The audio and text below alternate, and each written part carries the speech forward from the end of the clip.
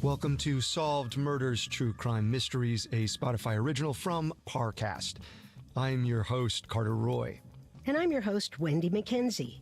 Every Wednesday, we step into the world of true crime's most fascinating murder cases and tell the tale of how real-life detectives closed the case. You can find episodes of Solved Murders and all other Spotify originals from Parcast for free exclusively on Spotify. This is our first episode on the Smutty Nose Murders, a brutal double homicide that's haunted coastal New England since the 1800s. This week, we'll explore the initial investigation of the killings. We'll follow authorities as they examine the bloody crime scene, interview witnesses, and hunt down their suspect. Next week, we'll follow the prosecution as they build their case, tell the story of how our killer came to know his victims, and recount their tragic fate. We have all that and more coming up. Stay with us.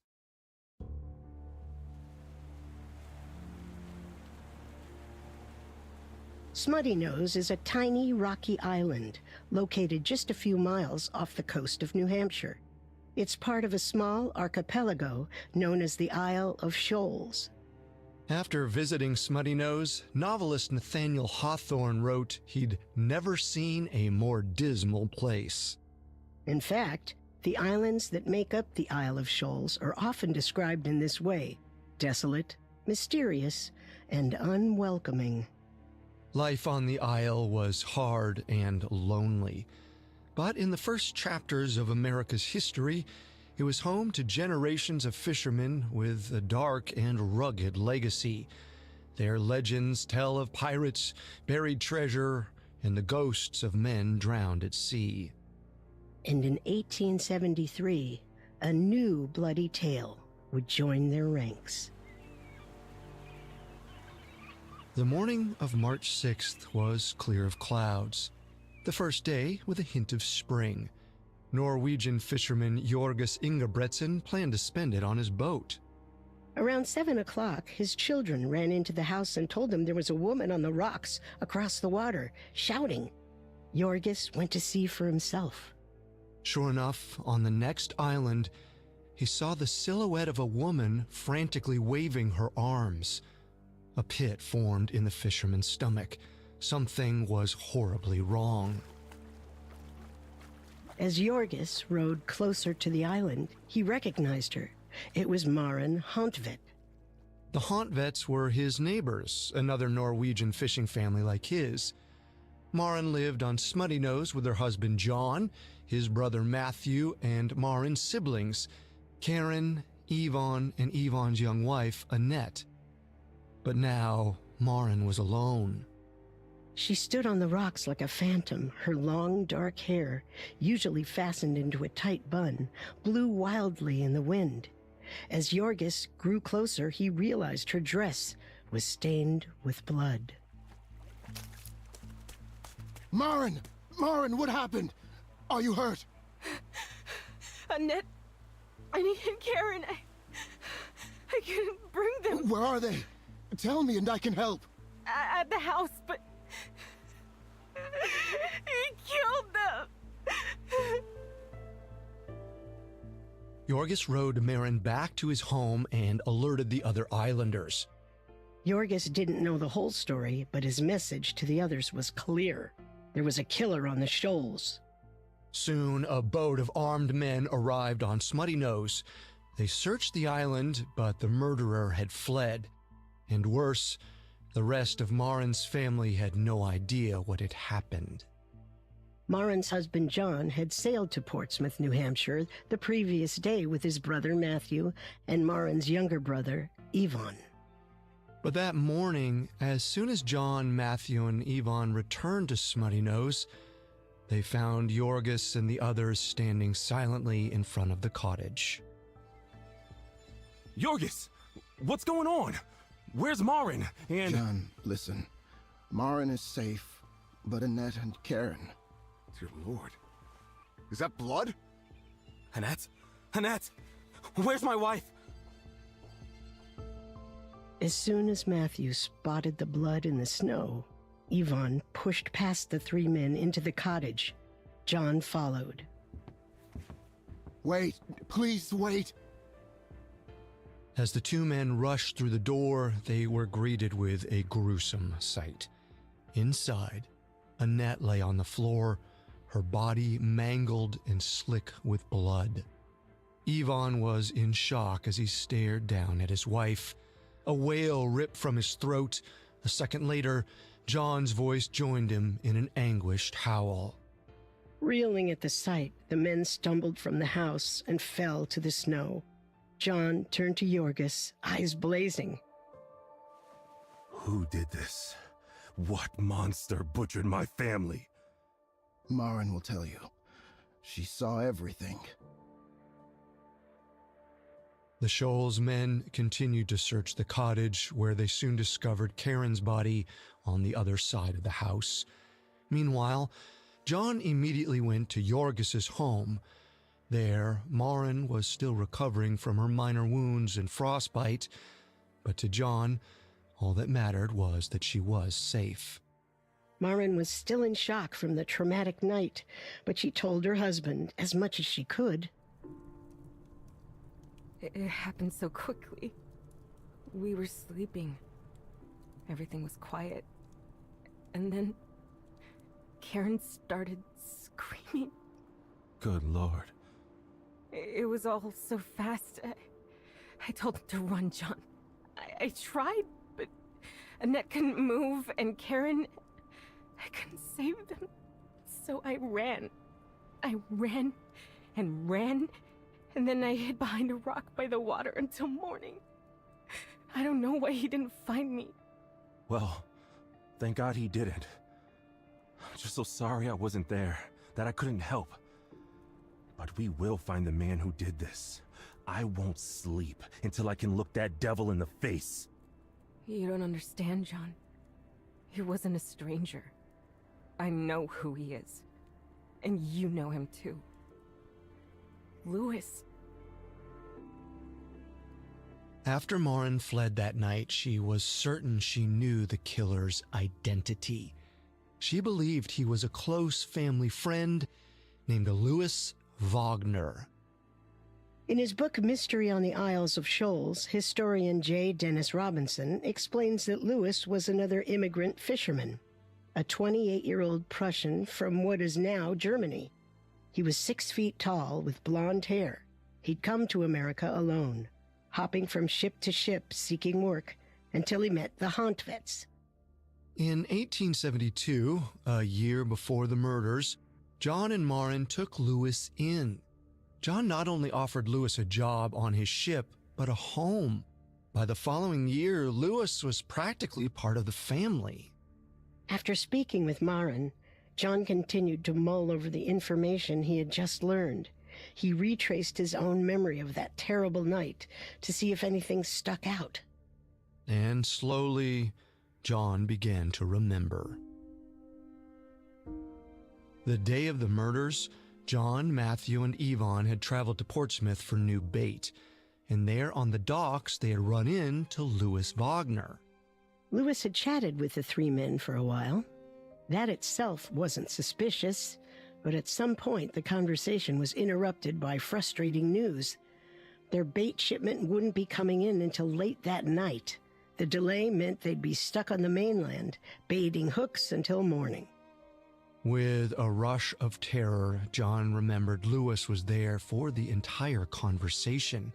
He'd even asked them if they'd be returning to Smutty Nose that night, which meant that Louis knew the women would be alone. Armed with this new discovery, John headed back to the mainland, where he reported the murders to Portsmouth police. Soon, Police Marshal Frank Johnson got to work. Johnson sent his officers looking for Louis Wagner throughout Portsmouth and nearby Boston. But while police embarked on a manhunt, an investigative team made their way to the crime scene. Around 8 p.m., just hours after the killings, a team of coroners, doctors, reporters, and police arrived on Smutty Nose.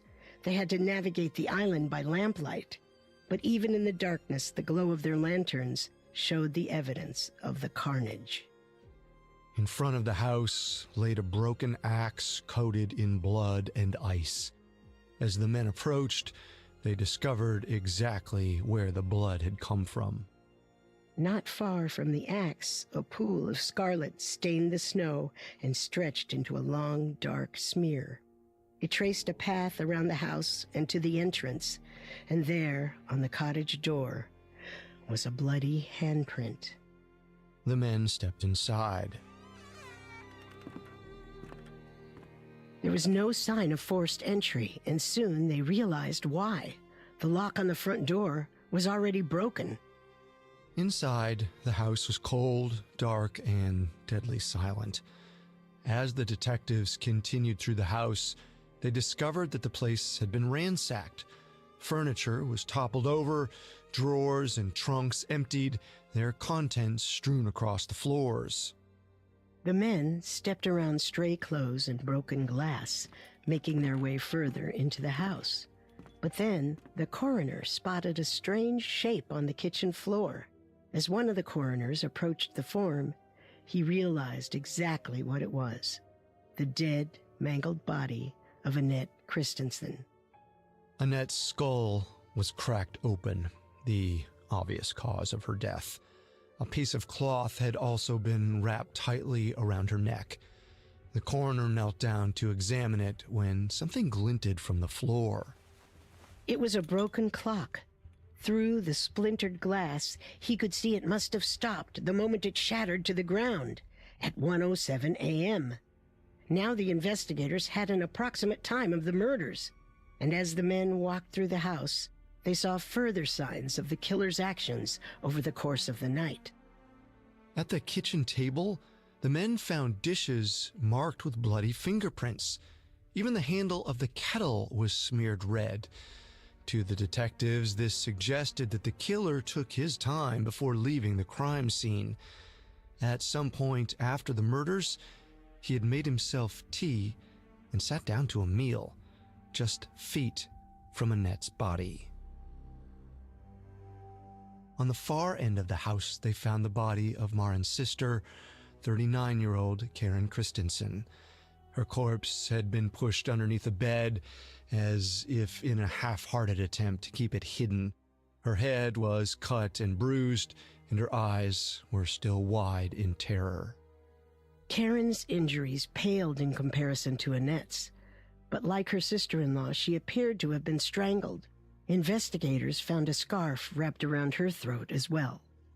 As the team searched other rooms, they discovered more trunks that had been opened and searched. It was clear the killer was looking for something, maybe money or valuables, but from what the officers could tell, he only managed to steal around $16. In fact, he'd missed a stash of John's savings hidden in the bottom of one of the chests. Outside, the investigators found even more clues. By a small well behind the house, the men discovered a basin full of blood-stained cloth. It seemed that after committing the murders and eating a meal in the house, the murderer had come to the well to wash himself clean. This was a significant find. The well was discreet, just a ring of stones built low to the ground. It would have been difficult to find in the dark, unless the killer knew where to look. All of this pointed to Louis Wagner as the prime suspect. He knew this house as if it was his own, and would have had no trouble navigating through the grounds in the dark of night. Detectives saw more evidence of this as they retraced the killer's path across the island as he hunted for Marin. Footprints in the snow led to any structure where she could have hidden: the chicken coop, the shed. This must have taken him a long time, maybe even hours, but he never found her. Marin had escaped. And her survival would be his downfall. Coming up, the police apprehend the potential killer.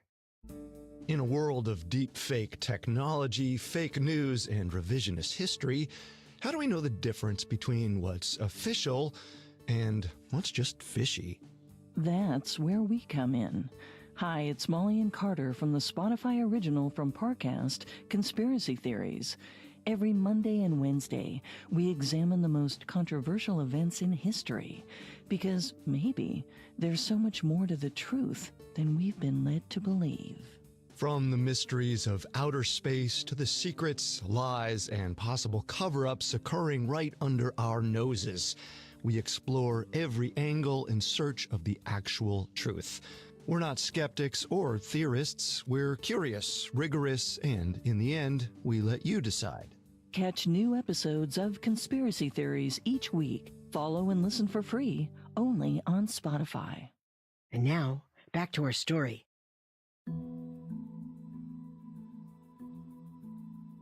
Just hours after her sisters were brutally murdered, Maren Hontvet was already helping police find their killer. She was certain the suspect was a close friend of her family, 28-year-old Louis Wagner. And on the night of March 6, 1873, the same day as the crime, police tracked him down. Louis was apprehended around 8 p.m. at a boarding house in Boston. They recognized him by his large stature, distinctive blue eyes, and blonde hair. But the once bearded fisherman was now clean-shaven and wearing brand new clothes. The police searched Louis, and in his pockets they found a silver $50, some copper coins, and a small white button. Through all of this, Louis was fairly cooperative. In fact, he never asked why he was being arrested in the first place. Portsmouth Police Marshal Frank Johnson found that especially strange. And once Louis arrived at the Boston police station, Johnson was determined to get to the bottom of things. I noticed you have quite a few scars and blisters on your hands, Louis. Did you do a fair bit of rowing last night? No, I was baiting trawls on the docks. I see. For whose ship? It wasn't John Hontvet's, was it? No, but I did see John. Spoke to him when he and his brothers moored that afternoon.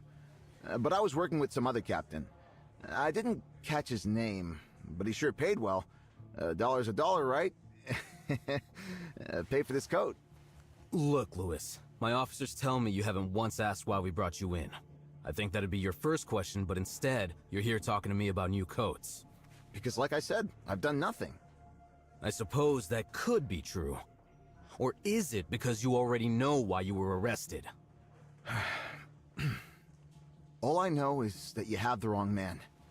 You rode over to the Shoals last night, Louis, and once there you killed two women. Two women you knew. Karen and Annette Christensen. Good Lord.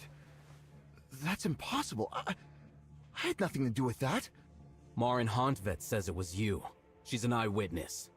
Maren may think she saw me, but I was on the mainland the whole night. I swear it. Louis proceeded to give Marshal Johnson a detailed alibi. As he said, he'd met John Hontvet and his brothers at the docks, and then did some short-term work for some unnamed captain. After that, Louis claimed he visited 2 different pubs and drank himself sick. Louis explained that he had passed out somewhere on the street and slept there until the early morning. When he finally woke up, he made his way back to the boarding house where he'd been staying and fell asleep on a sofa downstairs. Marshal Johnson knew the only way to know for sure if Louis was telling the truth was to find out for himself. So the officer and his team got to work. They scoured both Portsmouth and Boston to see if they could track down witnesses to either confirm or deny Louis's alibi. But as they did, news of the bloody massacre on the Shoals spread. Earlier that evening, not even 24 hours after the murders had occurred, it had already made headlines. Louis Wagner's name was all over these papers. Technically, he was still just a suspect, but in the court of public opinion, he was guilty as sin. The next morning, March 7th, the police attempted to transfer Louis from Boston back to Portsmouth and were met by a raging mob. As officers escorted Louis through the streets, jeering crowds followed them all the way to the train station. Despite the throng of angry people, The small team was able to board their train, and they arrived in Portsmouth unscathed. But this was only the beginning. Another massive group of angry townspeople met them on the Portsmouth platform. I can't go out there. Please, don't take me out there. I'm afraid we don't have a choice, Lewis. Stay behind me. Lynch the wretch! Snap his neck! Keep back! Murderer! Send him straight to hell! The crowds had brought a whole assortment of things to throw at Louis Wagner, including snowballs, rope, and even bricks. The mob seemed hell-bent on making Louis pay for the murders. Once again, a team of officers surrounded Louis, shielding him from the lunging crowd. He trembled as he slowly made his way through. Through his shield of policemen, Louis recognized the mob's faces, his fellow sailors and fishermen. He caught the eye of people he'd worked with, drank with, people who he thought were his friends. But to the people in the crowd, Louis had broken an unspoken bond. In this close community of fishermen, loyalty and support meant everything. If Louis had actually committed these horrific crimes, he had shattered that trust. And for that, Louis Wagner had to be punished. Despite the crowd's jeering, Louis made it to the Portsmouth jail in one piece. But that didn't mean he was safe from the ire of the townspeople. That afternoon, John Hontvet, his brother Matthew, and brother-in-law Yvonne arrived to confront their family's alleged killer. Louis! John, I'm glad you're here. We had to see for ourselves that you're behind bars. But you deserve far worse for what you've done. You're wrong, Matthew. I haven't done this. I swear to God I haven't. Your word means nothing, Louis. Especially not against Marin's. Marin couldn't have seen me. Perhaps someone like me, yes, but it was night. She must have been exhausted, just roused from sleep. I'm telling you, she is mistaken. Liar! You are a liar, Louis Wagner. That I have always suspected. But if I had known you were a murderer too, I would have gutted you like a fish. Brother, take a step back. John, please believe me. Am I not your friend? Maybe once, but now you're nothing more than a rat, a parasite. For God's sake, we fed you, we gave you work, and this is how you repay us. Was it money? Was that what you wanted? Yvonne, I didn't steal anything. But I know every trunk in the house. You know I do. Why would I kill anyone if I could easily just take the money and leave? John, Matthew, and Yvonne had arrived at the jail expecting Louis to confess. They may have even hoped that he'd explain why he'd done something so unspeakable. But when Louis denied everything, the men were left furious and unsatisfied. The Hontvets were certain Louis was the killer, but even so, they knew he had a point. Louis easily could have stolen from them without incident. So despite the Hontvets' certainty, one question plagued them. Why would Louis murder Karen and Annette? Meanwhile, Marshal Johnson's team was hard at work interviewing citizens in both Portsmouth and Boston, desperate to confirm Louis's whereabouts on that fateful night, and slowly they were able to retrace his steps. One of the last people to see Louis before the crime was his landlady, Ann Johnson. Louis had been staying at her boarding house in Portsmouth, but the night of March 5th, he disappeared. It didn't seem strange at the time. He ate his supper, then left. I didn't see him again until the next morning, around 7:30. But when he came back, oh God, he looked like death. It was like his appetite was gone. He wouldn't touch a scrap of food, and his clothes were covered in fish blood. That isn't exactly unusual around these parts. We get a lot of fishermen, but now thinking about it, I don't know. Makes you think. Detectives then spoke to Anne's daughter Mary, who did the laundry at the boarding house. Perhaps they were hoping that this young woman could help confirm that the stains on Lewis's clothes were, in fact, fish blood. But what she told them was far stranger. Lewis usually brings me his clothes to wash, but that day he didn't. And that wasn't even the most memorable thing. He was acting odd all morning, like he was scared. He told me he got himself into trouble and he was sobbing. I didn't know what to think. Later, when he went out to the privy, I noticed he was carrying something with him, a bundle of some sort, but I couldn't tell what it was. All of this seemed highly suspicious. Lewis left the boarding house at 6:30 p.m. and wasn't seen back again until 11 hours later. That would have given him plenty of time to row to the island, commit the crimes, and escape. Detectives knew that morning after leaving the Johnsons' boarding house, Lewis caught a train to Boston. So, they continued their search for answers there. Detectives found the barber who'd given Lewis a shave and a trim, and a cobbler who'd sold him a new pair of shoes. At the cobbler's, they also found some of Lewis's clothes he'd left behind, a pair of bloodied overalls and a white hat. Everything but his shirt.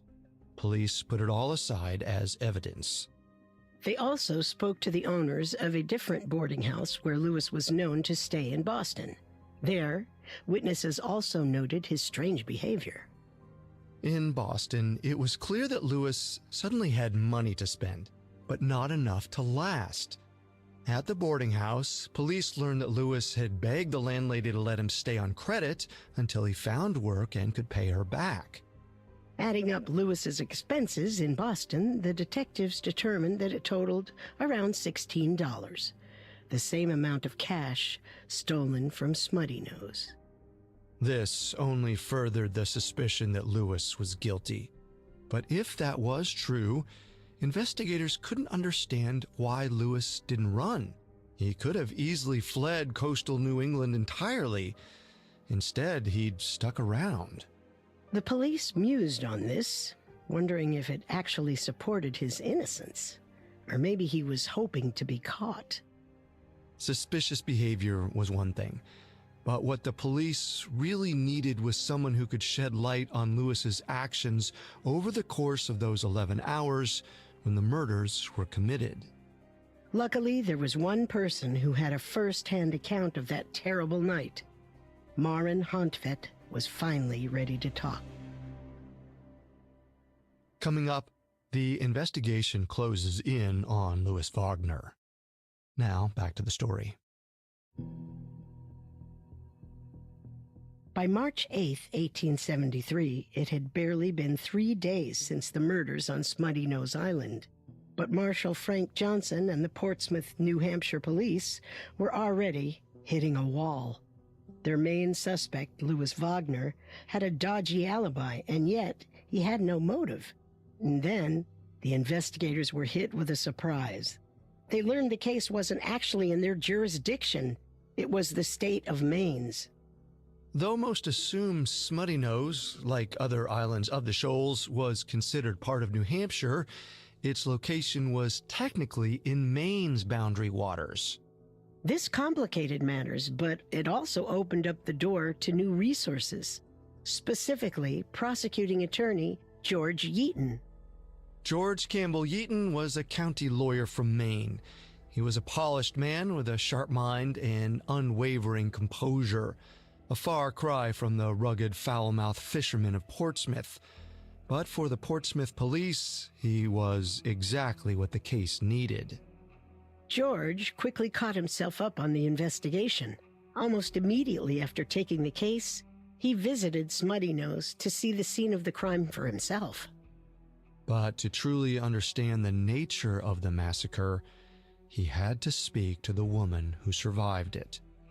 After she'd been found frostbitten and in shock, Maren Hontvet spent the first day and a half of the investigation recovering. But now she was ready to tell George Yeaton about that harrowing night. All right, Maren. Walk me through it, but take as much time as you need. It was in the middle of the night. Annette was sleeping in my room while the men were away. It was just us and Ringa, my little dog. Our bedroom is downstairs next to the kitchen. That's where Karen was sleeping. I woke up because Ringa did. He heard something.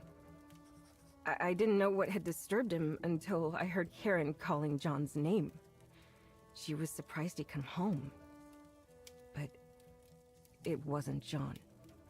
When did you realize this? I'd called out to her, asking her what was the matter. She said that John had scared her. And then I heard her scream. That's when I knew. She started wailing, "John kills me! John kills me!" And I tried to go to her, but the door wouldn't open. I pounded on it and I screamed, but I couldn't get to her. It's all right, Maren. Take a moment, then tell me what happened next. Somehow the door budged. I grabbed Karen and pulled her into the room, and that's when I saw him. Can you describe what you saw? It was dark, but in the moonlight I could see he was a large man. Tall, strong. I could tell he was young. He was like a phantom. He never even made a sound. Even when he was killing them. If you didn't hear him speak, what made you certain the man was Wagner? Especially if you didn't clearly see him. Because Annette did. She called out his name again and again, right before he cut her down. Her last words were, "Louis." Marin's account would be invaluable in court, but there was a problem. She wasn't the person who saw Louis firsthand. That meant that her testimony could be considered hearsay. George Yeaton knew this would make things difficult for the prosecution's case. After all, he had the burden of proof. He had to provide some evidence that Louis had been the killer, and not just somebody who looked like him. But when reviewing the case materials, something stood out to George. He paused over the list of items taken from Louis's pockets, some coins and a white button. And then suddenly he thought of an idea. He rushed out of the room to grab the evidence. When he returned, he set the items on the table in front of Marin. Do you recognize any of these coins? This button? Yes. Yes, I think so. These are Karen's. How do you know? The day it happened, Karen was supposed to go to the mainland to do some shopping, but the men never returned to take her. Annette and I had given her money in exactly this amount. Are you certain? Yes, she had put them all in her purse. But this is how I'm certain. This little white button is from my sewing basket. It's made of agate. Annette loved it and gave it to Karen, hoping she could find more like it in town. Perfect.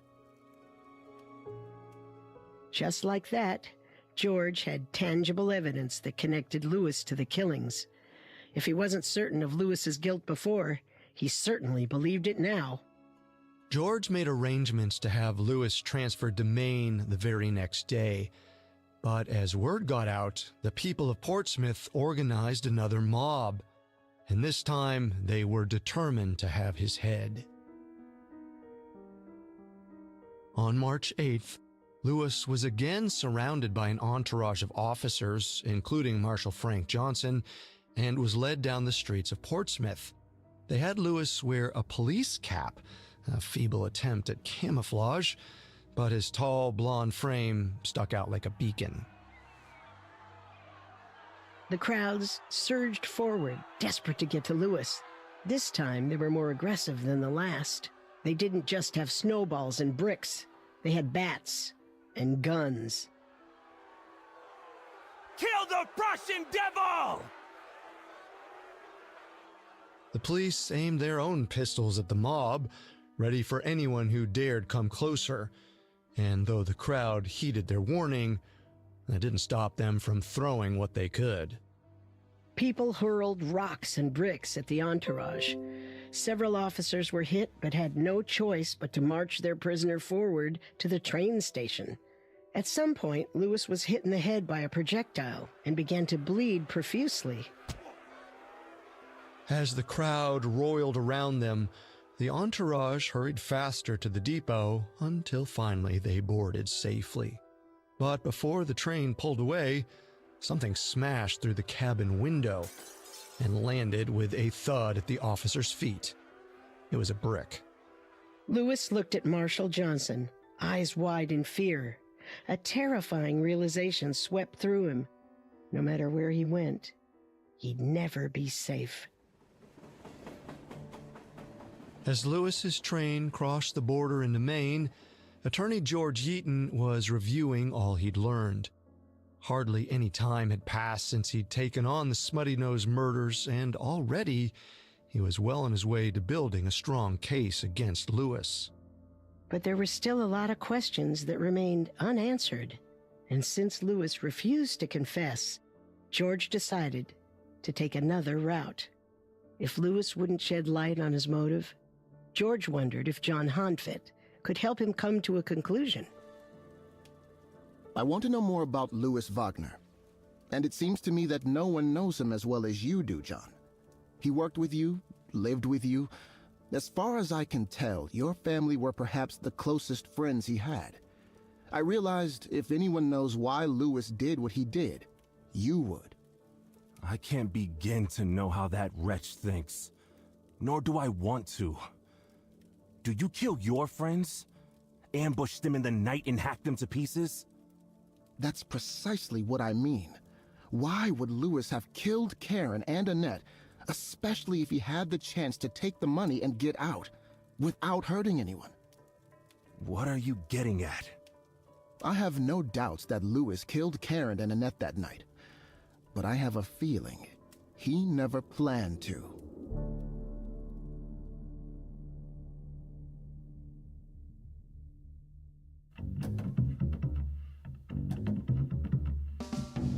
Thanks again for tuning into Solved Murders. We'll be back next Wednesday with part 2 of the Smutty Nose murders.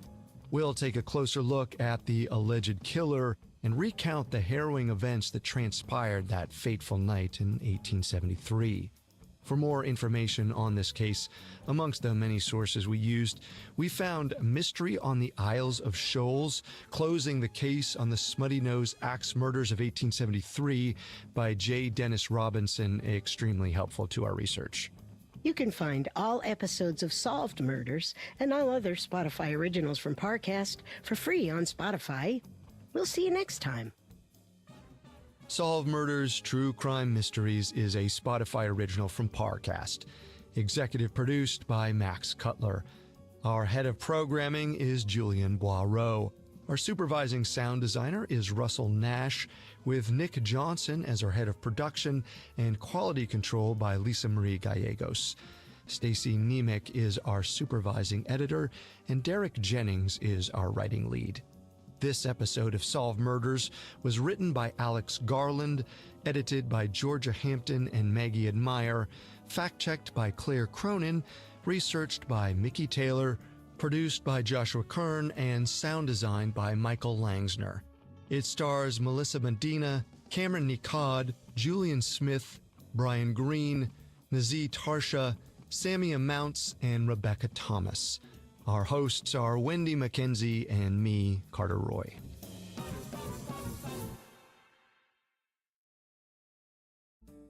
Hi, it's Carter and Molly from Conspiracy Theories. This February, join us for 2 standout specials. First, celebrate Super Bowl Sunday with a 2-parter on one of the most dominant and dubious teams in history, the New England Patriots. Then, a 2-part Valentine's special on the mysterious murder of Charles Walton. Journey back with us nearly 80 years as we comb through the details and rumors surrounding his death, pitchfork, witchcraft, and all. Catch new episodes of Conspiracy Theories every Monday and Wednesday.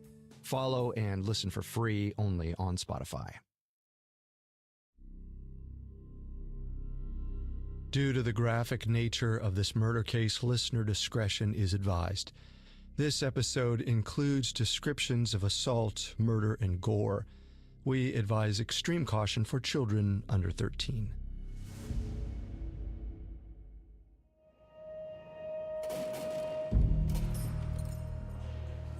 Mm-hmm.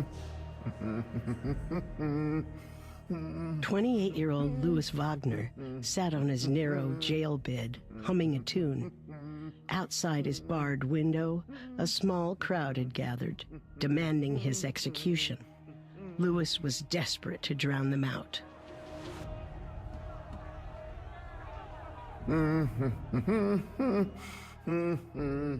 He swore he didn't commit the murders on Smutty Nose Island, but no one believed him. Everyone, it seemed, had made up their mind. In their eyes, he had blood on his hands. Louis was desperate. He had to convince them of his innocence, but he didn't know how. Mr. Wagner? Yes? Have you come for my neck like all the others? No, sir. I'm from the local church. I'm here to give you something. A gift from our congregation. A Bible? Thank you, miss. I'll cherish it. You're not alone, Louis. If you're faithful, God will not abandon you. I hope you put your trust in the Lord. I always did, ma'am. And I always shall. Suddenly, Louis knew what to do. Perhaps the public wouldn't believe the innocence of a crude fisherman, but maybe they'd believe a man of God.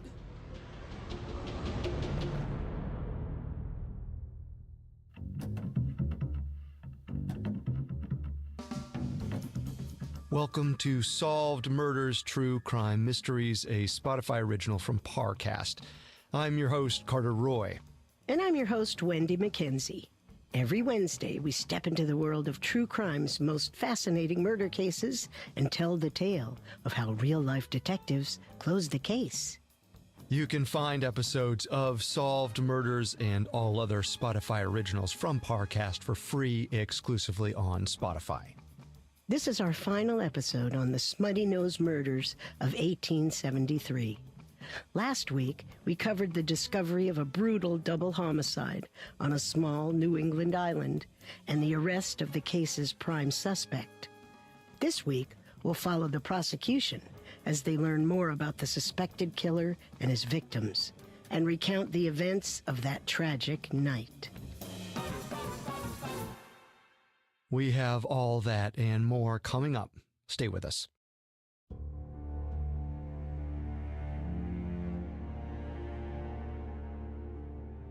On March 8, 1873, only 2 days after the double homicide of sisters-in-law Annette and Karen Christensen on Smutty Nose Island, prosecuting attorney George Yeaton was already building his case. The investigation had moved quickly. Just hours after Karen and Annette were found murdered, police apprehended their only suspect, a young Prussian fisherman named Louis Wagner. All evidence seemed to point to Louis. His timeline, the night of the murders, the blood on his clothes, and most damning of all, the testimony of the night's only survivor, Maren Hantvedt. But there was one glaring question. Why would he do it? Louis Wagner was a friend of the Hantvedts. George could understand if Louis had robbed them, but he'd taken just $16. And if money was all he was after, it didn't explain why he'd kill Karen and Annette. But to the attorney, there was no question. Louis had killed those two women. In order to cement his case, George had to know why it happened. He had to know more about Louis. Ironically, those who seemed to know him the best were the family he'd hurt the most. So George sat down with Louis's former friend and employer, John Hantvedt. I met Louis in Boston. We were both working on the docks and had both come to America alone. And later, we both ended up in Portsmouth. It seems like the two of you had a lot in common. Well, the similarities ended there. What do you mean by that? Louis struggled here. Meanwhile, I got my bearings. I found steady work until I could bring my family to America. We settled on Smutty Nose, and I bought my own boat and was ready to build my own crew, too. And that meant bringing on Lewis. A decision I'll regret for the rest of my life. But at the time, it made sense. Lewis is a strong man, and he has experience. I needed help. But also, Lewis needed ours. Because he was struggling, like you said. Yes, but also, he was alone. I know what that's like. I came here by myself and worked the wharves in a new country. It's a lonely life. I thank God that I have my family now. What's left of it. Louis Wagner moved in with the Hontvets in April of 1872 and lived with John, his wife Maren, and John's brother Matthew Hontvet until the following autumn. But though he'd been brought on to work on the Hontvet's boat, John explained that Louis was often too ill to participate, or at least, that's what he claimed. He complained all summer of rheumatism. His joints were so pained that many days he couldn't join us. So he stayed on land with the women, and Maren tended to him. She treated him like a brother. Makes me sick to think about. Do you think he was lying? I certainly began to suspect it, but he was always so grateful. I didn't want to believe he'd take advantage of us like that. Besides, Yvonne and Annette were coming. Louis would be leaving soon enough. For months, John, Maren, Matthew, and Louis lived under the same roof in the Hontvet's small home on Smutty Nose. But in October of 1872, Maren's younger half-brother, Ivan Christensen, arrived from Norway with his new bride, 25-year-old Annette. Suddenly, the cottage was very crowded, but Louis managed to stay another few weeks before finally leaving Smutty Nose and the Hontvets. With Yvonne here, I no longer needed Louis's help. Not that he'd provided much. He left us that November. Do you think there could have been hard feelings after Yvonne and Annette arrived? After all, they were the reason Louis had to leave. No. Like I said, he was always grateful, and he especially enjoyed the company of the women, and they enjoyed his. Louis could be charming in his way. I didn't sense any bitterness until the day we saw him on the docks. The day of the killings. That's right. On the afternoon of March 5th, 1873, just hours before the murders, John, Yvonne, and Matthew had arrived in Portsmouth. As John told authorities before, all three men had come to pick up a shipment of bait. When they arrived, Louis Wagner met them on the docks.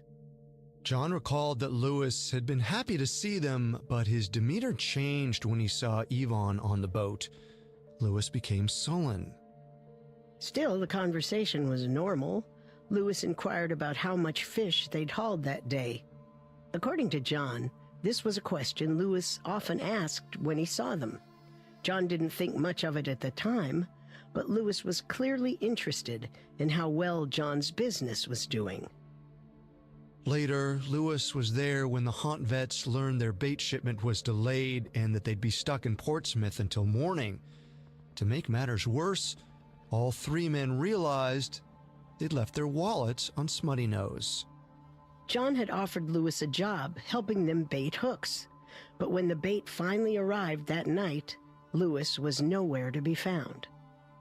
As John told George the events of that night, the lawyer began to piece things together. Not only did Louis know the women were alone back on Smutty Nose, he knew the men's wallets were there too. And if John's booming business was any indication, there'd be plenty of money stowed away at the house. All Louis had to do was rob it before morning. All of this supported George's theory that Louis intended to steal from the Hontvets, but it still didn't explain why he killed Annette and Karen. After interviewing John, George found himself mulling over one specific detail. The way John described Louis, there seemed to be a clear change in his behavior between when he moved out of the Hontvet home on Smutty Nose and when John spoke to him on the docks the day of the murders. George figured something must have happened in that period of time. Now he just had to figure out exactly what it was. So the lawyer made his way to the wharves of Portsmouth. There, local sailors helped piece together what happened to Lewis in those months after he'd left Smutty Nose.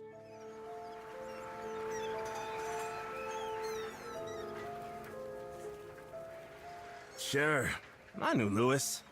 I was his shipmate last winter, but I was not his friend. And why is that? He wasn't exactly popular on the docks. Always sulking and gloomy. But put a girl in front of him, and he was all charm. The man's got no qualms about lying to get what he wants. Wouldn't trust him as far as I could throw him. But I have to admit, I did feel bad for him. At least, before I knew what he did to those poor women on the shoals. I've heard he was a lonely figure, always struggling to make ends meet. We're all trying to make a buck. But Lewis was in real bad shape. He couldn't find work, was behind on rent, even his clothes were torn to rags. He'd go on and on about it. His story was so pitiful, even I give him some coins for tobacco. What was his story? The cause of all his bad luck? You didn't hear? He was a crewman on the Addison Gilbert. Lewis lost everything. Apparently, not long after leaving the Hontvets on Smutty Nose, Lewis had found work on a fishing schooner. It was a decent job. He worked and lived on the ship. So not only was he getting a wage, he didn't have to worry about rent. But in January, just 2 months before the murders, the Addison Gilbert collided with another boat and sank. Luckily, the crew was rescued, but their belongings went down with the ship. So while Lewis survived, he was left with nothing but the clothes on his back. This was the detail George was looking for. Now everything seemed to click into place. At the Hontvets, Lewis had comfort, security, and friendship. But after the shipwreck, he was sleeping in Portsmouth's crowded flop houses, where he was weeks behind on rent and begging for tobacco money. The way that George saw it, the sinking of the Addison Gilbert was Lewis's breaking point. Suddenly, he'd lost every semblance of security. He had no home, no job, and no money. And not just that. While Lewis had hit a new low, John Hontvet and his family were thriving, and Lewis resented that. It was all so easy for George to imagine. Lewis had spent 2 months struggling on the wharves, stewing with jealousy. But then on March 5th, John Hontvet and his brothers landed in Portsmouth. The men were busy on the mainland till dawn. The women were alone, and everyone's wallets were left at the house. A golden opportunity had fallen into Lewis's lap. All he had to do was take it. Everything lined up so neatly, each circumstance leading to the next, but it still didn't explain how petty theft had graduated to murder. If money really was what Lewis was after, he could have easily robbed the Hontvet house without bloodshed. But George had a theory. He felt strongly Lewis hadn't intended to kill anyone, at least not at first. Something must have happened that night that Lewis didn't anticipate. Something had turned Lewis from a burglar to a murderer, and George couldn't convict him until he knew what it was. Coming up, Louis Wagner builds his defense. In a world of deep fake technology, fake news, and revisionist history, how do we know the difference between what's official and what's just fishy? That's where we come in. Hi, it's Molly and Carter from the Spotify original from Parcast, Conspiracy Theories. Every Monday and Wednesday, we examine the most controversial events in history, because maybe there's so much more to the truth than we've been led to believe. From the mysteries of outer space to the secrets, lies, and possible cover-ups occurring right under our noses, we explore every angle in search of the actual truth. We're not skeptics or theorists. We're curious, rigorous, and in the end, we let you decide. Catch new episodes of Conspiracy Theories each week. Follow and listen for free, only on Spotify. And now, back to our story.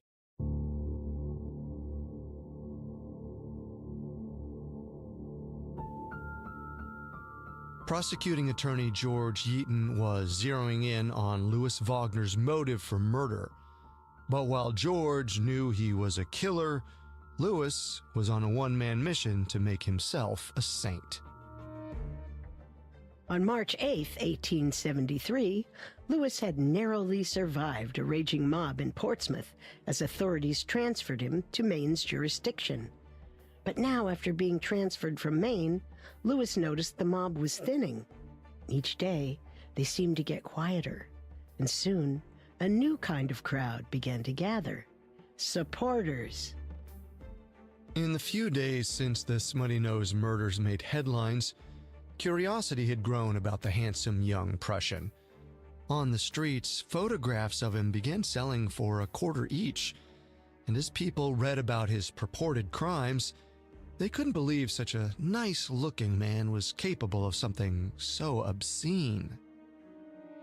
The public began showing up by the hundreds, hoping to see the axe murderer for themselves. But sure enough, Louis looked just like his portrait. He had a kind face and captivating blue eyes. Even the papers began commenting on his incongruous looks. Everyone seemed to agree. Louis Wagner didn't look like a killer. And soon they found he didn't act like one either.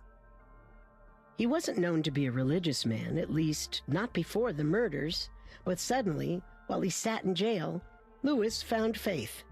He often had a Bible in hand and took to singing hymns in his jail cell. When he spoke to his visitors, Louis often got emotional, crying in front of the crowds who swarmed around his jail cell. These sudden bursts of emotion struck a chord. Louis successfully found sympathy from both the public and the press. For months, local newspapers cast doubt on his guilt, and he continued to get visitors. Women would even send Louis their handkerchiefs as a sign of their support. But none of this saved him from facing the court. On March 12, 1873, a week after the crime, Louis attended a preliminary hearing for Annette and Karen's murders.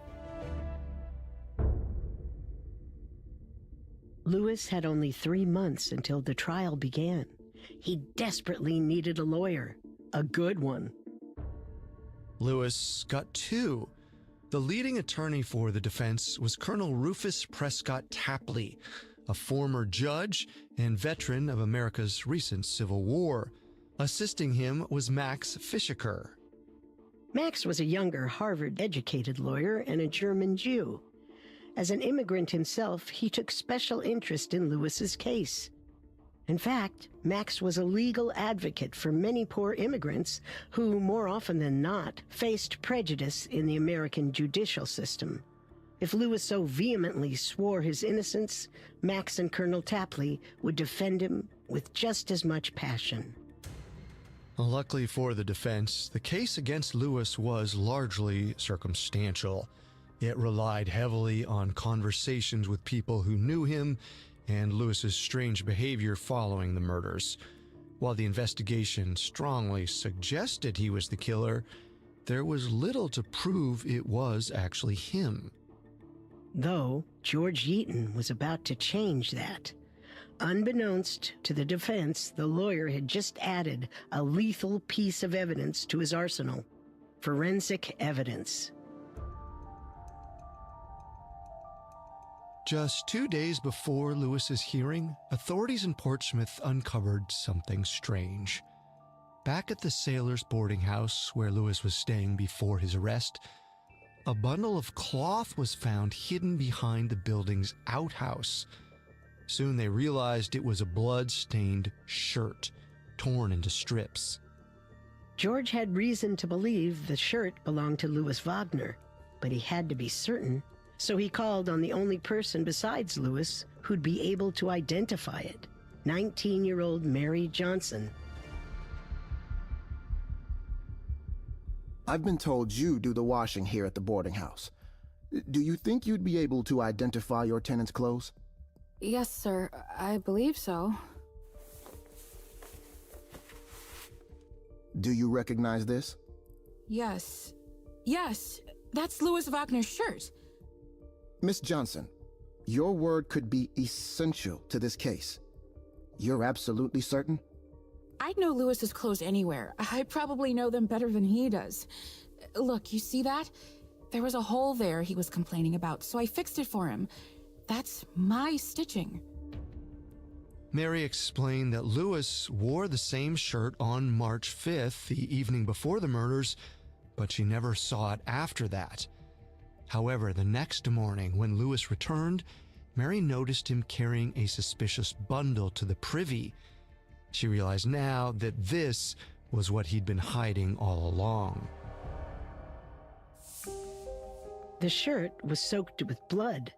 Louis had previously said that his other, less soiled clothes were only spattered with fish blood, a plausible claim for a fisherman. But George Yeaton planned to use the shirt to prove that Louis was lying. In the Victorian era, forensics was still a very new science. So even though the crime scene on Smutty Nose was covered in human DNA, none of it could be used in the investigation. Louis's clothes, however, were a different story. George enlisted the help of a scientist and blood expert to analyze the shirt. By soaking the cloth in liquid and examining it under a microscope, they were able to see the original size and shape of the dried blood cells.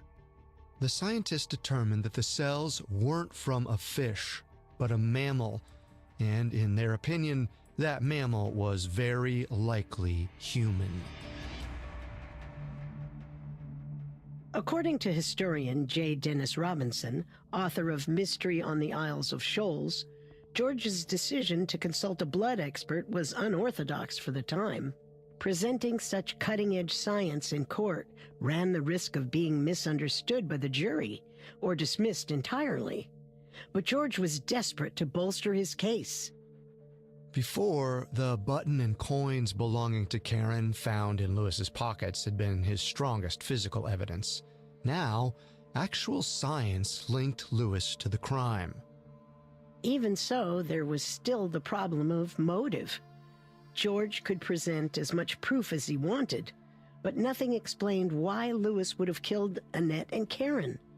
And the jury would want to know that. Frankly, George wanted to know. In the weeks after the murders, he sat up late in his office, turning the question over in his mind.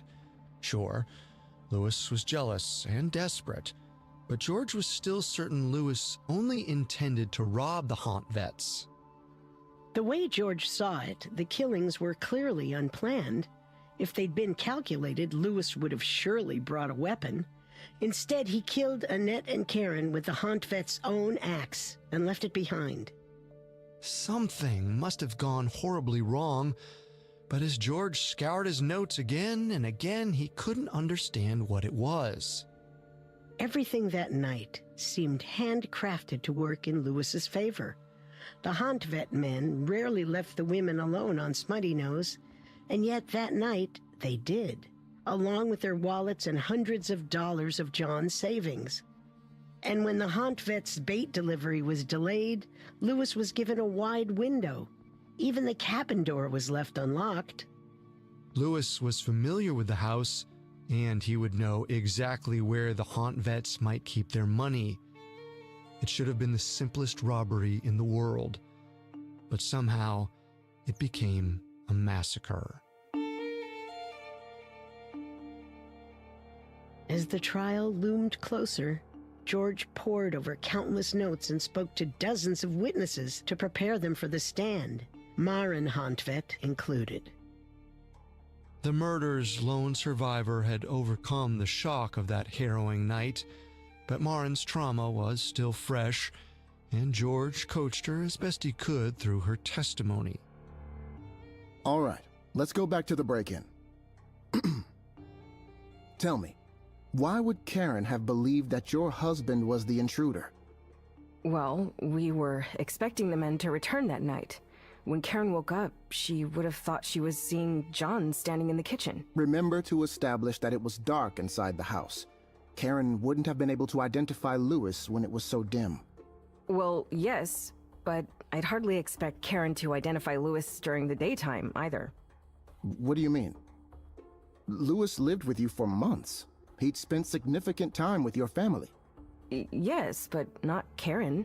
She worked as a hotel maid on a different island. She lived there, too. She couldn't have met Lewis more than a handful of times. She didn't usually stay at the house? No.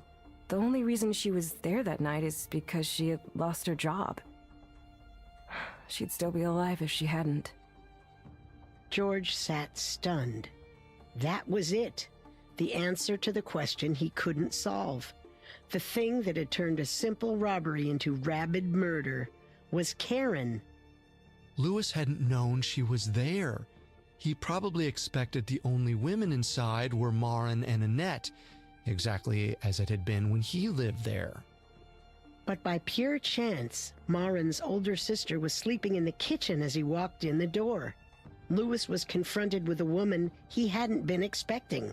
Then, everything descended into chaos. Finally, George had what he needed. Louis Wagner was undoubtedly guilty, and he was prepared to prove it. Coming up, the court seals Lewis's fate. And now, back to our story.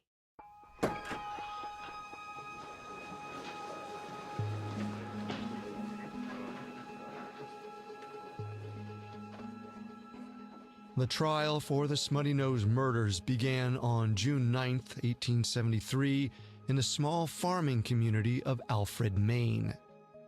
Papers were already dubbing it as the trial of the century. The public arrived in Alfred in droves, overwhelming the small town.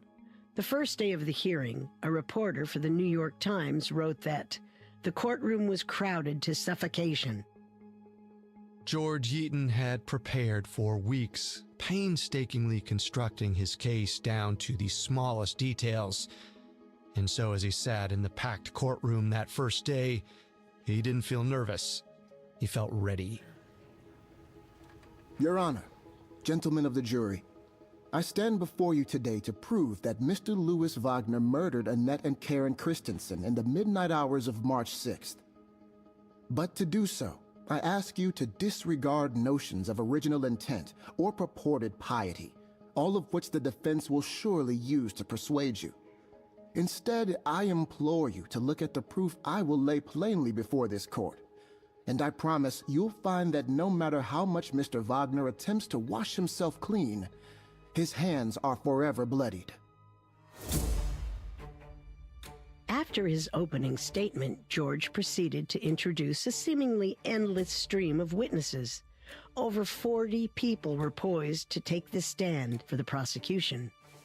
Among them were John Hontvet, who detailed his conversation with Lewis on the dock, Yvonne Christensen, who recounted his discovery of his wife Annette's battered body, and Lewis's landlady at the boarding house, Ann Johnson, who spoke about his strange behavior the morning after the murders.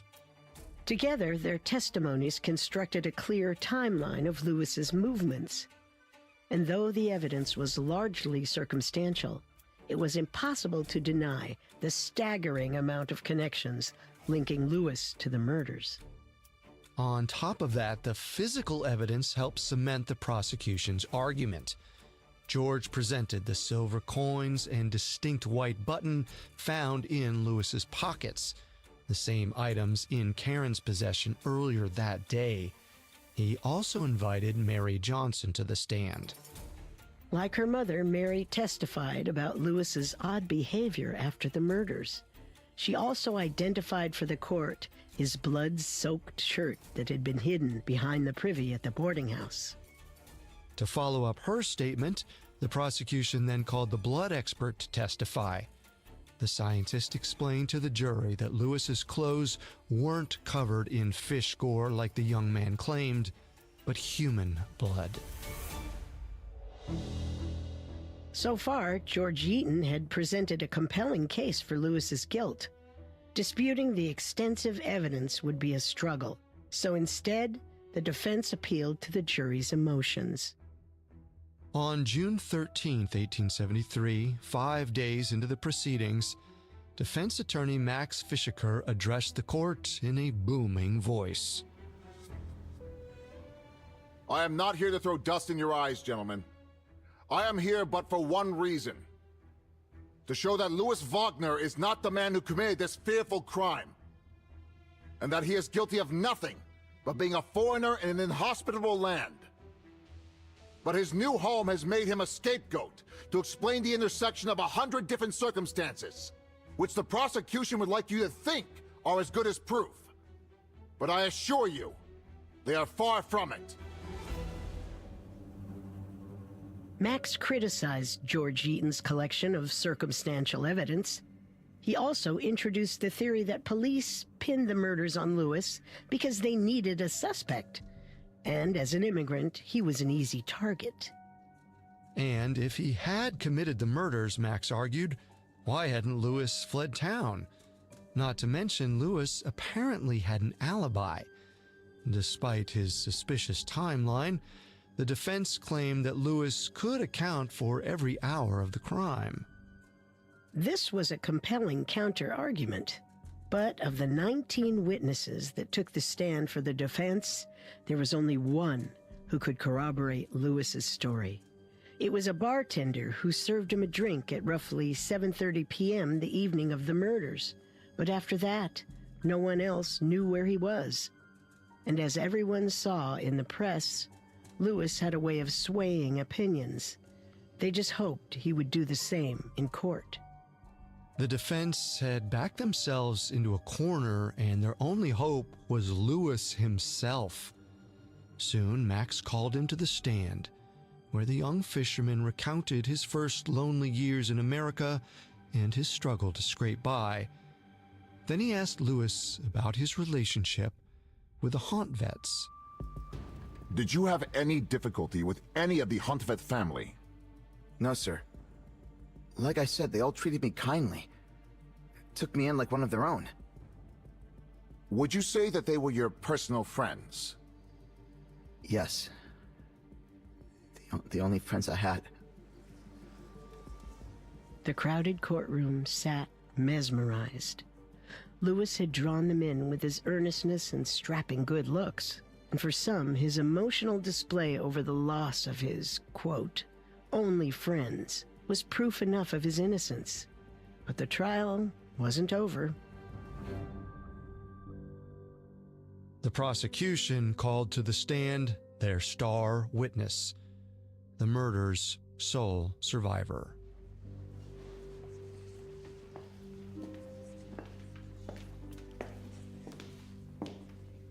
Maren Hontvit stood, and the courtroom hushed. Though it was summer, she wore a long black dress, as if in mourning. She walked to the stand without a word as George Eaton took the floor. For the first time since the start of the trial, Louis Wagner looked worried. Maren, where were you on March 5th? I was at my home on Smutty Nose the whole day and that night. And who was with you at that time? Karen, Annette, and myself. It was the three of us alone on the island, at first. Maren began to recount that day.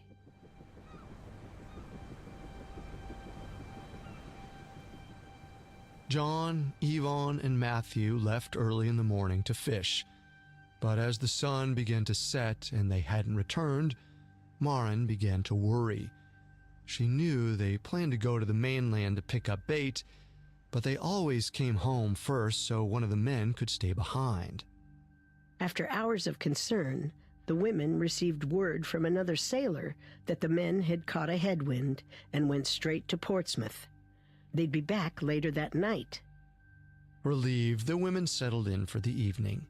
They sat at the fire as the ocean gale howled outside.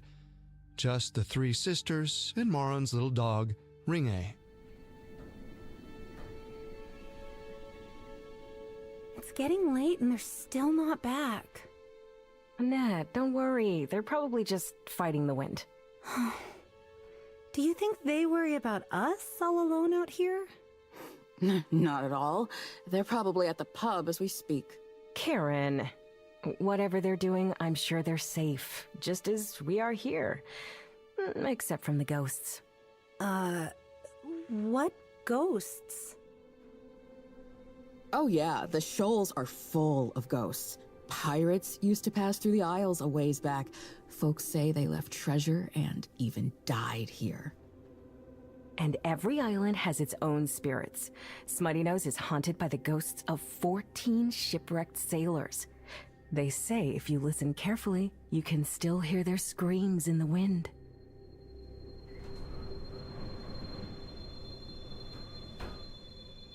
You tell me that, and now you expect me to go to bed alone? You can sleep in my room if you'd like. Ringa will protect us from the ghosts. The three prepared to sleep. Marin made up a bed in the kitchen for Karen, but left the curtains open. And the front door, which had been broken for months, was left unlocked. Annette and Marin fell asleep in the connecting bedroom with Marin's dog, Ringe. When Marin woke up next, Ringe was growling. In the next room, Karen was speaking to someone. Marin sat up. She assumed that John was finally home. But when she asked Karen what was going on, Karen said that John had scared her. Confused, Marin got out of bed. Then she heard her sister scream. Karen cried out that John was killing her. Marin rushed to the door, but it wouldn't open. On the other side, the intruder had picked up a chair and was beating Karen. Marin pounded on the door with everything she had, desperate to get to her sister. Behind her, Annette had woken up to the chaos. Neither woman knew what was happening, only that someone had snuck into the house and that Karen was in danger. Luckily, in the other room, Karen had managed to stumble into the door, knocking a stick that had been used to lock it from the outside. The door fell open and Marin rushed into the kitchen to grab her sister. As she did, she saw a large man silhouetted in the moonlit window. He stood like a phantom, featureless and silent.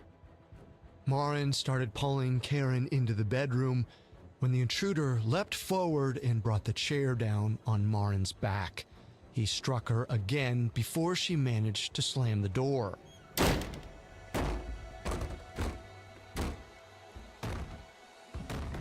Marin held it shut as the man attempted to pound it down. They were trapped. Marin turned to her sister-in-law and told her to climb out the window and run. Annette obliged, climbing out of the first-floor window, but once her feet hit the ground, she didn't move. Marin goaded Annette on from inside the house, telling her to go. But in a quiet voice, Annette said she couldn't move. As terror rose in her, Marin told her to scream for help instead. But even that seemed impossible for Annette. It was as if she was frozen to the spot. Just then, the pounding on the door stopped, and Marin paused, confused. The house felt too quiet. Suddenly, Marin heard Annette scream. Louis! Louis! In the few moments of silence, the killer had slipped out of the house and found Annette outside, standing just outside the window. Marin gasped as she saw the figure rush at Annette and swing an axe down on her head. Then he swung again and again. Marin dropped to the floor and put her hands on Karen's shoulders. They had to go, now, but Karen refused to move. She was too injured. Just then, Maren heard Louis come back into the house. She knew that Karen couldn't escape with her, and that this was her last chance to save herself. So Maren grabbed the first piece of clothing within reach, a skirt, pulled it around her shoulders, and climbed out the window.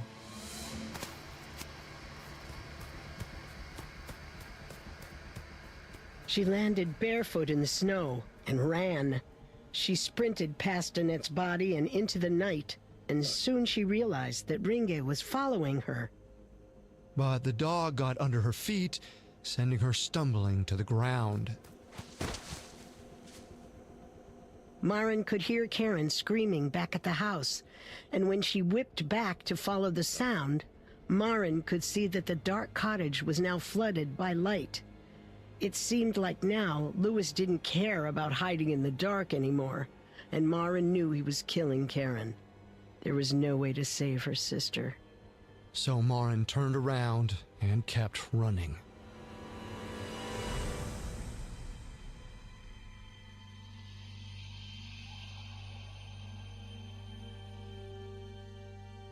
In the courtroom, Maren recounted to the jury how she'd hid behind a rock at the water's edge until sunrise. Then she flagged down Jorgis Ingebretsen's family on the neighboring island. As she concluded her testimony, the courtroom sat gripped in silence. The defense attempted a cross-examination, but Maren stood strong. Soon, the prosecution took the floor for their closing statement. The prosecution explained that the night of the murders had been a perfect storm, one catalyzed by a vicious combination of desperation, resentment, panic, and most importantly, pure chance. When Louis encountered Karen in the kitchen that night, he was faced with a choice. He could have run, given up on his plan, and fled Portsmouth. Instead, he struck Karen with a chair and Annette with an axe, setting a nightmare into motion. Now 2 women were dead, and if it were not for Maren Hantvet's quick actions, there would be 3. The prosecution rested their case, and the defense took the floor. Again, they tried to appeal to the jury's emotions, but it was too little too late. For many in the courtroom, Maren's testimony still rang in their ears. Ultimately, it was her word against Louis Wagner's. On June 18, 1873, after 9 relentless days, the trial had come to an end, and the jury delivered their verdict. Louis Wagner was guilty.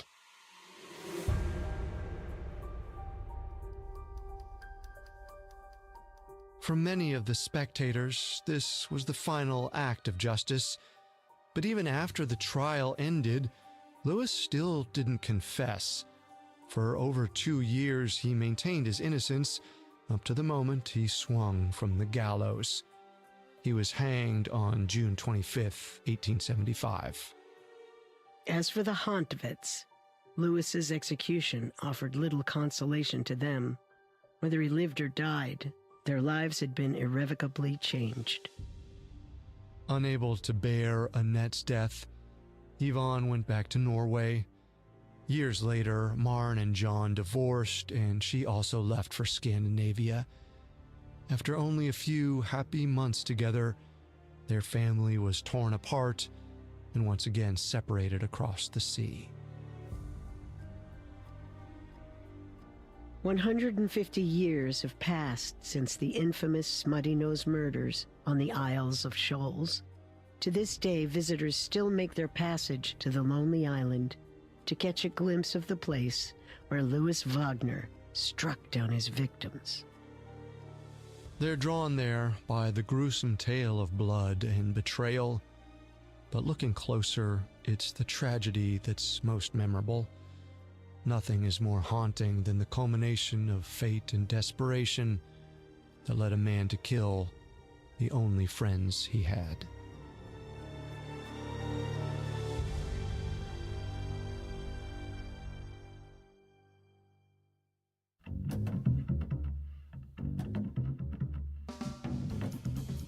Thanks again for tuning into Solved Murders. We'll be back next Wednesday with a new episode.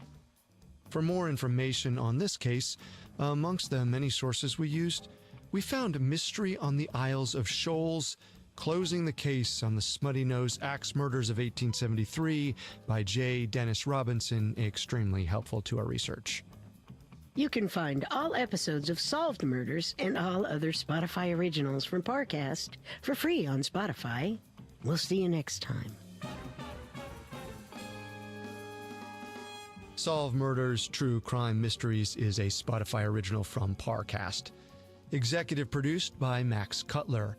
Our head of programming is Julian Boireau. Our supervising sound designer is Russell Nash, with Nick Johnson as our head of production and quality control by Lisa Marie Gallegos. Stacy Nemec is our supervising editor, and Derek Jennings is our writing lead.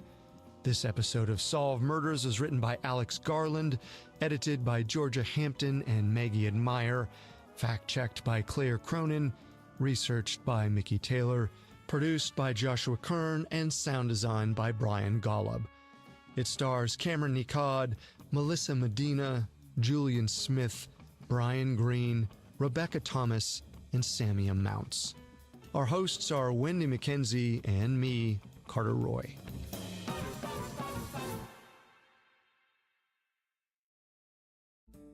Hi, it's Carter and Molly from Conspiracy Theories. This February, join us for two standout specials. First, celebrate Super Bowl Sunday with a two-parter on one of the most dominant and dubious teams in history, the New England Patriots. Then, a two-part Valentine's special on the mysterious murder of Charles Walton.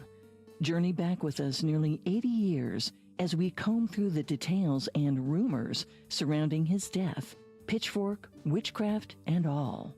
Catch new episodes of Conspiracy Theories every Monday and Wednesday. Follow and listen for free only on Spotify.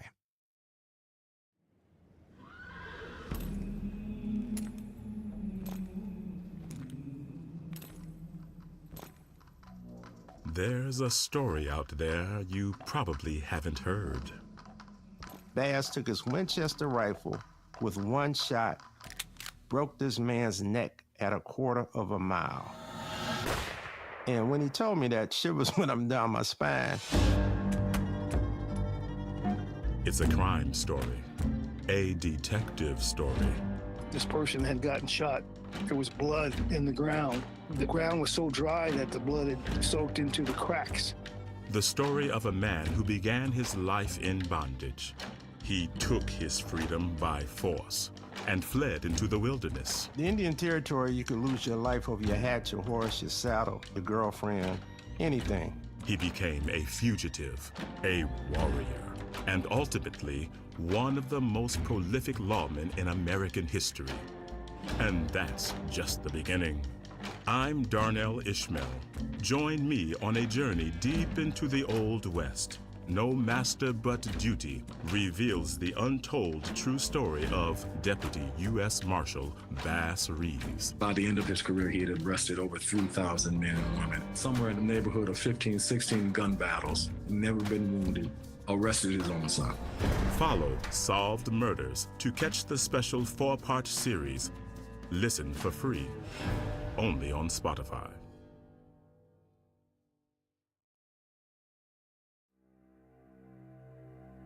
Due to the graphic nature of this story, listener discretion is advised. This episode includes dramatizations and discussions of chattel slavery, murder, and gore.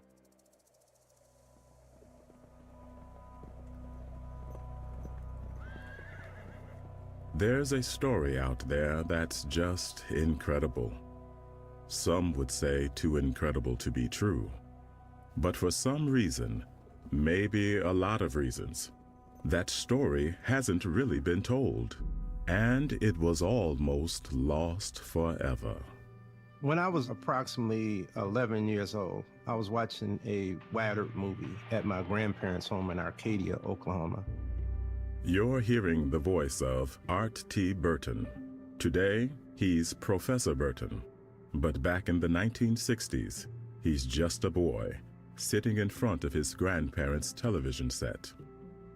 And after the movie went off, I asked my grandfather if he had remembered seeing any black deputy U.S. Marshals on the frontier, because my grandparents had come to the Oklahoma Territory in 1890, and so they were little kids. And he told me he had actually seen black deputy U.S. Marshals ride through Arcadia when he was a young man. Then I asked him did he remember any black deputies of note, and he thought for a while, and him and my grandmother both chimed in about Bass Reeves. His grandparents tell him about this man, this black deputy U.S. Marshal who was one of the greatest heroes to ever ride in the Wild West. And if it was a true story, it was the greatest story I'd ever heard somebody tell me about. And so I became possessed at that point to find out any and everything I could about Bass Reeves. Karibu Sana. You've found your way to Solved Murders, True Crime Mysteries, a Spotify original from Parcast. I'm Darnell Ishmael, temporarily seizing the reins from Carter and Wendy for this special 4-part miniseries. We're exploring the life of Deputy U.S. Marshal Bass Reeves. Every day he walked in the Valley of Death for 32 years, and he came out ahead. His prolific career, where he came from, all that he sacrificed. By the end of his career, he had arrested over 3,000 men and women. It's a journey deep into the Old West, the true West. And to have emerged from this time period and never been wounded himself, oh my goodness, absolutely incredible. This is Bass Reeves, no master, but duty. By all accounts, the most legendary lawman of the Wild Wild West, and it's a black man. Episode 1. Bass in the Wild.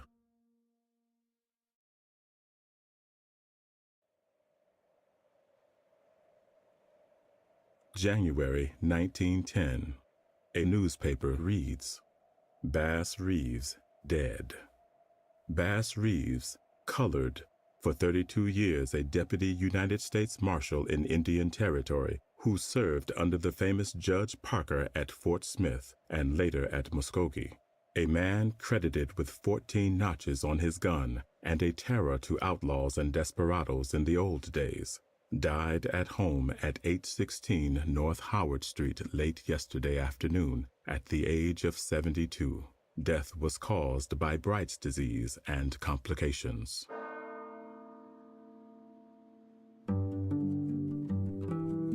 There's no question that Bass Reeves should be a household name. It's hard to overstate his accomplishments. He started out his life in slavery. He took his freedom by force. He learned to shoot, to track, to survive in the wilderness. He became one of the greatest lawmen America has ever known. But the American West is full of unsung heroes whose stories deserve to be told. The accomplishments of minority lawmen and outlaws were largely relegated to oral histories. In the case of someone like Bass, who became a local legend in Oklahoma's black communities, it can be difficult to find the line between the man and the myth. They started telling me stories like Bass would arrest Jesse James, he'd arrest Billy the Kid, or he'd arrest Butch Cassidy. I mean, anybody famous.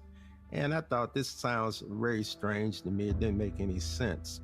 That 11-year-old boy whose grandparents told him about Bass Reeves never stopped asking questions. Today, Professor Burton is an author and historian with a focus on the unsung heroes and villains of the American West.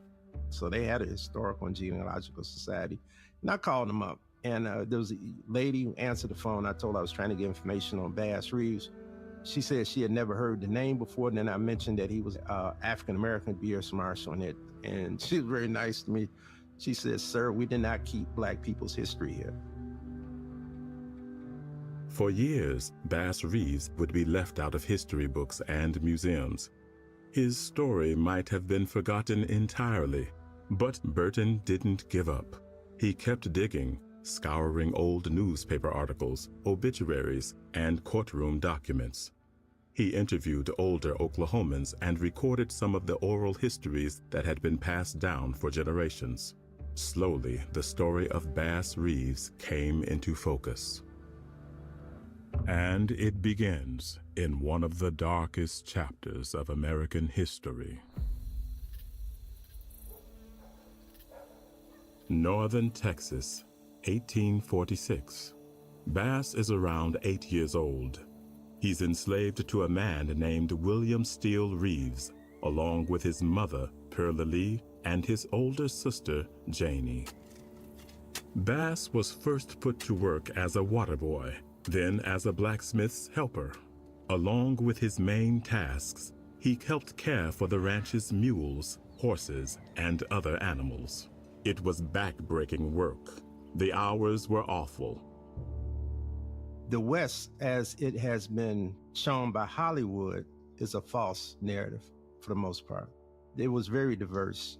There were many individuals, male and female, that we know nothing about and should be talked about in the future. Texas was really wild back at that time. It was the frontier. Texas was especially diverse due to bordering Mexico to the south and Native American nations to the north. And since slavery was less ingrained than in other places, it had a sizable population of free blacks. One of them is Bass's father, Arthur. He's been free since before Bass was born. Arthur has a job as a wagon driver, delivering supplies to local settlements. But whenever he can, he stops by the ranch where Bass is enslaved to see his children. But one day, Arthur takes Bass aside, not for a story, but to deliver some news. Texas has become a state, which means that it is now subject to the Fugitive Slave Act, a law that makes it possible for any black man or woman to be captured and forced back into slavery. Even Arthur, a man who was freed by his former enslaver decades ago, can be targeted. It means that Texas is no longer safe, and that this is goodbye. Bass was once quiet and reserved, observant but self-contained. But once Arthur left, something changed. His mother started overhearing him talking and singing to himself strange, violent songs about guns, butcher knives, robberies, and killings. It seemed that a darkness had taken root within Bass. She worried that his violent talk might draw the attention of their enslaver. Fears of slave uprisings had begun to spread throughout the southern states. A young slave boy singing about murder wasn't a good look. So as she had so many times before, Pearlie Lee turned to her religion. Bass found comfort in the Old Testament tales, stories where God smote the wicked evildoers who disobeyed his law. One of his favorites was the tale of Moses, who led the enslaved Israelites out of bondage. Listening to those passages, an anger began to boil inside him.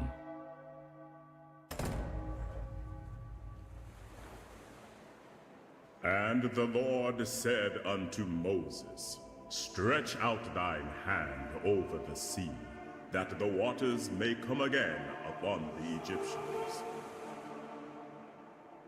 It continued to grow, even when he was promoted out of the field and into his enslaver's home. He was soon promoted to the role of companion and bodyguard to George Reeves, William Steele Reeves' adult son. The new position gave him a window into white society. It also brought 100 new lessons, and with them, the keys to his freedom. Then the waters returned and covered the chariots and the chariot drivers, until not one of them remained.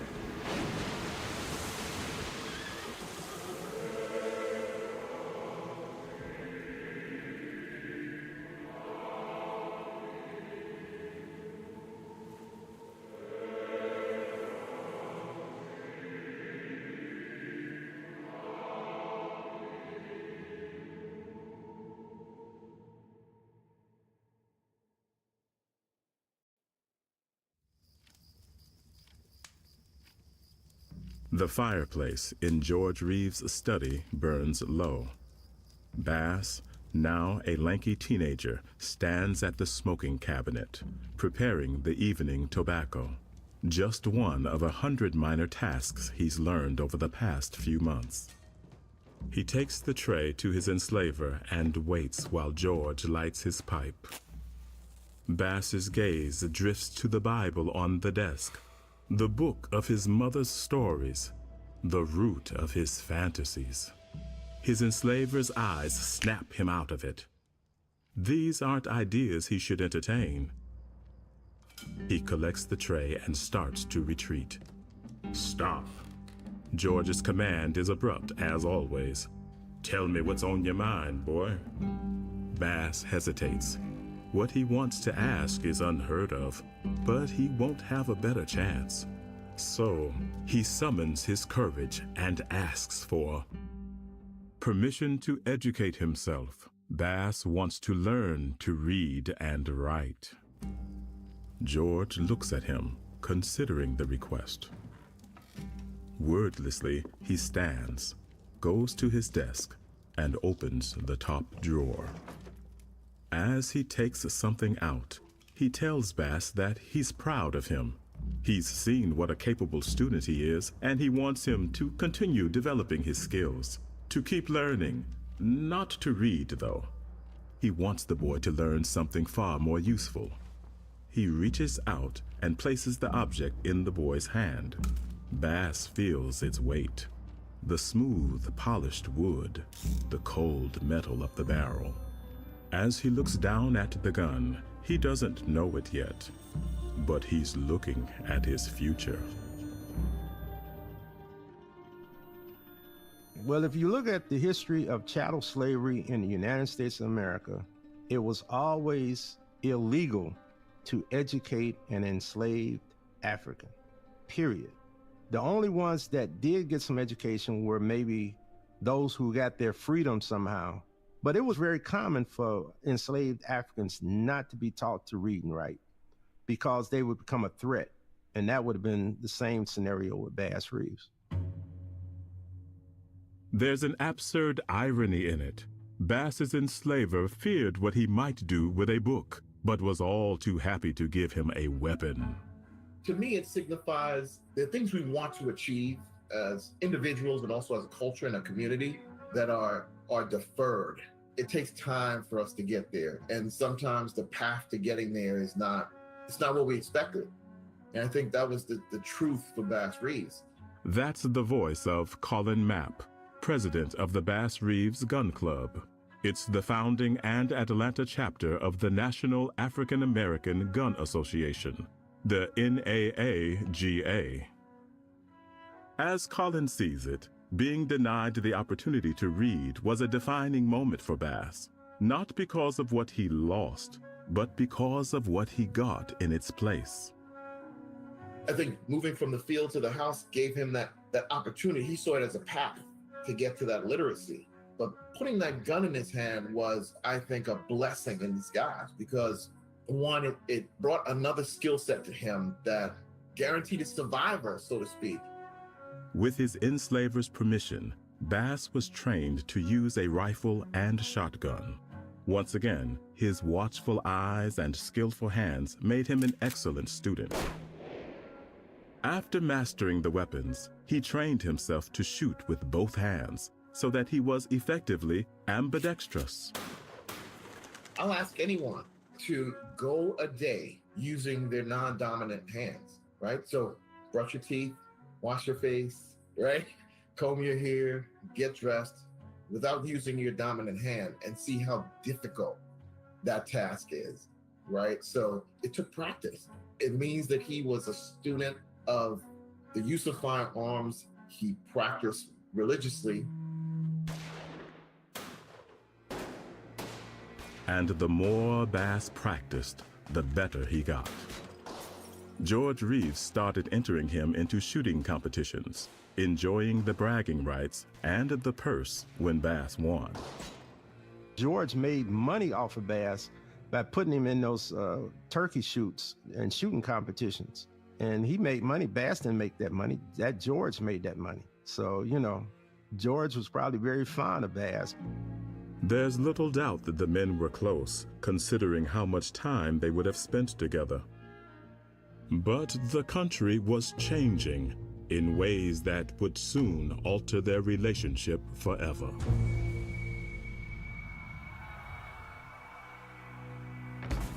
Resistance was high on everyone's minds as Bass came of age. He would have been around 21 years old in 1859 when John Brown led his famous raid on Harper's Ferry. Anti-slavery sentiment was spreading in the North, spurred by the efforts of black abolitionists like Frederick Douglass and Harriet Tubman.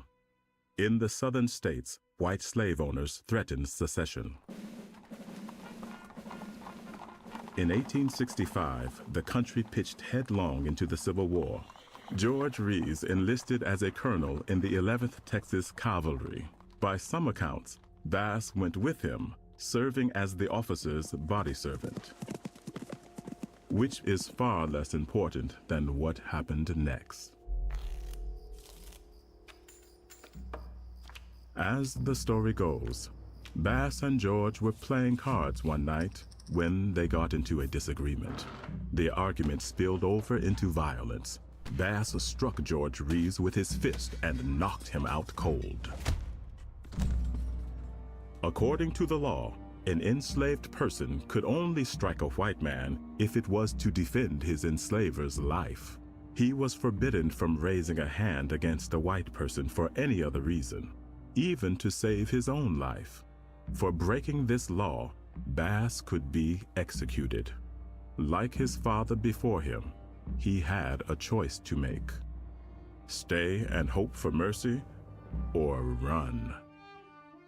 And so, just as Moses struck down the slave driver and fled into the desert, so did Bass fly into the wilderness.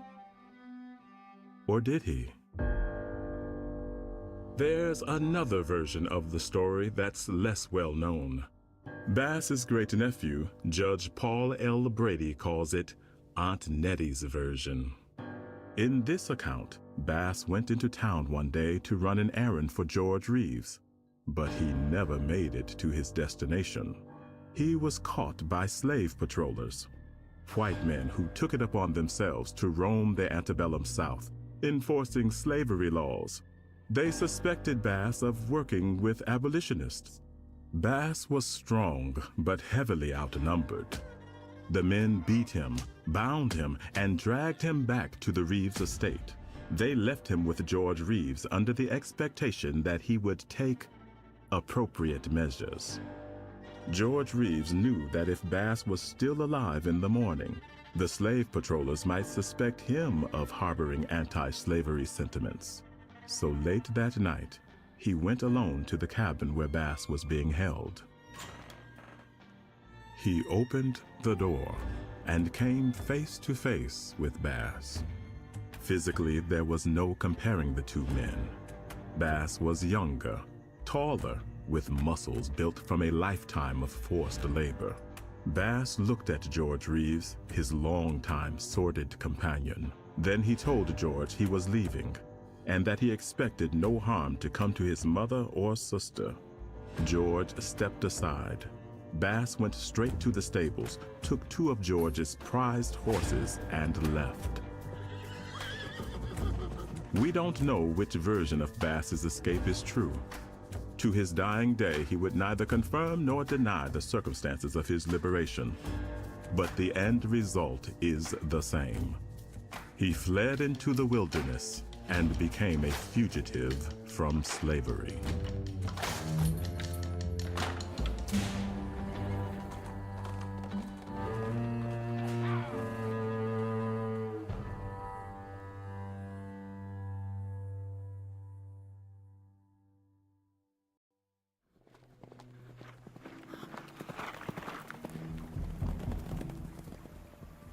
Riding hard under the cover of darkness, Bass followed the Canadian River north. His plan was probably to head for Kansas, where slavery had been outlawed since it became a state in 1861. It was an incredibly perilous journey. Bass would have faced roaming slave patrollers with their dogs, not to mention wild animals, weather, and the threat of starvation. Bass's route took him into the area west of the Mississippi River known as the Indian Territory. This vast wilderness stretched from Texas to Kansas and from Arkansas to modern-day Colorado. It was populated by Creeks, Chickasaws, Cherokees, Choctaws, and Seminoles. White men called them the 5 civilized tribes. Basically, they were called civilized because they adopted ways of the dominant population. Less than 30 years earlier, the 5 tribes had been spread across the southeastern United States with the Indian Removal Act. The same legislation guaranteed them independence from the U.S. government. The tribes were sovereign nations, complete with their own legislators and police forces, known as light horsemen. Bass was impressed by the indigenous communities, especially their legal and faith systems. According to Professor Burton, he befriended members of the light horse policemen who taught him to hunt, to set traps, and to track in the wilderness. He began working as a horse breeder, relying heavily on the skills he'd gained growing up on George Reeves' plantation. Over time, Bass built relationships with all of the local tribes. He even learned several of their languages. He learned to speak Creek. He could speak probably some Cherokee and also Choctaw, Chickasaw. So he learned to communicate with the Native Americans. While he lived amongst the Seminoles, Bass paid frequent visits to the nearby Creek tribe. It was there that he met Jenny. She was part black, part Creek, and part white. A tall, proud woman with dark hair and large, dark eyes. According to family lore, Bass became enamored with Jenny's grace and would watch her whenever he visited the Creek settlement. As they got to know one another, they discovered they had much in common. Both had experienced hardship, Jenny's Creek family having been forcibly relocated to the Indian Territory in 1832. But neither of them were living in the past. They dreamt of a future where their children might have freedoms and opportunities they had never known. With her chief's blessing, they prepared to wed. But their plans would have to wait.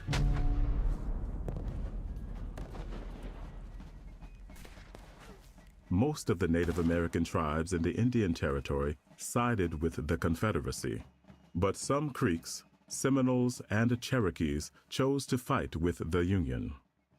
There was a chief named Opathiaholo who was the leader of the Union Indians, and he told Bass to stay in the territory and fight against the Confederates. He learned how to kill. He learned how to find people. That's what he did. He learned how to scout and hunt. He learned the lay of the land, as they said, like a cook knows their kitchen. Well, I'll just say, oh, really? That's the voice of Angela Walton Raji, author of Black Indian Genealogy Research. She writes about the complex relationships and politics between Oklahoma's Native American tribes and the freedmen they once enslaved. One thing about the military, everybody may not shoot straight, but the one thing they'll do, every time they order a new set of bullets, a new set of holsters, a new set of blankets, a new set of canteens, it is documented and documented and documented again. Likewise, everyone who enlists, extremely well documented, extremely well documented. I've yet to see anything referring to Bass in the Union Army or Confederate Army, for whatever army. In this case, however, Professor Burton says he actually has found some evidence. I did talk to a gentleman who was 99 years old, and he told me that Bass had been a sergeant in the Union Army. I didn't have enough provenance to really write that down anywhere because I didn't have any proof of it. But he told me that Bass had been a soldier in the war. It would make sense for Bass to become an expert with pistol and rifle during that era because he would have to use it. And then also in terms of his skills of tracking and his skills of being able to locate where somebody might be in the Indian Territory, which, you know, the Western District of Arkansas was 75,000 square miles. It was the largest federal jurisdiction in the United States until they had annexed Alaska. And so I don't think he would have learned that if he hadn't learned it during the war. We don't know much about Bass's exact movements throughout this period, but Brady's oral history places him with the Creek forces at several critical battles. The most important of these was the Battle of Honey Springs.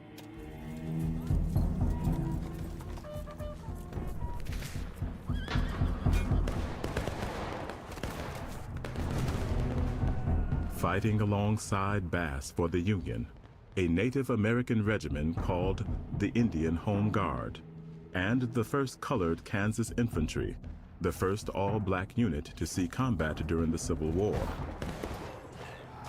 They faced a mixture of Creek, Cherokee, and Choctaw forces alongside white Confederate cavalry and artillery regiments.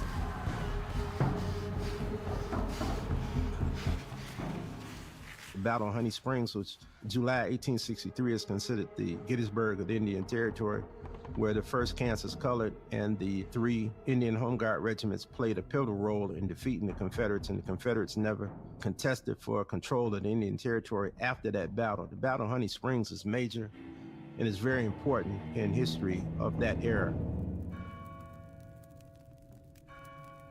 After the battle, the commanding officer, Major General James G. Blunt, wrote, "I never saw such fighting as was done by the Negro Regiment. They make better soldiers in every respect than any troops I've ever had under my command." 2 years later, the cannon smoke cleared across the country, with 620,000 total Americans dead. The Confederacy had finally broken. The Civil War was over, and Bass had changed forever. If you look at his life, what happened to him. So Bass grew up hunting birds, animals. You know, he grew up in Texas. Texas was really wild back at that time. It was the frontier. So that was what Bass knew. And then if you add the Civil War into the mix, he became a warrior. By this point, Bass had been a free man for years, but now his freedom was undisputed. He and Jenny reunited at Fort Gibson and once again began to plan for their future. Around this time, Bass and Jenny's first children were born. A girl named Sarah, then a boy, Robert. Suddenly, Bass had many more mouths to feed. So just as he always had, he leaned on the skills he'd acquired. He started working as a horse breeder again. He also took security jobs working the front of the railroad construction line. During one of these jobs, Bass worked alongside a former U.S. Deputy Marshal named Arch Landon. Landon was impressed with Bass's abilities, particularly his sharpshooting skills. When they returned, Bass discovered that his reputation was growing. Deputy marshals stationed out of Fort Smith had heard that Bass could shoot, hunt, and communicate with the indigenous tribes. They wanted to hire him as a tracker for trips into the wilderness. The job was dangerous and took Bass away from Jenny and the children for weeks at a time. But it paid too well to pass up. The marshals were impressed, and soon they wanted more of his time. Jenny Reeves sits in her room, tending to her fussing daughter. Through the window, she hears the bell tolling in the recently finished church tower. She frowns to herself. Bass is late. She feeds the children, then puts them to bed, growing steadily more worried with each passing hour. It's dark before she hears the door open. Bass stands in the doorway. Jenny starts toward her husband, not yet sure whether she's going to hug him or scold him for being late. But his expression stops her in her tracks. He's troubled, At war with himself over some decision, he wordlessly extends his hand to show her something clutched in his palm. Her heart plummets at the sight of the object. A small silver star with the words, Deputy Marshal, etched around it. Their eyes meet, and Jenny already knows his decision. She knows that their lives are about to change forever, and that this star will bring trouble. A badge on her husband's chest puts a target on his back as Bass Reeves heads into a world of new dangers. Solved Murders, True Crime Mysteries is a Spotify original from Parcast. This special was created and developed by Derek Jennings. It was written by Andrew Kelleher and Luther Mace, with editing by Andrew Kelleher and Maggie Admire. Researched by Sapphire Williams. Fact-checking by Haley Milliken and produced by Josh Kern. Our production manager is Michelle Kitchen, and our supervising editor is Ryan O'Leary Jones. Original music by William Ryan Fritsch. Our supervising sound designer is Juan Borda, with additional sound editing by Alex Button and Michael Motion. Music supervision by Liz Fulton. Nick Johnson is our head of production. Quality control by Lisa Marie Gallegos, with quality control support by Spencer Howard. And I'm your host, Darnell Ishmael.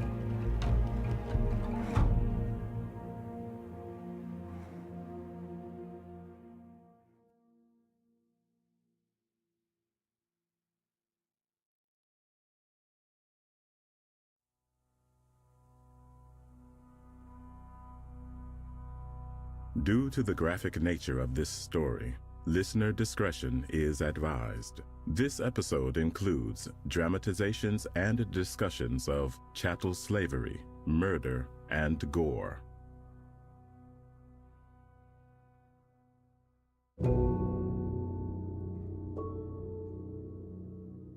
On September 24th, 1789, 5 months into his first term, President George Washington signed Senate Bill No. 1, the Judiciary Act. The controversial law created the office of the U.S. Marshals. In the Old West, they were the day-to-day law enforcement on the frontier. They hunted outlaws, investigated crimes from murder to horse theft, oversaw the control of illegal substances, maintained the courts and jails, and even conducted the national census. Professor Art T. Burton has spent years researching the careers of these frontier marshals. He knows more than anyone about the risk they faced on a daily basis.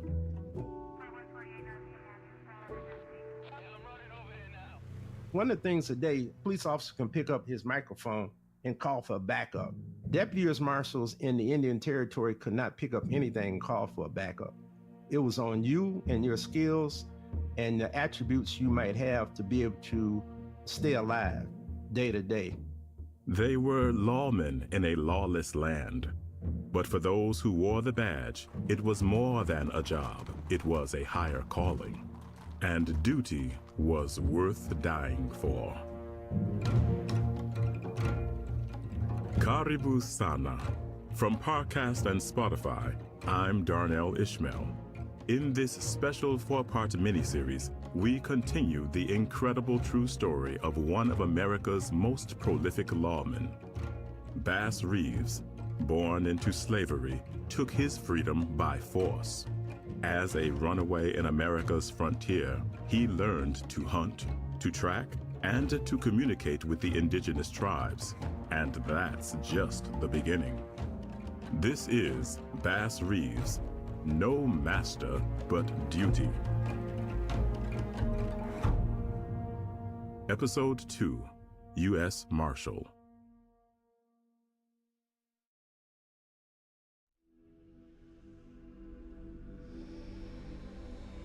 I do solemnly swear that I will faithfully execute all lawful precepts, and without malice or partiality, perform the duties of Deputy Marshal of the Northern District of Indian Territory during my continuance in said office, and take only my lawful fees. So help me God.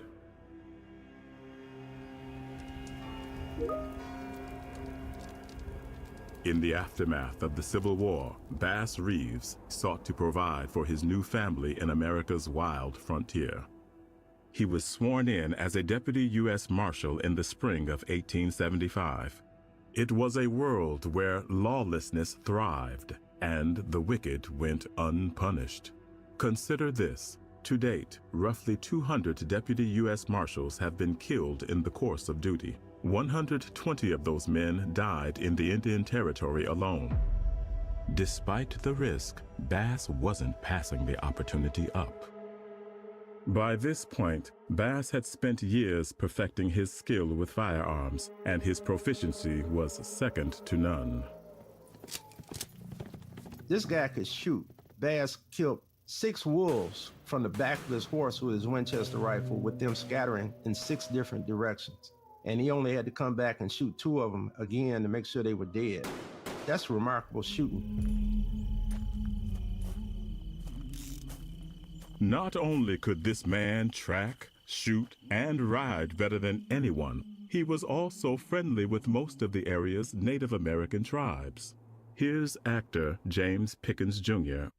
He was the right man for the right time. I think at any other time would have been, might have been a different story. I just think because there was something in his DNA that made him right for that.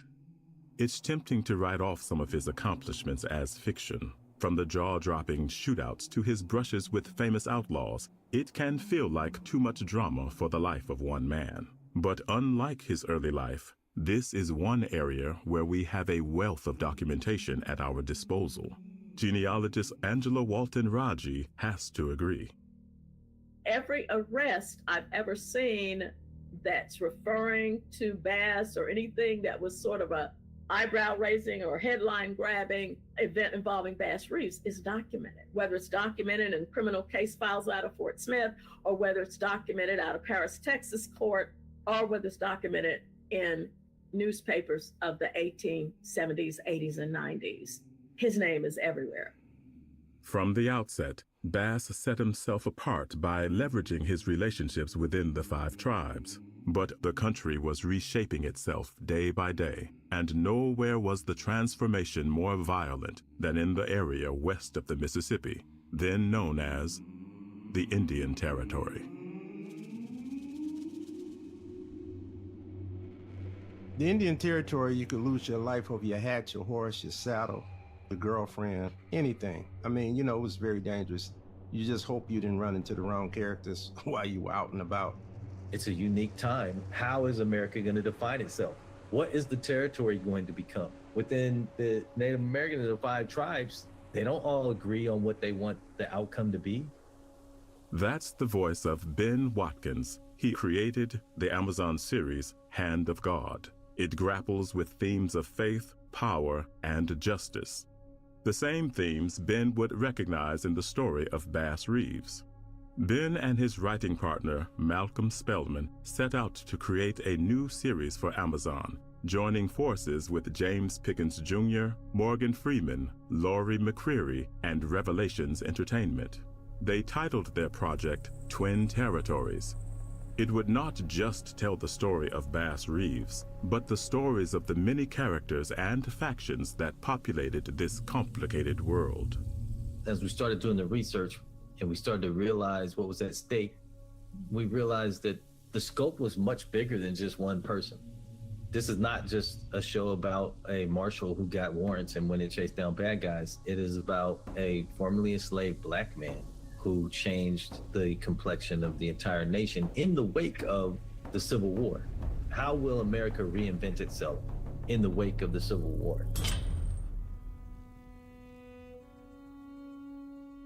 The chains of slavery had been broken, but its specter was far from banished.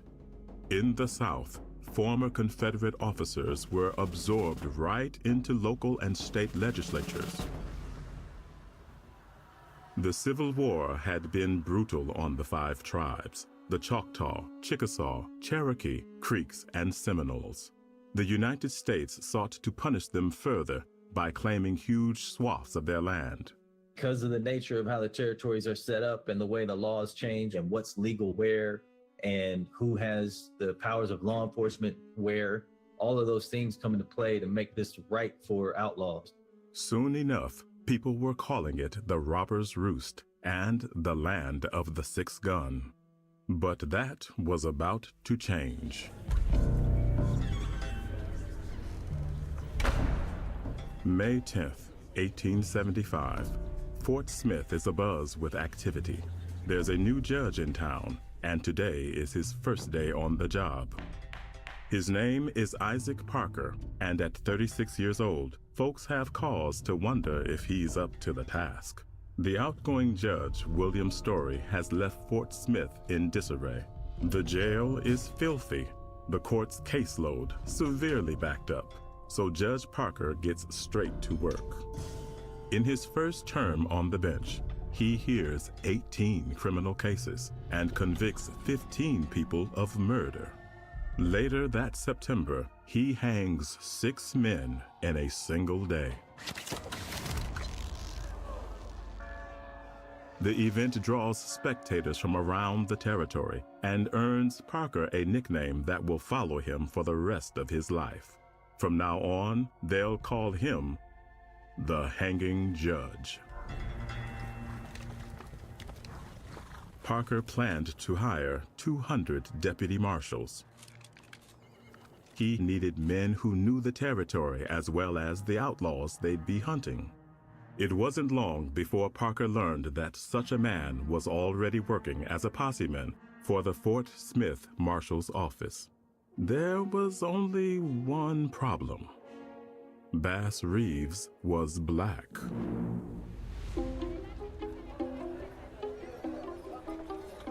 In most parts of the country, empowering a formerly enslaved man to arrest whites would have been impossible. But Fort Smith was not most parts of the country. It was very diverse. They didn't have the racism that you would have found in surrounding states such as Arkansas and Texas. There were also some blacks within the Indian police, especially in the Creek Nation and the Seminole Nation. White outlaws had blacks riding in their gangs at that time. So it was a different scenario than anybody has captured in the past, especially from a Hollywood standpoint. Even so, Parker must have expected criticism for hiring a black deputy. But he had a job to do, and he wanted Bass on his team. You'd think Bass Reeves and Isaac Parker couldn't be more different. One was a formerly enslaved man, the other a former congressman. But they also had quite a bit in common. Bass and Parker were the same age, and they were both devout Christians. They connected on their shared faith, as well as their determination to see the Indian Territory transformed. And you actually got to throw any sort of notions of racism out the window, don't you? Because if you have to get through a tough territory and you hire somebody to ride with you or to pull the wagon, you're not going to say, oh, well, it's got to be this white guy or it's got to be this native dude because I'm native or I'm white or I'm whatever. You're going to say it's got to be the person I can come out of this alive with. The pair would spend hours together discussing legal theory and the Constitution. For Bass, it was a new kind of education, and Parker was as experienced a teacher as he could have hoped for. And I think the fact that he was a black man, I think they thought he was going to go in there and basically be fodder for all of these outlaws. And yeah, you go, he'll last a week if he's lucky. And the fact that he kept coming back and arresting folks, whether they be white, black, native, Mexican, I think that Isaac Parker saw this guy as an ace in the hole for him. But not everyone respected the marshal's badge when it was pinned on the chest of a black man. Many outlaws preferred to force a gunfight rather than allow Bass to take them alive. It was the last mistake they ever made.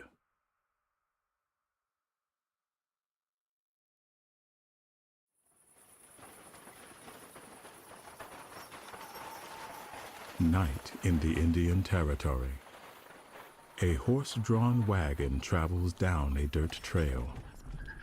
The driver and 2 passengers sit at the front, eyes scanning the darkness for any threats.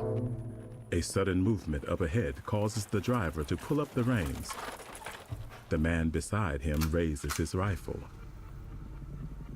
2 riders on horseback are coming up the road, both Native American men. As they spot the wagon, they wave and hurry forward. With a sigh of relief, the wagon driver tells his gunman to lower the rifle.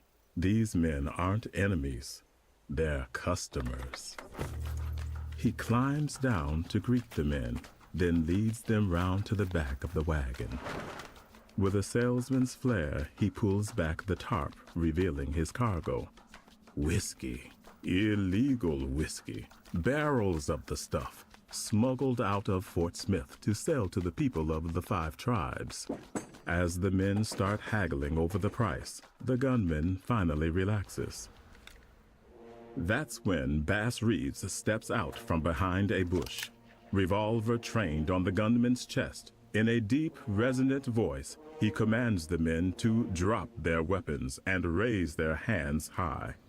The driver and the leader surrender immediately. But the gunman's eyes fly from the badge on Bass's chest to the gun in his hand. With a furious howl, the gunman takes aim. And Bass Reeves puts 2 bullets in his chest. Liquor was illegal in Indian Territory, but legal in the neighboring frontier towns like Fort Smith. The disparity made enforcement about as easy as cutting cowhide with a fork. But that didn't stop Parker from trying. Since liquor was illegal, it was unregulated. Bootleggers looking to make a quick buck could cut their product with cheaper spirits. They were selling bona fide poison that didn't just cause addiction and lawlessness, but also blindness and death. The friends Bass made during his time as a fugitive from slavery now became his informants. They let him know when and where the bootleggers would be selling their contraband, leading to several arrests. Judge Parker was not satisfied. They had had some success busting low-level whiskey sellers, but it had done little to stem the flow of liquor. They needed to cut the poison off at the source. The operation was patient and methodical. For several weeks, Bass and his informants scoped out warehouses in Fort Smith until they identified one that wasn't selling to any saloons in town. When a wagon left the warehouse weighed down with whiskey barrels, Bass didn't interfere. Instead, he followed its tracks to a bend in the Arkansas River. 2 barges were hidden amongst the reeds. This was it. The spot where the bootleggers were crossing over into Indian Territory. A few nights later, a large train of wagons left the warehouse and headed straight for the hidden ferries. When they touched down on the far side of the river, Bass was waiting. This time, he made the arrest and confiscated the whiskey without ever pulling a trigger. As Bass's first year on the job drew to a close, it felt like the tide was starting to change. The jail at Fort Smith was filling up with criminals almost as fast as Judge Parker could sentence them. Before leaving Fort Smith, Bass would receive a stack of warrants from the courthouse. Protocol dictated that he served these documents to criminals when making an arrest. And since Bass couldn't read, knowing which warrant went with which outlaw was a problem. They would give him his warrants, and they would say many times he'd get as many as 30, and he'd have somebody read the warrants off to him, and he would memorize the warrants and then put them in his stack. And if you asked him for a particular warrant, he could pull out the warrants you asked him for. Doing all this is with total recall. He must have had an incredible memory because the system worked. Deputies would stay out on the trail for weeks at a time, collecting one outlaw after another until they were forced to head back to Fort Smith to resupply. The more arrests per trip, the more money a deputy could make. Every time Bass left Fort Smith, he was headed into certain danger. The punishment for shooting at a federal officer while resisting arrest was only a year in prison. Outlaws facing the gallows were practically encouraged to fight back. Meanwhile, deputies were responsible for covering the funeral expenses of any outlaws that died by their hands. All of this meant that it was both more practical and more lucrative to bring an outlaw in alive, though that wasn't always an option. I think that helped him was the fact that he was a big guy. He was 6'2", about 190 pounds. They say he could whip any two men with his bare hands. But if you tried to get in a gunfight with Bass Reeves, it's tantamount to committing suicide. You was not going to win. Just as importantly, Bass kept his cool under fire. It's said that when heading into a gunfight, he would hum to himself. There was one guy named Reverend Haskell Shoeboot who stated that Bass would walk the streets in Muskogee with a sidekick who carried a satchel full of pistols. He then said, "I'll tell you something I seen with my own eyes." He said that Bud Ledbetter had a posse and they were trying to catch an outlaw 12 miles north of Muskogee at a place called Gibson Station. Bud Ledbetter got irate because the outlaw jumped up and started running across this field. As the guy was running across the field, the posse started shooting at him, and they were missing. And Ledbetter hollered at the top of his voice, Shoeboot said, "Get him, Bass." And he said, Bass said very coolly and calmly, "I will break his neck." And he said Bass took his Winchester rifle with one shot, broke this man's neck at a quarter of a mile.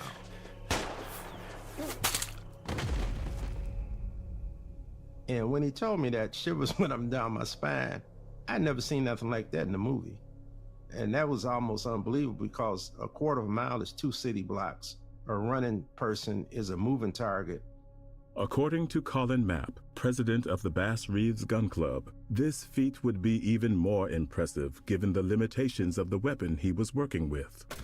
So even with a modern day tool like a Glock or a SIG that's highly engineered, many shooters can't shoot beyond distances of 30 yards or 40 yards. He's using a very archaic tool and was still able to reach those distances, one, and two, reach them effectively. Bass Reeves may have been good with a gun, but the most important weapon in his arsenal was his intellect. I think he was a very savvy guy. He had to be, to last as long as he did and to survive in that atmosphere. He probably was really the forefather of what we know as modern day detective work. I mean, the using of informants, the fact that he did disguises. Because he would disguise up as a preacher, as a farmer, as a rancher, as a cowboy, whatever he had to do to get next to people he wanted to capture. People would say he invented undercover. There's great stories about that. One such story comes from Adam Grayson, a resident of the Indian Territory who was interviewed in 1938. According to Grayson, Bass was once hunting a pair of outlaw brothers who were hiding out in a cabin with their mother. Before heading to the location, Bass disguised himself as a wandering vagrant. He hid his guns and cuffs beneath ragged clothing, removed the heels from his boots, and shot bullet holes in his hat. Then, for good measure, he walked 28 miles to the cabin, so that he was covered in dirt and his feet were sore and blistered. When he arrived, the mother was home alone. She saw Bass's ragged appearance and took pity on him, inviting him in for a hot meal. At that point, the brothers arrived. They were immediately suspicious of Bass, but he showed them the bullet holes in his hat to prove his story. Then he suggested that as long as they were joining forces, they should all sleep in the same room. If any deputy marshal did show up during the night, they'd stand a better chance fighting together. They all laid down to go to sleep, and pretty soon, Bass was snoring up a storm. The brothers drifted off a few minutes later.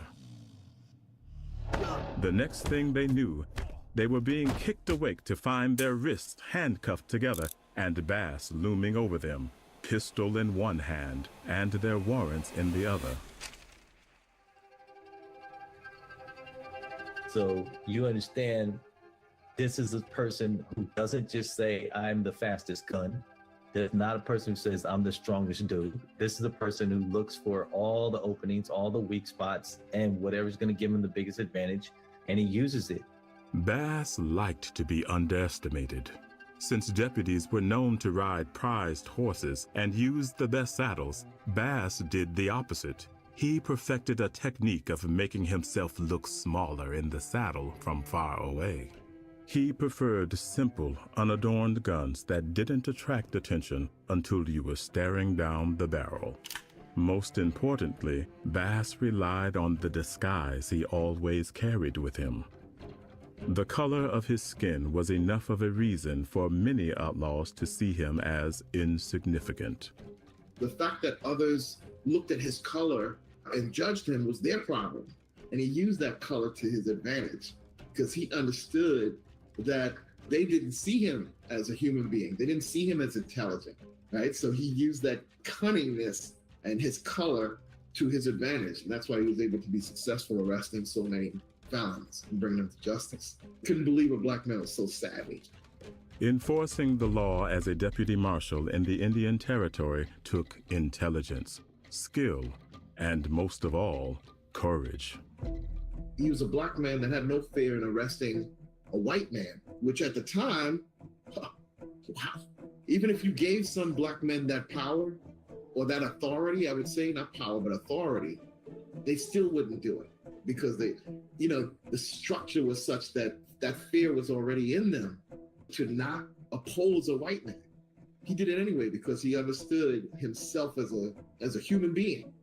I honestly think he never thought about getting killed or anything. I think he was so singularly minded. I think he was such a badass, for lack of a better term. I don't think that ever came into play for him.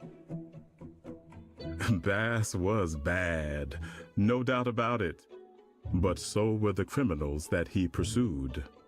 And soon he would face an outlaw every bit as ruthless and cunning as he was.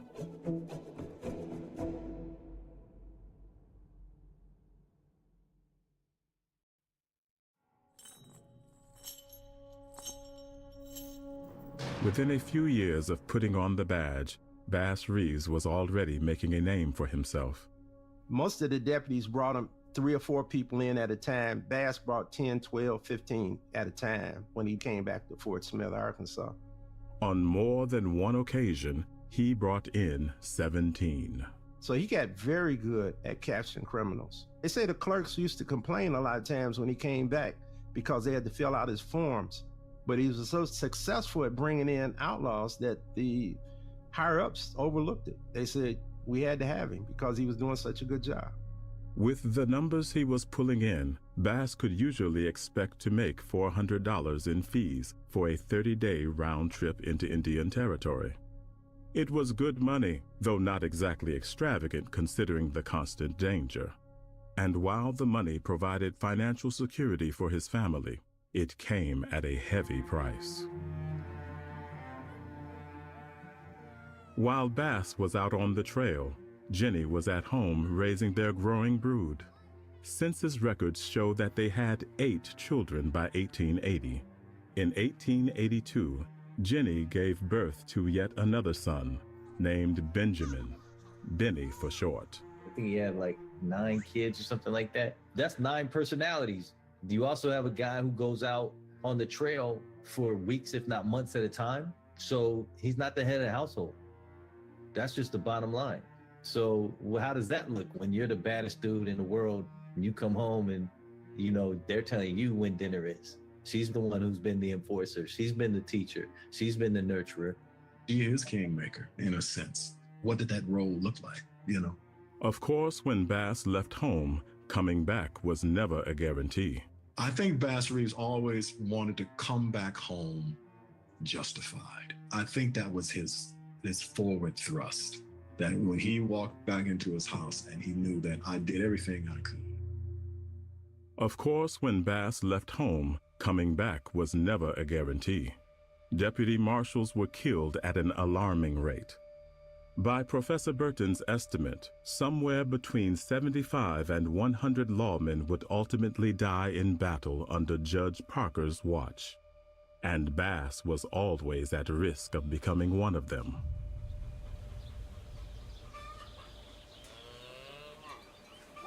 Once upon a time, Bob Dozier had been a successful farmer. He wasn't hurting for money. By most accounts, he could have lived out his days quite comfortably without ever needing to kill, rob, or pillage a single soul. No, Dozier just liked it. Within a few short years of turning outlaw, Dozier ran up an impressive litany of violations. He robbed stores and banks, stole cattle, ambushed stagecoaches, held up travelers, and murdered innocent people like it was a sport. When the deputies came looking for him, they received no help from the public. The outlaw had built a reputation for delivering swift vengeance on even the slightest offense. No one wanted to risk getting on his bad side. Until one day, Dozier got some unwelcome news. Through his network of criminal associates, he learned that his warrant was being carried out by Bass Reeves. By this point, Bass had been working in the Indian Territory for several years and had already built quite a reputation. No other name struck the same kind of fear into criminal hearts, save for maybe the hanging judge himself. Rumors said Bass never missed a shot, and that once he set out to arrest someone, he always got his man. It was enough to make even a hardened outlaw like Dozier worry. In a moment of impulsive fury, he scratched out a letter to Bass, then commanded his men to leave it where the deputy would find it. The message was simple. If he didn't give up Dozier's trail and head home, Bass was as good as dead. A few weeks later, the bandits found a note containing Bass Reeves' response. The deputy must have asked one of his posse men to write it, but the words were taunting and clearly dictated by Bass himself. It said that if Dozier wanted to kill him so bad, maybe he should quit running.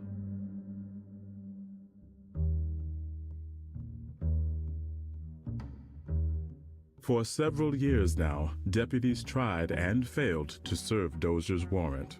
Bass was determined to be the last one. As with the River Ferry whiskey bust, he approached the operation methodically. To catch the outlaw, Bass would need to get close to Dozier without setting off any alarms, which meant the fewer people who knew what he was doing, the better. For this mission, he would take only one posseman. The pair followed Dozier's trail deep into the wilds of the Cherokee Hills. Just as Bass thought they were getting close, a storm broke overhead. The pounding rain and frequent lightning made continuing the search impossible. They had no choice but to seek shelter. As Bass and his possemen reached the base of a wooded ravine, a sudden shotgun blast whizzed past his head. The pair dove for cover behind the tree line. When Bass peeked out, he glimpsed a shadowy figure darting from tree to tree, making its way closer. Bass waited until the figure was in range, then stepped out and fired 2 shots. The figure crashed to the ground, but before Bass could move, another shot rang out. Bass threw himself to the ground, pistol still gripped in his hand. He realized what had happened. Dozier had used one of his own men as bait to draw Bass out. Bass lay still, limbs growing stiff and cold as the rain poured down on him. Finally, he heard Bob Dozier's maniacal laugh rise from nearby. The outlaw emerged from behind the tree and moved toward Bass, who still hadn't moved.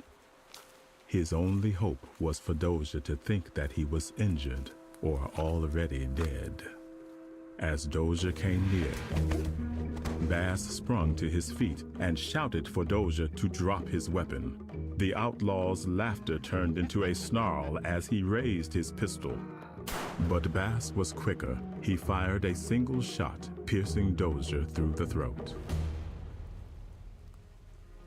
It was a moment he would later recall as one of the finest in his career, not because he'd been forced to kill yet again, but because he'd succeeded where so many others had failed. With the rain pouring from the sky and Doja's body draining of blood, Bass Reeves stood over his fallen enemy and said a quiet prayer.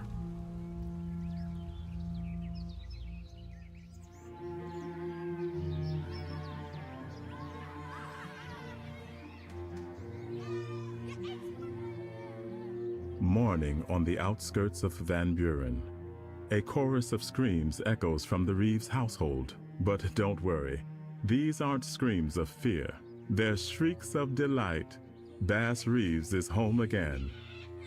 Benny, the youngest boy, cries in frustration. His siblings are crowding him out. Bass scoops him up, plucking a handheld slate chalkboard from the boy's hands. Benny proudly points to his name, scrawled in an untidy cursive. His school teacher is already teaching him to write. The sight brings tears to his eyes.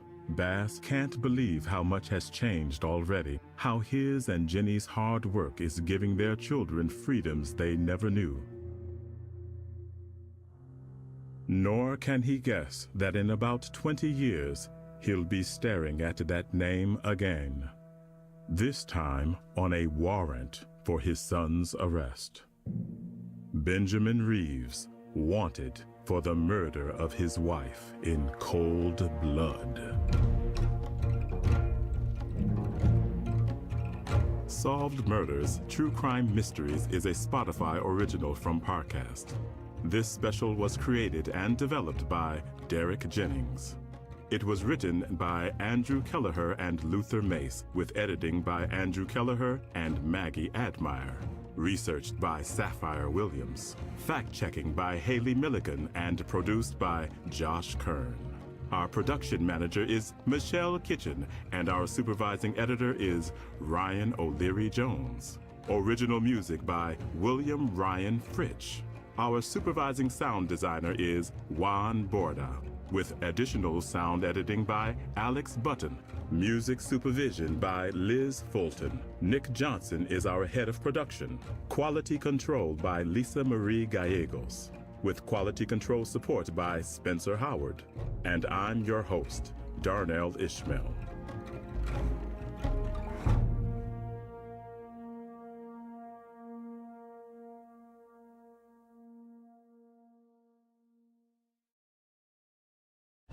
Hi, listeners. If you're enjoying our 4-part mini-series on Bass Reeves, we've got the perfect companion piece for you.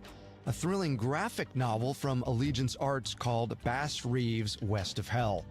Torn between family and duty, West of Hell follows the legendary lawman as he safeguards civilization from chaos, paying the ultimate price in pursuit of justice.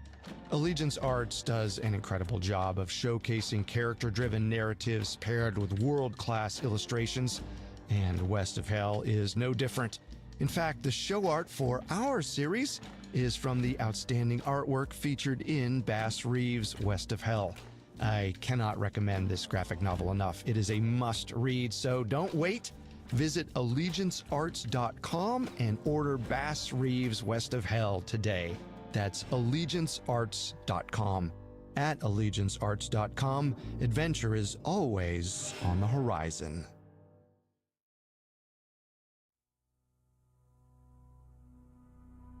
Due to the graphic nature of this story, listener discretion is advised. This episode includes dramatizations and discussions of murder and gore. We advise extreme caution for children under 13.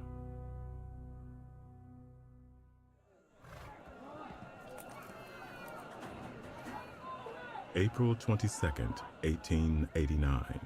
A massive, predominantly white crowd gathers in a field along an invisible border.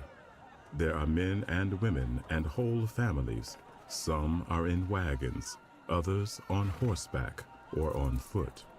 A regiment of soldiers stands guard, making sure no one crosses the line early.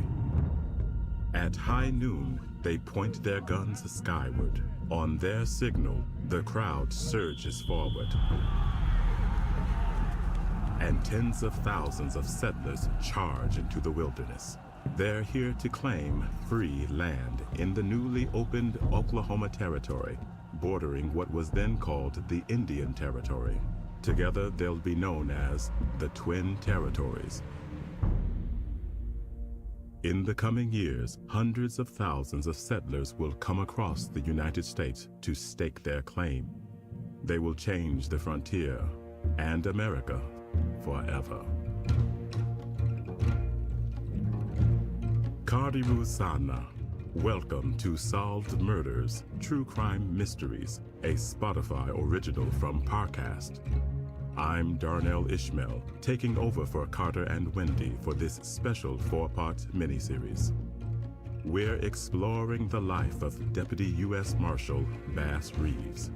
In our first 3 episodes, we followed his evolution from enslaved youth to a lawman of legendary proficiency, and heard how an accusation of murder almost broke him. Now, as Oklahoma hurtles toward statehood, Bass faces unprecedented challenges. A firestorm of racial violence, personal tragedies, and a murder case will test his commitment to the law like never before. Settle in for the final chapter of our story. This is Bass Reeves, No Master But Duty. Episode 4, Oklahoma Burning.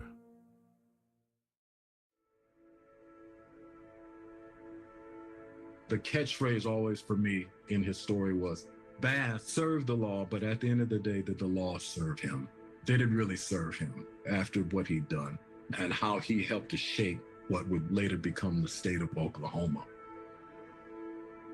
As we come to the final chapter of Bass Reeves' story, Bass was still the same old lawman, though maybe a bit worse for wear. In 1895, he was 57 years old and had been working as a deputy U.S. Marshal for 2 decades. His boss, Judge Isaac Parker, was eager for Bass to share some of his hard-won wisdom with the younger generation of deputies, including the son of an old friend. He was riding with a posseman, and the posseman's name was Eddie Reed. Well, Eddie Reed was Belle Starr's son. Early on, Eddie showed signs of following in his criminal mother's footsteps, but Parker believed that he could be reformed. Judge Parker had told Bass Reeves that, hey, I think he needs a second chance, and Bass was given the duty to teach him the ropes. While Bass and Eddie were working together, they investigated a murder near the saloon town of Keokuk Falls. A man named Zachariah Thatch was found floating in a shallow creek. 2 of his fingers had been shot off, and his skull was split with an axe. Bass and Eddie asked around and learned that Thatch was recently seen camping with a man named Wilson. When they talked to Wilson, he insisted that Thatch was still alive when they parted ways. So Bass and Eddie headed back to the place where Thatch and Wilson had been camped a few days earlier. When they arrived at the scene, Bass noticed that the campsite bore the remains of 2 separate fire pits. Bass had the common knowledge, the good sense to say that folks don't make 2 campfires in a camp. He took upon himself to take that second campfire, which was up against a tree, and scrape it away to get down to what was being burned underneath. Bass and Eddie dug through the ash and dirt until they found what they were looking for. There was blood in the ground. Ground was so dry that the blood had soaked into the cracks. Wilson had clearly murdered Thatch, then built the second fire to cover up the evidence. So they dug that up, put it in their saddlebags, went back to Fort Smith and testified to that forensic evidence. The case is noteworthy for a couple of reasons. First, it definitively shows that Bass wasn't just some bounty hunter paid to capture thugs. He was a real detective, a puzzle solver who used everything at his disposal, even forensic science, to obtain convictions. It's also one of the last cases Bass worked under Judge Parker's watch. The very next year, his life would change in more ways than he could count, and none of them for the better.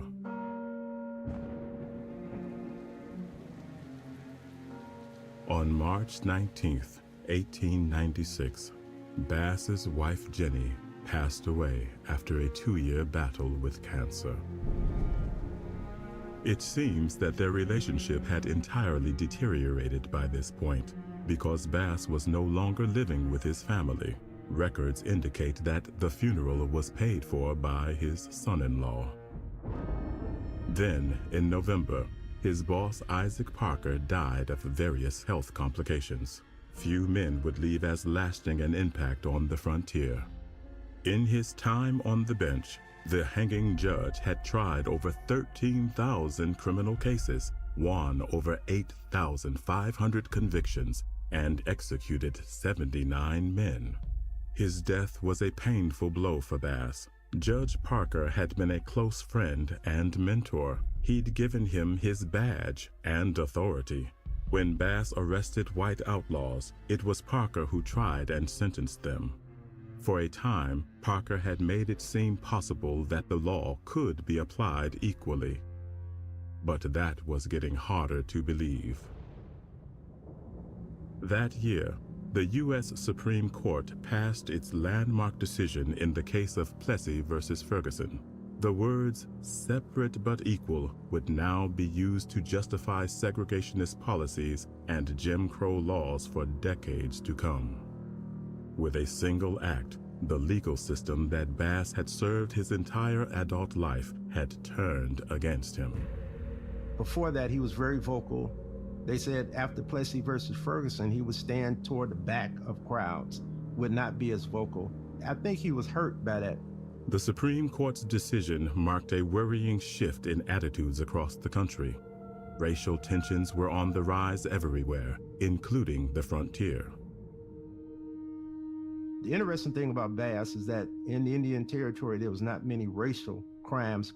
At least there hadn't been many documented racial crimes in the past. During Judge Parker's reign, the Indian Territory had only 3 recorded lynchings. Compare that to the roughly 1,000 cases that occurred in the United States just between the years 1890 and 1895. For all its dangers, the frontier had managed to escape the mob violence that plagued other areas of the country. That wouldn't be the case for long. Oklahoma Territory opened up in 1890. Whites were coming in as renters in the Indian Territory because Native Americans were allowed to rent their lands to whites, a certain amount of acreage. And so that was going on. And so a lot of those whites was bringing those racist attitudes into the territory. The clearest evidence of these attitudes came in 1898. Early that year, the frontier witnessed a horrific incident of mob violence against one of its Native American communities. It would come to be known as the Seminole Burnings. That was a case where 2 Seminole Indians were lynched. They had nothing to do with a crime that was committed. On January 8th, 1898, the mob took 2 innocent Seminole teenagers, Lincoln McGeesy and Palmer Sampson, and burned them alive before a crowd. The case got widespread media attention, and dozens of people who participated in the mob were rounded up. Now, the Seminole Burnings trial that became the largest criminal case in the Indian and Oklahoma Territory before statehood, and they arrested around 27 people. It was the first time in U.S. history that individuals were sent to federal prison for racial lynching that took place. In that sense, the Seminole Burnings could be seen as a rejection of racial violence, a statement that mob rule would not be tolerated here. But the flames of hatred were spreading, and soon the brush fire would arrive on Bass's doorstep. Hi, listeners. I'm Vanessa Richardson, host of Serial Killers. Like many of you, I'm fascinated by the darker side of humanity. What causes someone to develop such deadly desires, and why they decide to act on them? For the past 6 years, I've been able to explore these curiosities weekly, tapping into the mental states of the world's most notorious killers, examining their backgrounds and habits, searching for answers. If you haven't had a chance to check out our show, there's truly no better time to dive in. With hundreds of episodes to binge and new ones released weekly, Serial Killers is the perfect podcast for any avid true crime fan. Follow the Spotify original from Parcast, Serial Killers. Listen for free only on Spotify.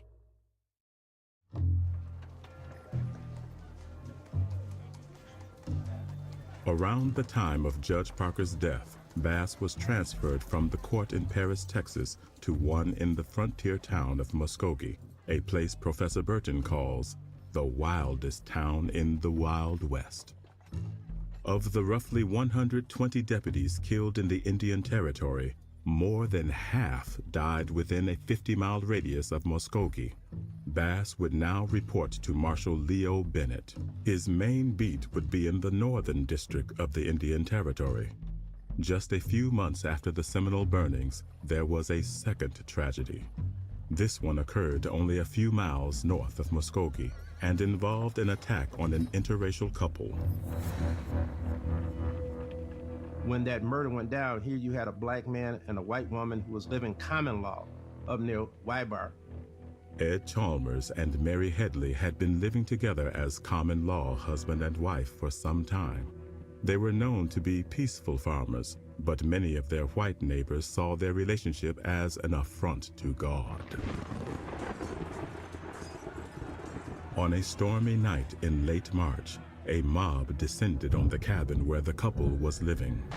Mary Headley was shot to death in her bed. Ed Chalmers may have put up a fight because one member of the mob was killed. Whatever happened, Chalmers was eventually captured and shot full of bullets. It didn't take long for news of the tragedy to reach Marshal Bennett. Leo Bennett was fairly liberal as a U.S. Marshal, a very educated guy, and he put Bass as the lead detective. The mob had made one critical mistake. Despite his wounds, Ed Chalmers clung to life until the morning following the attack. Before he died, he made a statement in which he named several of his killers. One of the suspects was William Lehman, a local businessman who owned a pair of cotton gins. He was very wealthy, and he had been implicated in the murders of these man and his wife. And Bass arrested him in the cotton field. And he said that story stayed in the black community so long because this white man was so wealthy and had bragged that no lawman was ever going to arrest him. Bass did arrest this gentleman, and there were other arrests made too. 5 men were brought in, and at least 3 were charged. But it seems that's where it ended. Now, we have no information on the trial and what happened with the trial. He probably was not found guilty, or I don't even know if he got to trial. The incident would come to be known as the Wybark tragedy. Unlike the Seminole burnings, there's no evidence that anyone saw jail time for the murders. The tides were shifting. Even if Bass had the resolve to arrest perpetrators of racial violence, it did little good if the courts would not hold them accountable. By 1900, Bass was settling into life in Muskogee. The move had brought him in closer proximity to some of his adult children, including his daughter Alice and his son Benny, who was 18 at the time. On January 18th, Bass married a Cherokee freedwoman named Winnie Sumner. Winnie was also on her second marriage and brought a number of children with her. That same year, Benny married a Creek freedwoman named Castella Brown.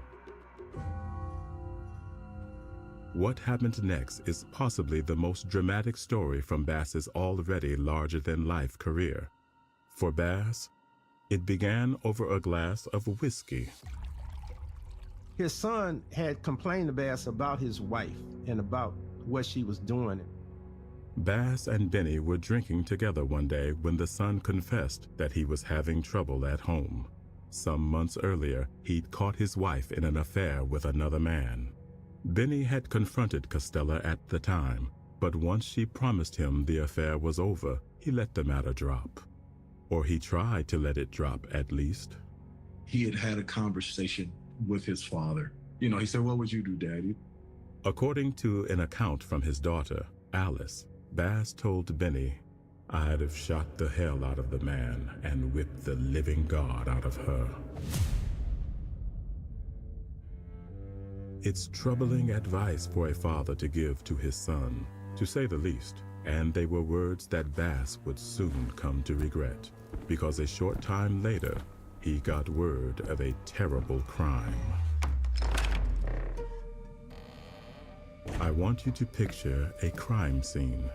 A woman is dead, murdered. Her body lies sprawled on the floor. Blood seeps from her skull, pooling on the wooden boards. Bass Reeves stands over her, his probing eyes taking in every detail of the gruesome crime. By this point in his career, he's investigated hundreds of murders, but this one is different. The dead woman is his daughter-in-law, and her husband, Benny, is nowhere to be found. The exact details of the shooting are disputed. In one version, Benny caught her in bed with her lover and drew his gun to shoot the man. Costello got between them and was hit by mistake. Other accounts suggest that the shooting was no accident. According to Benny's sister Alice, he beat his wife's lover bloody, then shot Costello in cold blood. Probably the most trustworthy source is Benny himself. Here's his written statement. I called upon my wife at her cousin's house in Muskogee, asked her if it was true that she was having or did have improper relations with John Waldley. She answered me that she thought more of his little finger than she did my whole body. By constant worry over her actions and breaking up my home, and receiving such an answer, I lost all control and shot her. According to a story from a Muskogee native, Reverend Charles Davis, Benny barricaded himself in his house and announced that he would not be taken alive. If any lawmen wanted to try and arrest him, they had better be armed. But no one came. 2 days have passed since the murder of Costello Brown. 2 days without an arrest or even a deputy being assigned to the case. In the town's rickety courthouse, Marshal Leo Bennett sits at his desk, rereading the arrest warrant. After 2 days of stalling, he's out of ideas. None of his deputies would dare touch this writ with a 10-foot pole, and the one man Bennett knows is up to the job. He doesn't dare to ask, but he doesn't have to. Bass Reeves marches into the courtroom, right up to Bennett's desk. Even pushing 65, he strikes an intimidating figure in his duster and black hat. A pair of revolvers hang from his gun belt, the grips curled forward for easy access. Bass looks down at Bennett, holds out a hand and says, "Give me the writ."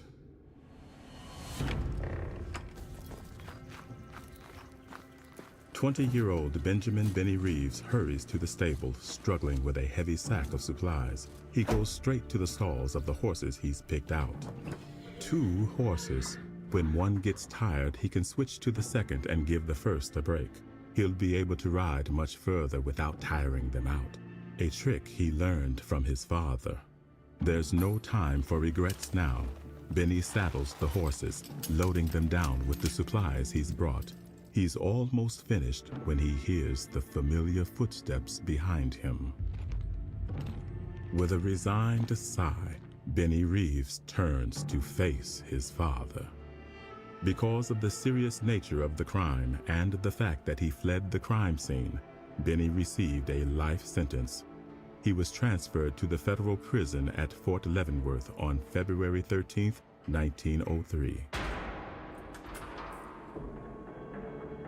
Today, this incident is often cited as evidence of Bass Reeves' unswerving dedication to duty. But looking at the facts, his motivations may have been more complicated than that. If he hadn't intervened, it's likely that Benny could have been killed. Capturing the boy himself may have been the only way to save his life. But that doesn't mean it made it any easier, especially considering that Bass gave Benny advice that may have influenced his actions. Whether or not he felt partially responsible for what happened due to his advice, Bass's actions after Benny's conviction follow a pattern. Just as he had after his own murder trial, he dealt with whatever grief he felt through the job. Bass arrested his own son, and then he got back to work. The following year saw Bass make a flurry of arrests, both in the Indian Territory and at home in Muskogee, though the politics of arresting white criminals was getting more complicated. Later in his career, he was interviewed, and somebody said to the fact that Bass said he didn't like getting involved with white folks. But if you look at his arrest record, and I put him in my book, Black Gun Silver Star, he was arresting white folks up till 1904. So he may not like to deal with white folks, but he had to deal with them, and did deal with them on occasion. Tumultuous politics continued to rage within the territories, with Muskogee as the eye of the storm.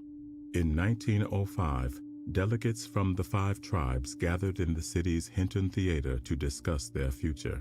Up until now, the tribes had resisted statehood out of a desire to retain independence. But with the dissolution of the tribal governments, they were running out of options.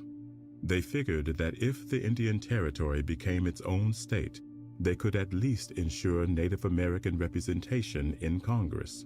A constitution was drafted for the new state, which was going to be called Sequoia, after a famous Cherokee warrior, politician, and linguist. A statehood bill was submitted to Congress, but it was never considered. Instead, on November 16, 1907, President Theodore Roosevelt announced that the Oklahoma and Indian Territories had been merged to create a single state. Combining the territories meant that whites would outnumber indigenous Americans by more than 16-1. The American frontier was over. In its place was something new and unfamiliar. For Bass Reeves, it was the beginning of the end.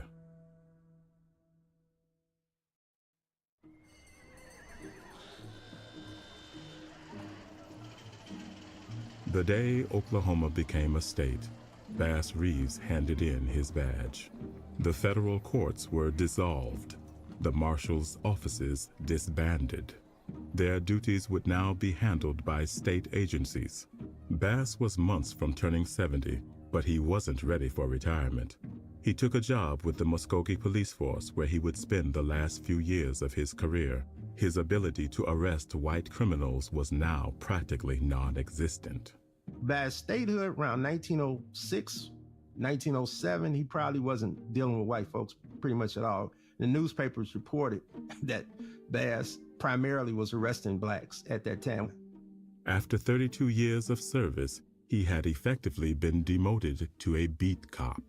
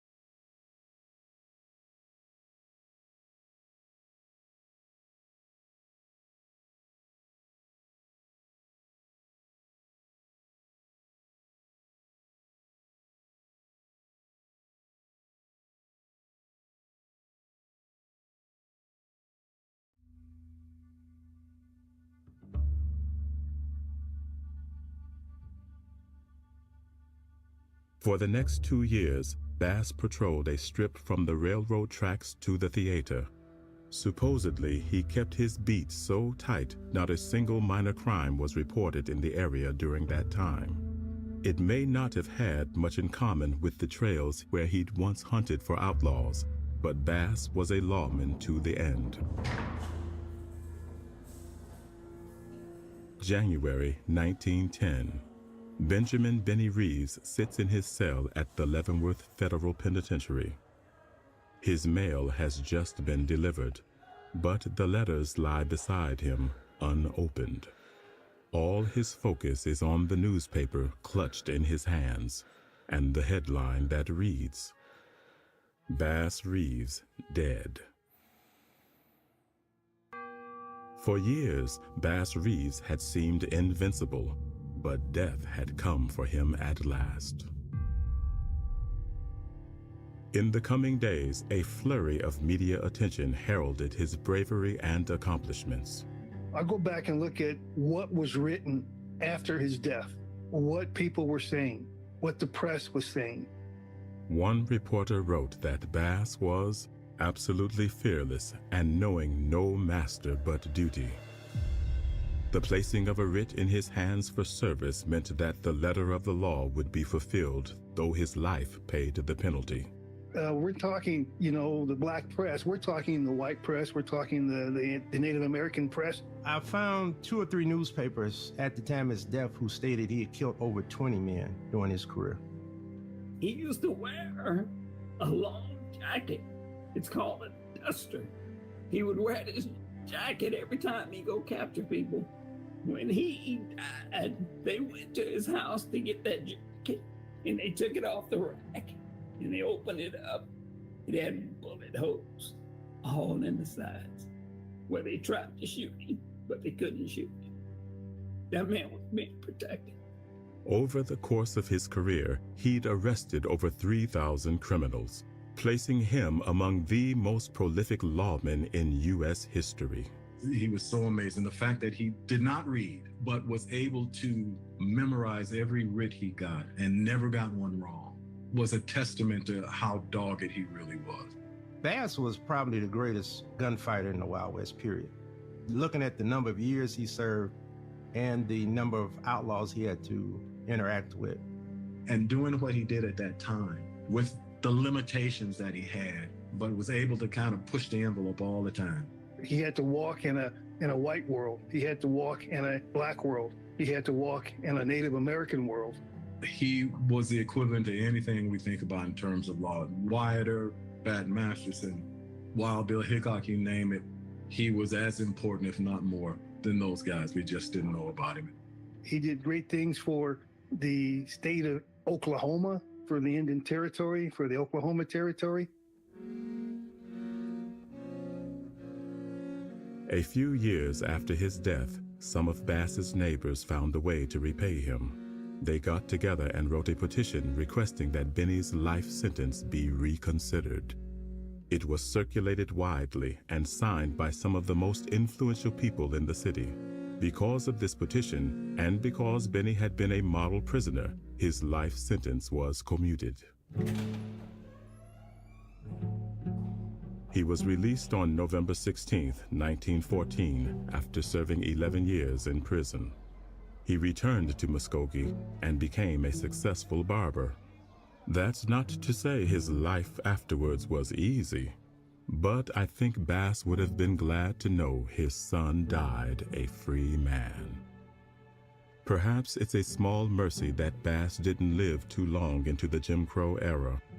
The next decades would see Oklahoma transformed by discriminatory laws and surges in racial violence. Tulsa, Black Wall Street. Meanwhile, Bass's accomplishments would go ignored. Until Professor Art T. Burton compiled everything he'd learned to write a book on Bass Reeves. Several books, actually. But once he stepped back, the more he started to notice something strange. He couldn't help but notice some uncanny similarities between Bass and another famous hero. Both men were expert sharpshooters. with one shot, broke this man's neck at a quarter of a mile. And just as competent with their fist. They say he could whip any two men with his bare hands. First and foremost, they were investigators. He probably was really the forefather of what we know as modern-day detective work. He used informants. He used disguises in order to infiltrate, and the fact that he would remunerate some folks for helping him. That's the whole notion of the Lone Ranger parallel. The more he thought about it, the harder it was for Professor Burton to ignore the similarities between Bass Reeves and the Lone Ranger.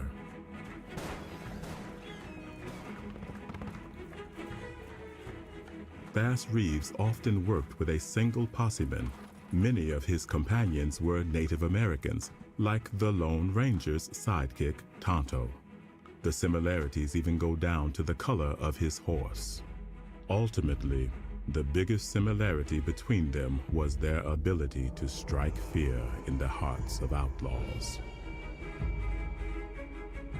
It could be a coincidence, but the Lone Ranger radio show was created in Detroit in the 1930s. Many of the outlaws Bass sent to prison wound up at the Detroit House of Corrections. So it's conceivable that some of his greatest arrest stories were floating around. Ultimately, though, this doesn't mean that Bass Reeves directly inspired the Lone Ranger, and that's not the point. Not saying that he was the Lone Ranger, but there are parallels that are really interesting. And Art talked about that himself. He said, I never said he was. He said, but the parallels are really interesting. The point is this. The Lone Ranger is an archetype, maybe the archetype of the Wild West action hero. A man feared by outlaws and befriended by Native Americans, who lives by his wits and his gun.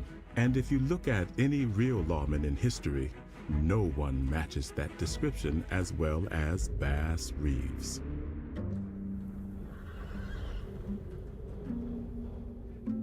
Today, there's an entire community that's taken up the mantle of spreading Bass Reeves' story. You've heard some of their voices over the past few episodes. People like Colin Mapp, president of the Bass Reeves Gun Club, living history reenactor Ernest Marsh, genealogist Angela Walton Raji, and Larry Callis, founder of the Black Cowboy Museum. Each of them have played a pivotal role in keeping Bass's legacy alive. But they'll all tell you that the conversation began with Professor Art T. Burton. Art gives of his time, he gives of his knowledge, and to have researched something for so long is a blessing because there is no other resource other than you go back to the National Archives or you go back to old newspapers. But a person that has talked to people that you can no longer talk to, that have given him firsthand accounts of them seeing Bass for their own eyes is amazing. Today, Bass Reeves is even the hero of his own graphic novel series, published by Allegiance Arts. You can see some of their artwork in this episode's banner.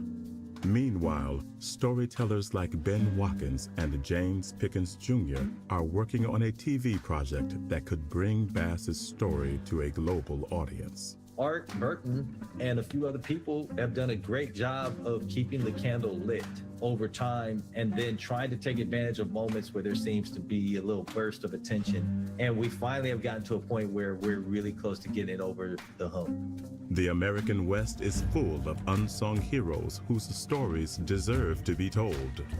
On my Arkansas Freedmen website, I have a link on the black man who rode for Judge Parker. And among those men, you see Bynum Colbert, who was a Choctaw freedman, Grant Johnson, who was a Creek freedman, Ike Rogers, who was a Cherokee freedman.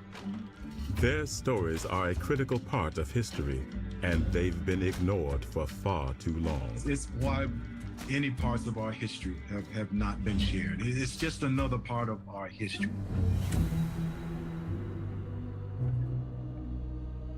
It seems like that word, history, means something different to everyone.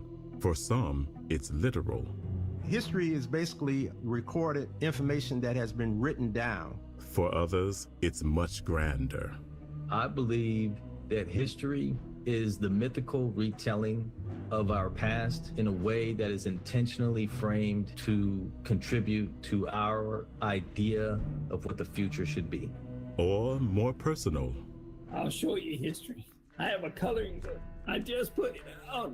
My daughter is the artist. She drew all this, and it's a black cowboy museum coloring book.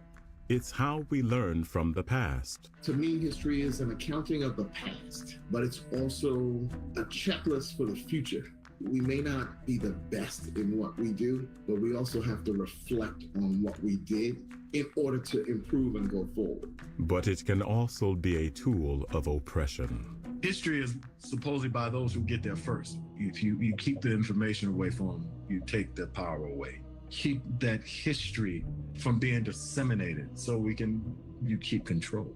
It's meant to be shared. I'll say it to you in Choctaw. Chitalit Talawa. That's Choctaw, it means sing it loudly. Bass spoke the 5 languages of the civilized tribe. So now we have all this information and we all have to go sing it loudly. And it needs to be protected. When you look at Oklahoma, you have the colorful history. The cowboys, the Indians, the marshals, and the outlaws, and freedmen were among all of them. And yet, we're not talked about. And it's always changing. You know, history is not finite. And you can find information today that will turn around something that was written 10 years ago or 20 years ago. And so it's never just conclusive. Case in point. In our first episode, I talked about Bass's father, Arthur, fleeing Texas to avoid becoming enslaved. Well, Professor Burton doubts whether that really happened. I think Arthur Reeves is a false narrative.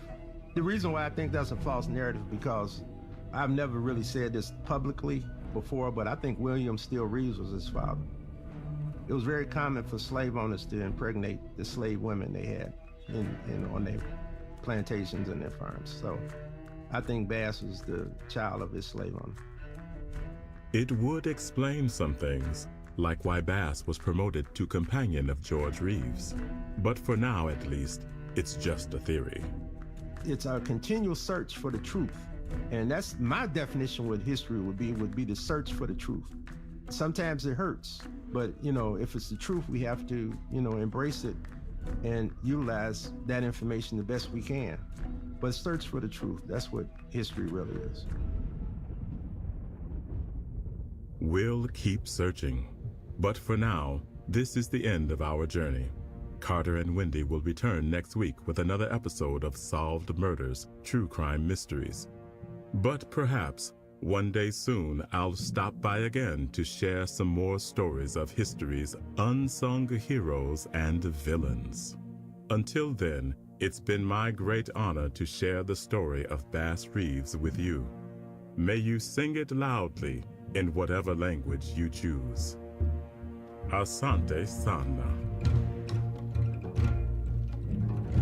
Solved Murders, True Crime Mysteries is a Spotify original from Parcast. This special was created and developed by Derek Jennings. It was written by Andrew Kelleher and Luther Mace, with editing by Andrew Kelleher and Maggie Admire. Researched by Sapphire Williams. Fact-checking by Haley Milligan and produced by Josh Kern. Our production manager is Michelle Kitchen, and our supervising editor is Ryan O'Leary Jones. Original music by William Ryan Fritsch. Our supervising sound designer is Juan Borda, with additional sound editing by Alex Button. Music supervision by Liz Fulton. Nick Johnson is our head of production. Quality control by Lisa Marie Gallegos, with quality control support by Spencer Howard. And I'm your host, Darnell Ishmael.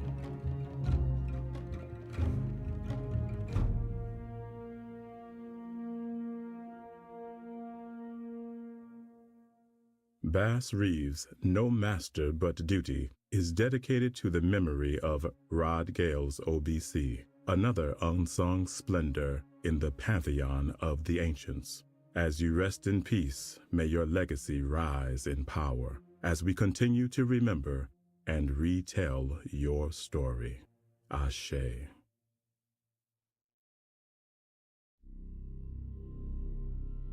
Due to the graphic nature of this murder case, listener discretion is advised. This episode includes dramatizations and discussions of domestic abuse, fire, murder, and mutilation. We advise extreme caution for children under 13.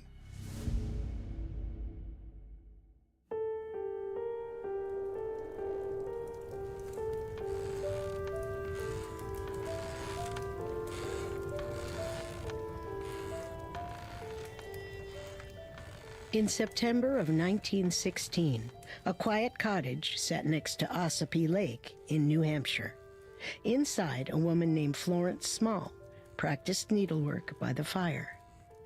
Florence was in her late 30s, and she was passing the time while her husband, 50-year-old Frederick Small, was off somewhere, running errands or doing business.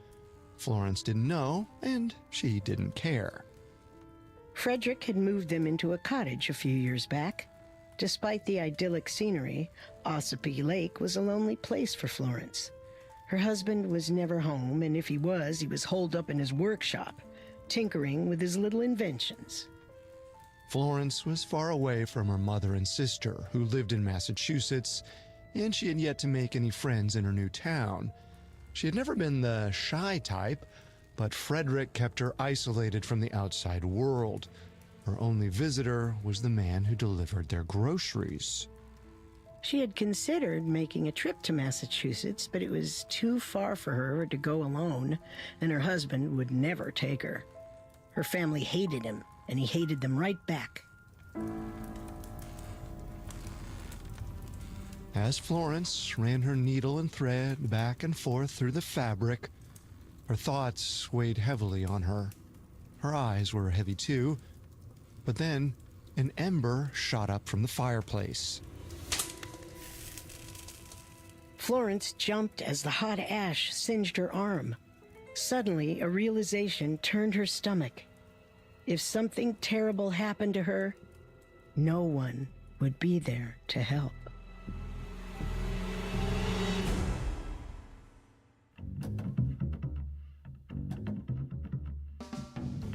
Welcome to Solved Murders, True Crime Mysteries, a Spotify original from Parcast.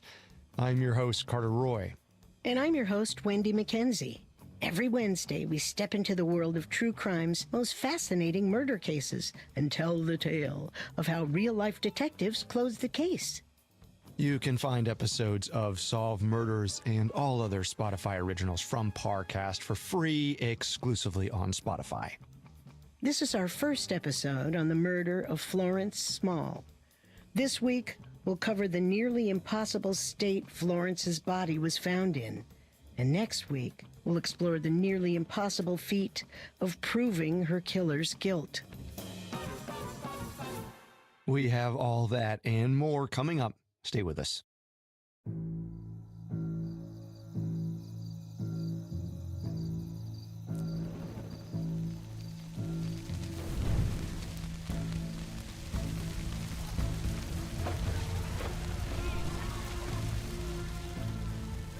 Late at night on September 28, 1916, a peaceful cottage burst into flames.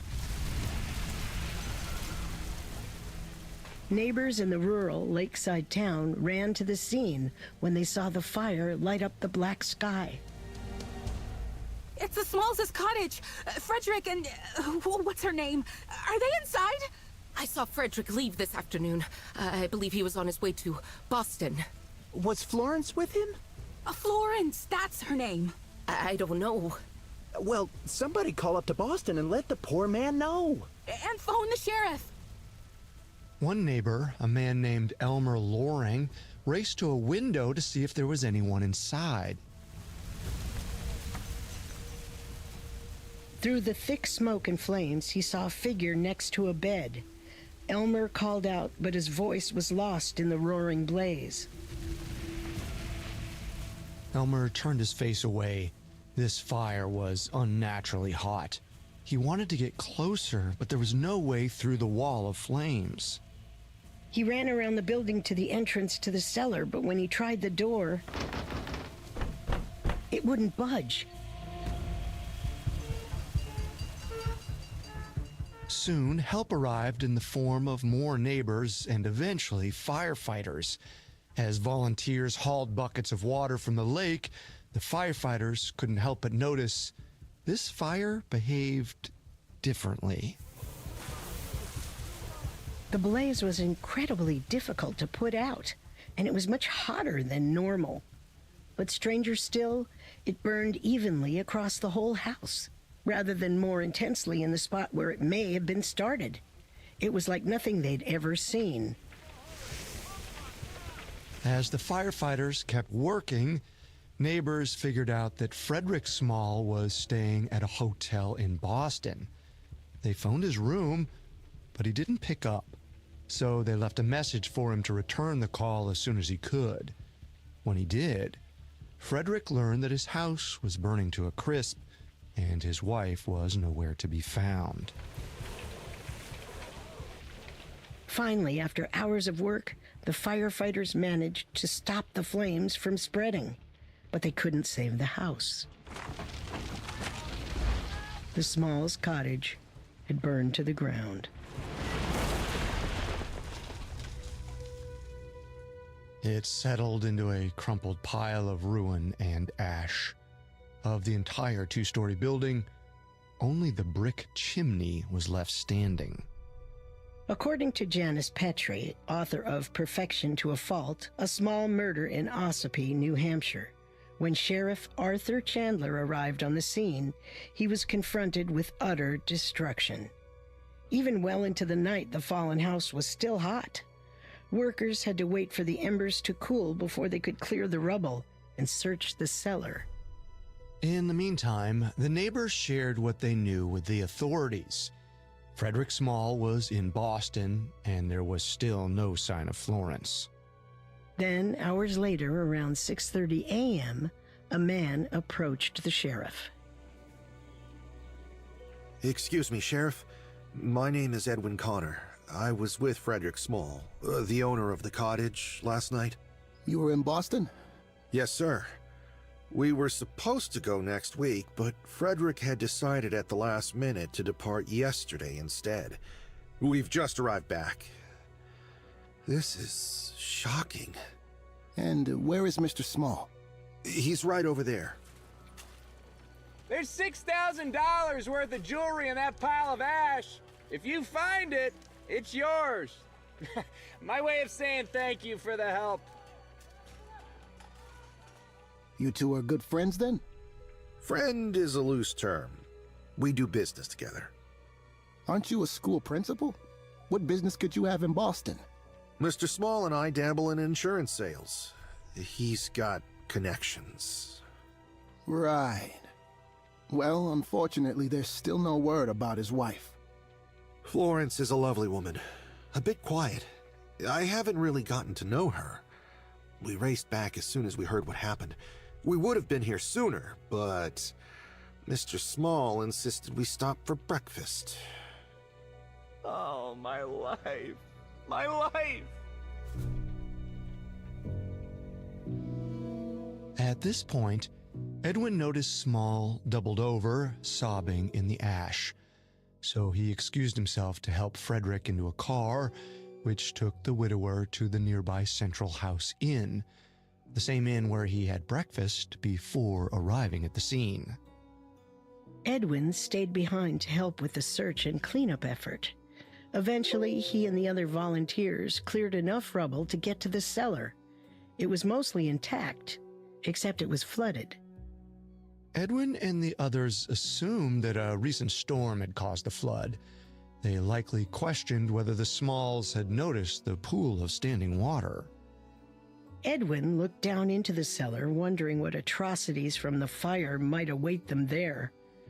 Before he could think about it further, he rolled up his sleeves and pant legs and made his descent.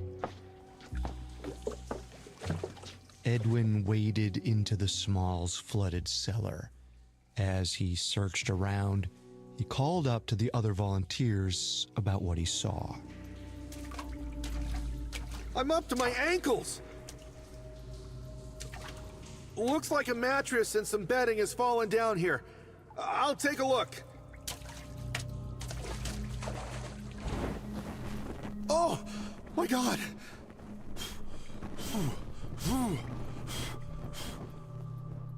When Edwin made it to the bed, he found a lifeless corpse. It was still burning. There was fabric wrapped around the face, and though most of the body was severely burned, Edwin knew without a doubt that this is what remained of Florence Small.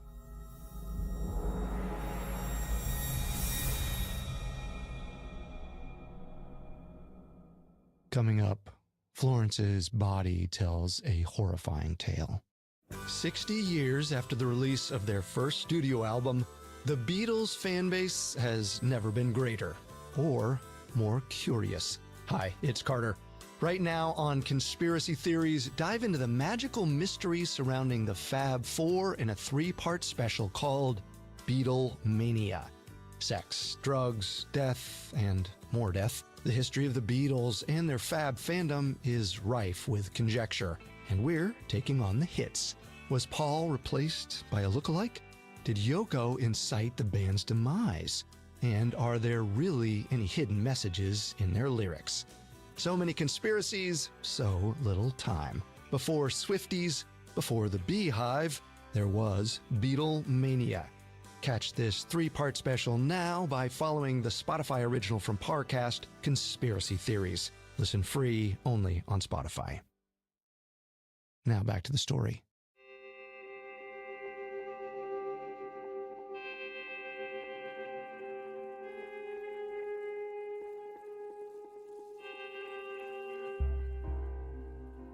In the morning hours of September 29th, 1916, Edwin Connor helped search his associate Frederick Small's burnt-down cottage.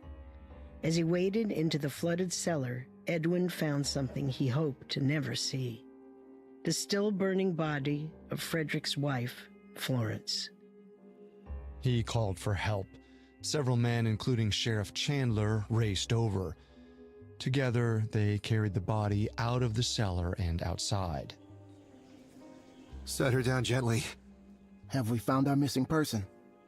Yes. It's her. It's Florence. Her arms and legs are burned, but her back is fine. That must have been the part that landed in the water. And why is there fabric around her face? And, it's been secured with this. A rope. That's a nice square knot, too. Whoever tied it knew what they were doing.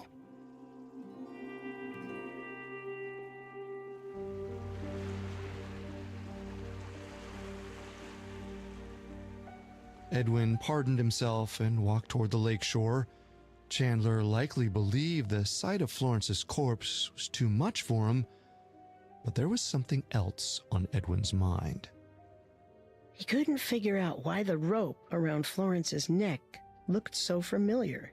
As he gazed around the shore, lost in thought, his eyes landed on the Smalls' boathouse.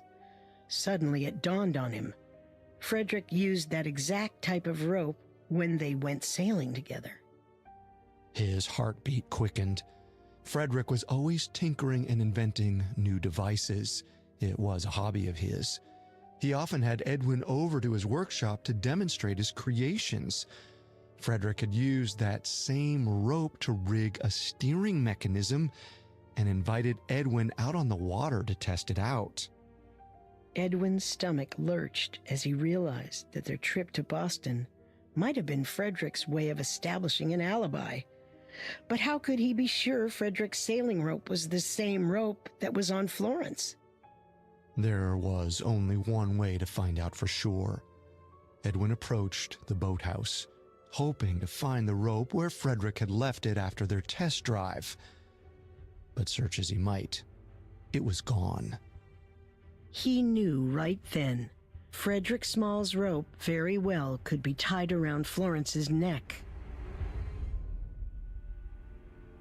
Edwin didn't waste any time telling Sheriff Chandler about the discovery, but though it raised the sheriff's suspicions, before anyone could jump to conclusions, the chief medical examiner needed to perform a preliminary autopsy. Soon, Dr. Frank Horn arrived at the scene. There wasn't much he could do until he could get the body to a proper lab, but he did officially identify it as Florence Small. He then phoned Frederick to break the horrific news.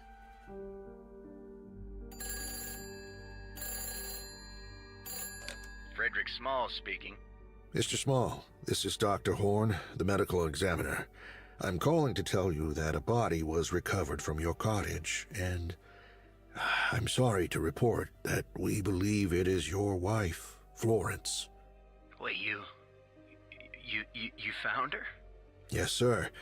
And after we finish with the autopsy, we'd like to make arrangements so you could lay her to rest. What would you like us to do with her body? There's enough of her body to bury? Yes, sir. Right. Well, she'd better have a casket. $35 ought to do it. And a half burial plot. Very well. I'll make the arrangements.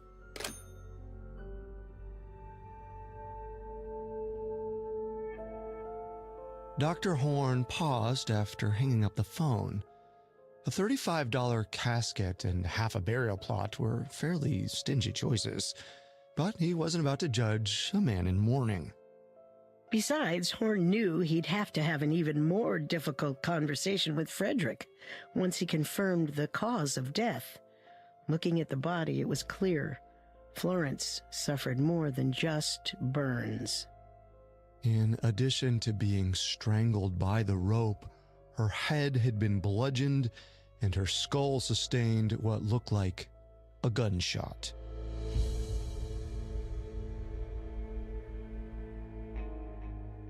Dr. Horn called Sheriff Chandler to inform him of Florence's wounds. The sheriff wasn't surprised. His deputies had found several items in the cottage cellar that raised red flags, a spark plug, bedclothes that reeked of kerosene, and a revolver. But there was also an alarm clock and some hairpins. Between this and Edwin Connor's claims about the rope, Chandler felt certain there was foul play, and his gut told him Frederick Small was to blame. The sheriff phoned the county solicitor, Walter E. Hill, and the attorney general, James P. Tuttle, and urged them to prepare a case for murder. Then, Chandler made his way to the Central House Inn.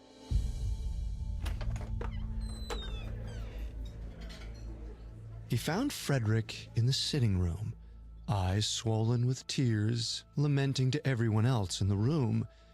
He didn't stop when he noticed the sheriff looming over him. Oh, Sheriff. I heard the news. You found my sweet Florence. I can't believe what horrible fate I suffered, that I would lose my home and my beloved wife. Fate has a funny way of working. Poor Florence must have been doing her needlework too close to the fire. Gosh, she had a habit of doing that. Mr. Small, I don't think this fire was an accident. I think someone killed your wife, then burned down the house to cover it up. Dear God. Who do you think did it? You. I'm here to place you under protective custody. I'd like to call a lawyer. Now, 24 hours since the fire, Chandler placed Frederick Small under protective custody at the inn. While the sheriff awaited official orders from the county solicitor, Frederick phoned two defense lawyers, Sidney Stevens and William Matthews. Stevens and Matthews eagerly took on Frederick's case. The two men were prominent lawyers, so word of the arrest spread quickly through Ossipee. Meanwhile, Dr. Horn had transferred Florence's body to a lab where he and a team of doctors performed a more thorough autopsy on Florence. They found that her death was even more brutal than initially imagined. See, here is where the bullet entered, which means... here it is. The bullet itself. These wounds to the head, they look as though they've been caused by a fire poker or, a coal slicer. How monstrous. As brutal as they are, none of these wounds would have been lethal. Not even the gunshot. My guess is the devil shot her, but she was still alive, so he bashed her skull. When that still didn't do it, he strangled her.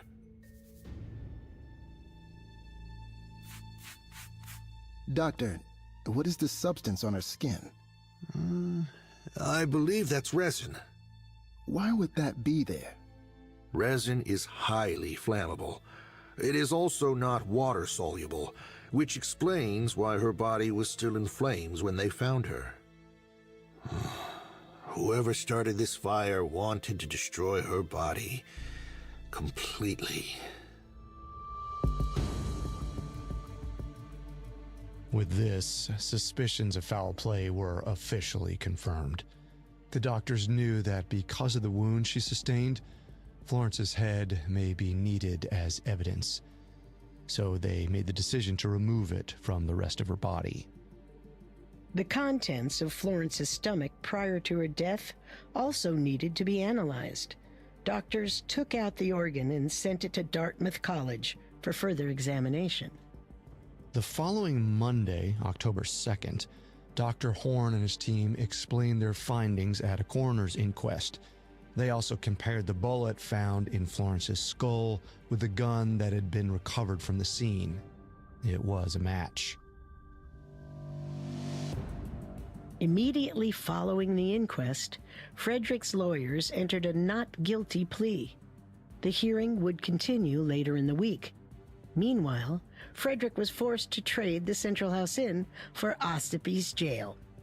Soon after, Sheriff Chandler met with Attorney General James Tuttle to discuss their evidence. While suspicious, most of what they had was circumstantial. They knew it would be difficult to prove how Frederick killed his wife and burned down their house when he was apparently in Boston. So rather than focusing on the details, they started big. Tuttle told Chandler to establish a timeline and motive. Meanwhile, the Attorney General would look more into Frederick Small's personal life. But there was a problem. Frederick didn't seem to have many friends. However, soon Tuttle would have the opportunity to speak with those closest to Florence. Her funeral service was scheduled for the very next day, and Tuttle planned to have a word with her mother and sister, who were traveling from Massachusetts. This was his chance to get their opinions on Frederick. But getting through to Florence's family would be a lot harder than Tuttle expected. Coming up, the truth about Frederick Small. And now, back to our story.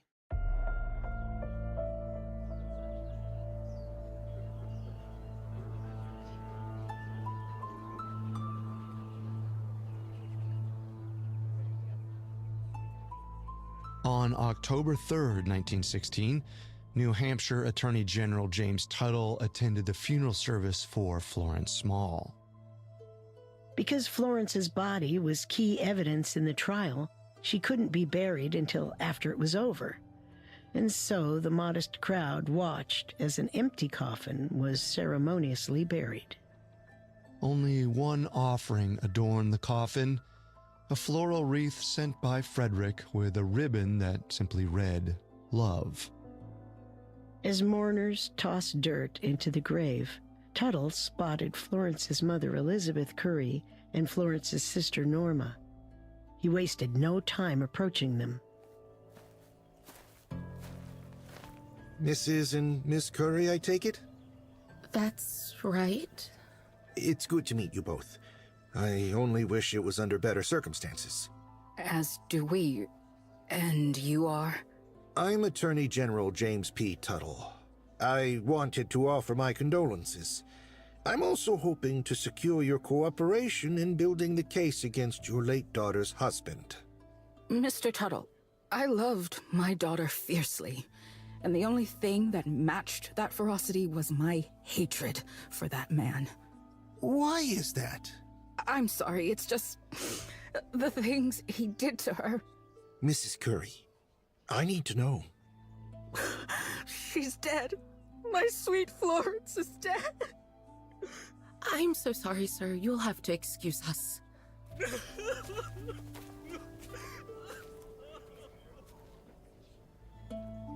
Tuttle felt defeated as he left the funeral. That had been his chance to get Elizabeth and Norma's first-hand statements. But he wasn't the kind of man to harass grieving women.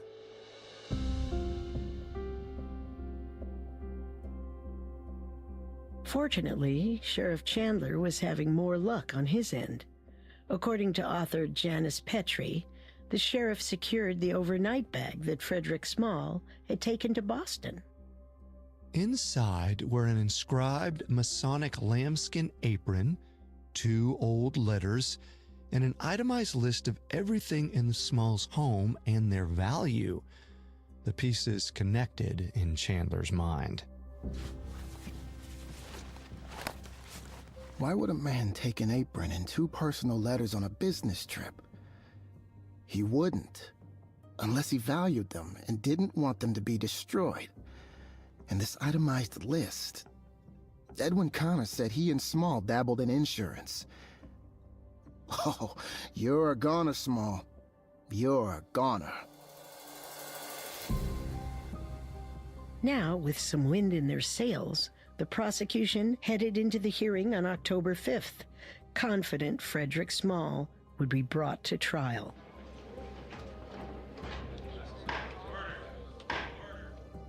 Judge Charles S. Miles, the same judge from the coroner's inquest, presided over the hearing. He silenced the room, then let the prosecution begin calling witnesses. Among them were Edwin Connor, Frederick Small's driver, a man named George Kennett, and an insurance salesman who'd done business with Frederick. I picked up Mr. Small on September 28th for his trip to Boston. I heard him say goodbye to his wife. No, I suppose I didn't see her. I was with Frederick Small the night of the fire. He was acting strangely the entire time we were in Boston. I'm certain that the rope around Florence's neck belonged to him.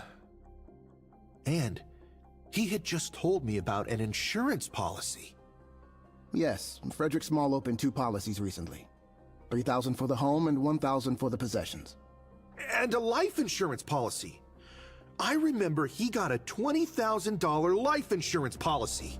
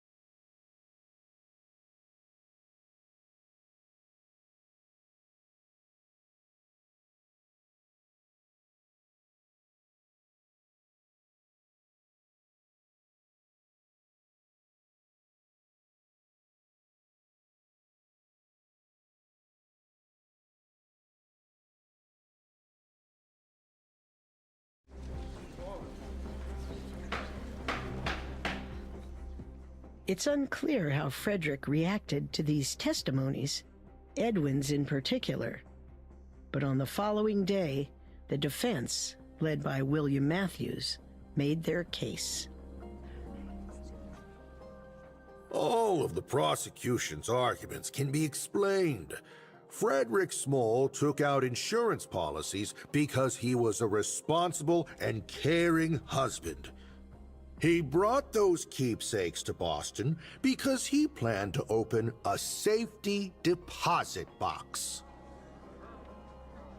Matthews also pointed out that they were still awaiting medical results that would determine Florence's time of death.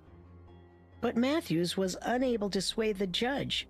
Frederick Small was scheduled to appear before a grand jury in December. Though he was occasionally seen weeping during the hearing, Frederick was stoic when the decision was reached. After the hearing, Tuttle continued working on the case. Even though the general public was on his side, he knew the defense was right. Their evidence was circumstantial. And he couldn't get his mind off of what Florence's mother, Elizabeth Curry, had said. The things he did to her. Tuttle knew he needed to speak to Elizabeth and hear her piece, so he picked up the phone and dialed her home in Massachusetts. Perhaps the results of the hearing galvanized her, because this time Elizabeth was ready to talk.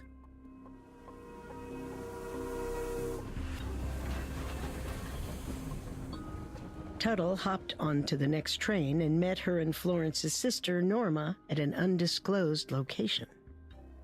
I appreciate you meeting with me, ladies. You have no idea how important it is for me to understand Florence's marriage. Marriage? It was no marriage at all, more like ownership. I blame myself, really. If I hadn't hired him as a handyman, this never would have happened. Elizabeth went on to tell Tuttle all about how her daughter met Frederick Small.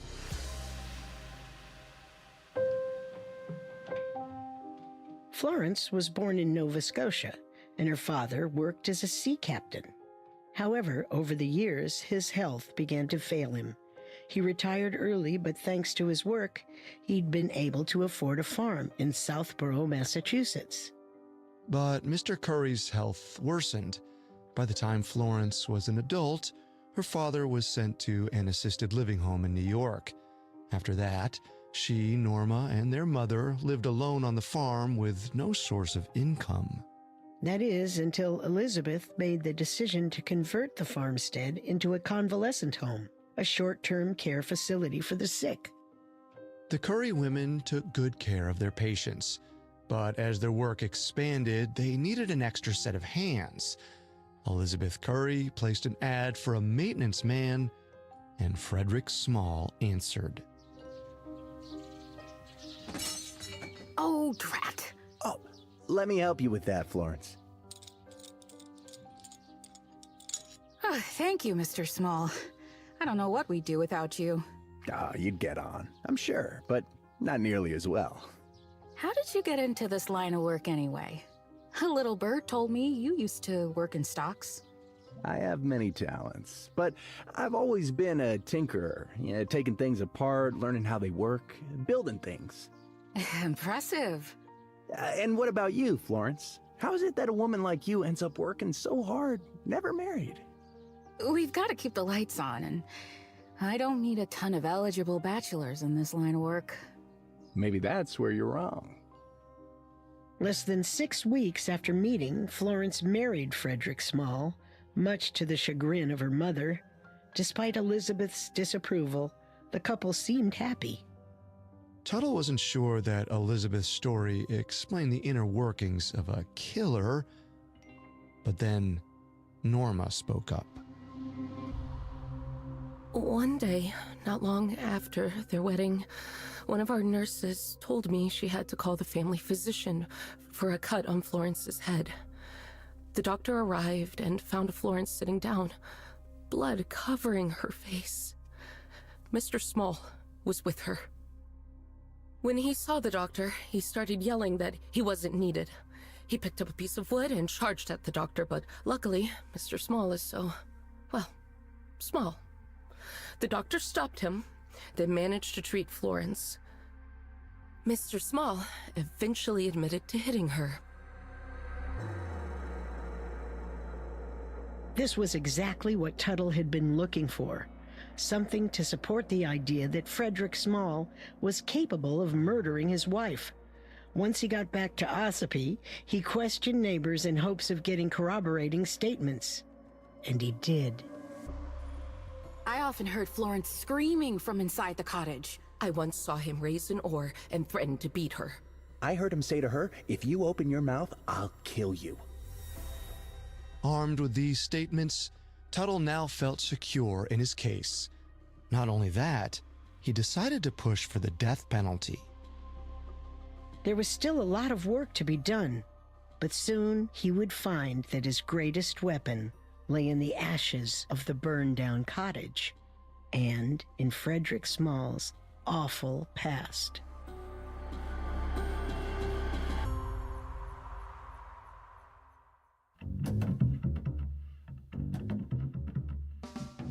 Thanks again for tuning in to Solved Murders.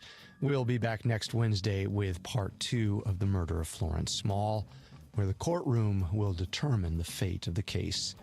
For more information on Florence Small, amongst the many sources we used, we found Perfection to a Fault, a small murder in Ossipee, New Hampshire, 1916, by Janice S.C. Petrie, extremely helpful to our research.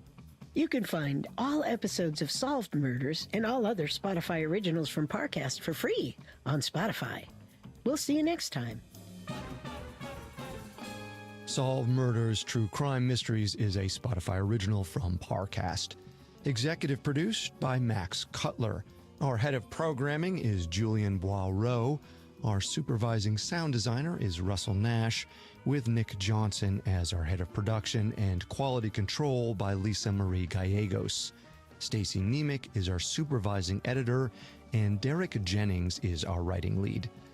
This episode of Solved Murders was written by Joseph Bricker, edited by Sarah Batchelor and Alexandra Garland, fact-checked by Bennett Logan, researched by Mickey Taylor, produced by Aaron Larson, Joshua Kern, and Juan Borda, and sound design by Brian Golub.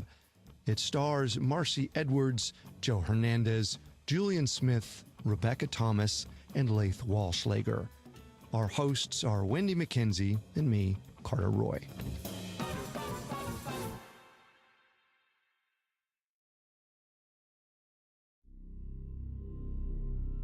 Due to the graphic nature of this murder case, listener discretion is advised. This episode includes dramatizations and discussions of domestic abuse, fire, murder, and mutilation. We advise extreme caution for children under 13.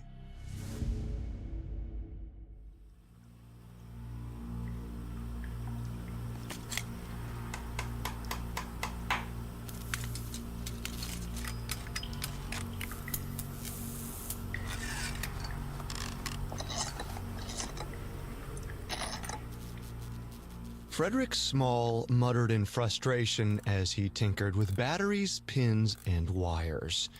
He struggled to get the exact configuration he wanted, but he was on the edge of something. Frederick would spend hours like this in his workshop. What he liked best about this time was that he was in complete control. Despite his best efforts, his life had a way of continually disappointing him. It all began when he was young and he broke one of his legs in a baseball accident. It hadn't healed properly, so his injured leg was permanently shorter than the other. And though resentment bubbled inside Frederick, he didn't let it consume him. He just let it fuel him. He was driven. He wanted to improve his mind and his station in life. He wanted to prove he was just as good, if not better, than those around him. And he believed his latest project was the key, if only he could get the device to work properly.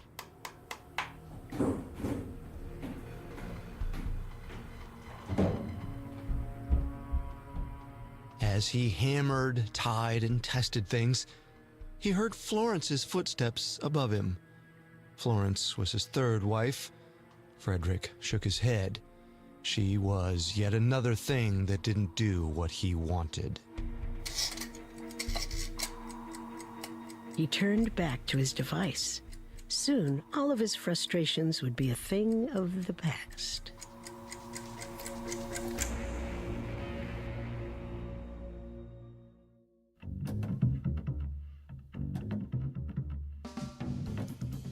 Welcome to Solved Murders True Crime Mysteries, a Spotify original from Parcast. I'm your host, Carter Roy. And I'm your host, Wendy McKenzie.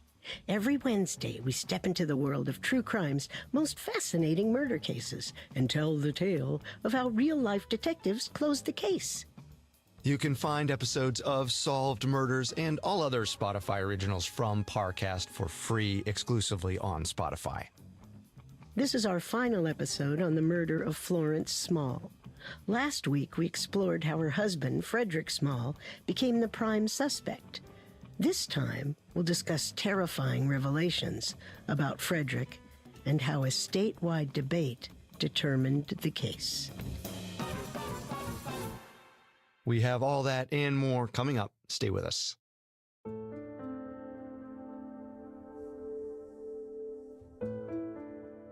On September 28, 1916, Florence Small's home on the shores of Ossipee Lake, New Hampshire, burnt to the ground.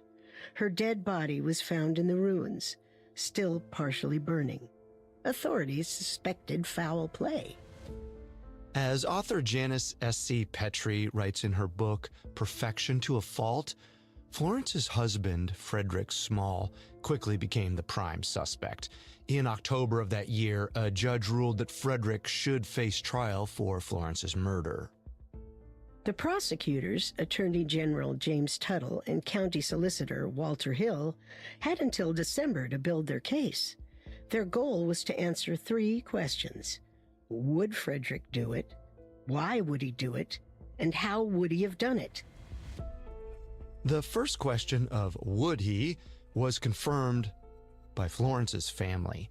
When Tuttle interviewed Florence's mother and sister, he learned that Frederick had a violent streak and often took his anger out on his younger wife. Knowing this, it wasn't hard to imagine his violence escalated to murder. The second question, why, may have been answered at the hearing.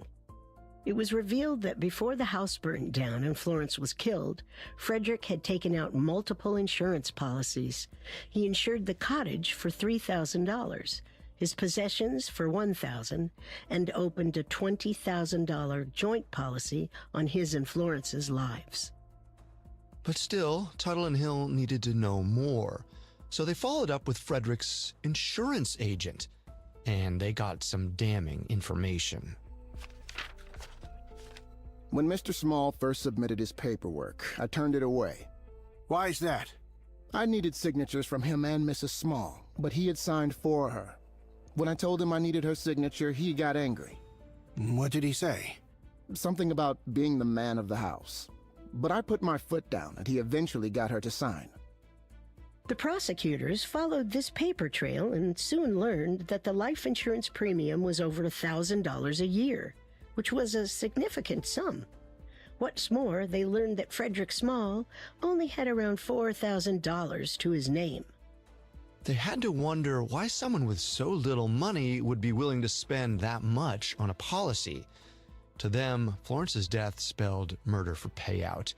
And if this were true, it may not have been Frederick's first time playing with fire. Tuttle soon learned from Elizabeth and Norma Curry, Florence's mother and sister, that the women had even more reasons to distrust Frederick.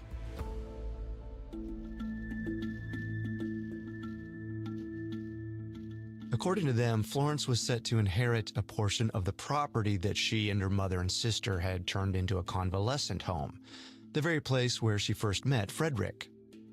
In 1914, after the pair were wed, Frederick insured that piece of property. Not long after, they moved to Ossipee, and the inheritance property was mysteriously destroyed in a fire. things didn't stop there. As Tuttle and Hill kept digging, they learned that in 1900, the home Frederick lived in with his second wife was also destroyed by fire. Though it wasn't clear if he received an insurance payout for the home, the pattern alone was incriminating. Tuttle felt that this spelled certain victory. They now had evidence that Frederick Small was likely capable of setting a fire and would go to such lengths if it meant a payday. But Hill felt differently. 3 fires in this man's life, Hill. Try and tell me that's a coincidence. It's suspicious, but there's still room for reasonable doubt. What about this court document? Frederick's second wife had an affair, and he let it carry on just so he could sue the other man. He uses women for his own financial gain. I'm not disagreeing with you, but we must be thorough. We still don't know how Frederick could have set fire to the cottage. In terms of this question, the prosecutors were led to a theory in an unexpected way. It all started when they received word from Dartmouth College on the contents of Florence's stomach at the time of her death. Back when the hearing had taken place, analysts were still examining Florence's stomach. Now the prosecution and defense both awaited the results with anticipation. This information was key, as it would help establish a timeline. Tuttle and Hill hoped to argue that Frederick and Florence ate a hearty lunch, then Frederick murdered his wife and left for Boston. But when Dartmouth finally submitted their findings, the prosecutors were met with more questions than answers. Undigested meat and vegetables. She was clearly murdered shortly after eating. Yes, but that's all it proves. We need to know what meal Florence had just eaten. If the food is from lunch, it could have been Frederick. But if it's from dinner, after he left town... Then it couldn't have been him. But how do we find out? Let's see what we can learn from their neighbors. The two prosecutors spoke to residents of Ossipee who they hoped had a sense of the Smalls' daily schedule. It likely wasn't easy, as Florence didn't know many people in town. But soon they learned that the Smalls usually ate their largest meal in the middle of the day, before 3 p.m. However, no one could say for certain whether they ate around that time on September 28th, the day of the fire, or if Florence had had dinner that night. Without confirmation, the prosecutor's timeline was mere speculation.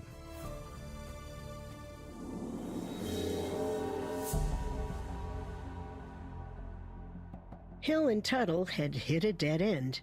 They were forced to consider other timeline factors when they received a key piece of information through the Smalls' mailman, Philip Davis. Davis wasn't just the mailman. He'd also been friendly with the Smalls. In fact, he'd witnessed some of the abuse Florence suffered at the hands of her husband. He recalled for the investigators a time that he went on a duck hunting trip with the couple.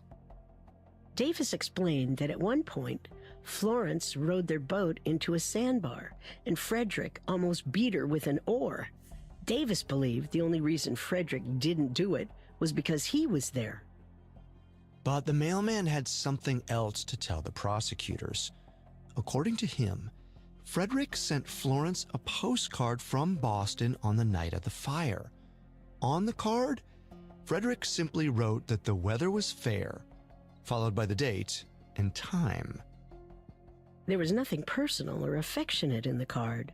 The prosecution found this suspicious. They believed that Frederick sent the card solely to establish his alibi. But while this was a helpful witness statement, it only put more pressure on the question of how Frederick could have started the fire. We need to nail this guy. Let's think. We know that Florence was murdered beforehand. That's right, and we have the rope that strangled her. But how could he have set the fire from Boston? Well, we've got more than just the rope from the crime scene. Remember those items found in the cellar? A spark plug, an alarm clock, hairpins, bedclothes that reeked of kerosene. and a revolver. There were also some wires. Edwin Connor says Frederick was a tinkerer, right? You don't think... Could he have built something? We better find out.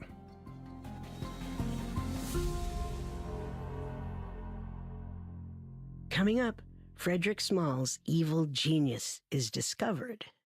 And now, back to our story.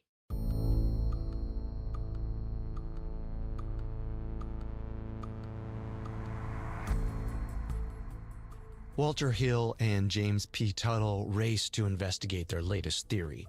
The two men consulted several experts on how Frederick Small might have been able to build a timed incendiary device to burn down his cottage while he was away in Boston. Among these experts was an electrician named Franklin Piper. One more time, Mr. Piper. How would one build a device with these items? Oh, a schoolboy could do it. First, you attach the ends of some wires to an energy source, like a battery. Then you connect the other ends to the hands on an alarm clock. Where you place them depends on when you want the wires to cross. When that time comes, the circuit closes. That makes this bit of metal heat up here, then whoosh, fire. And with enough fuel, a big one. Tuttle and Hill turned to each other. It all made sense. A look of victory passed between the two men. By the time the trial came around, they were ready.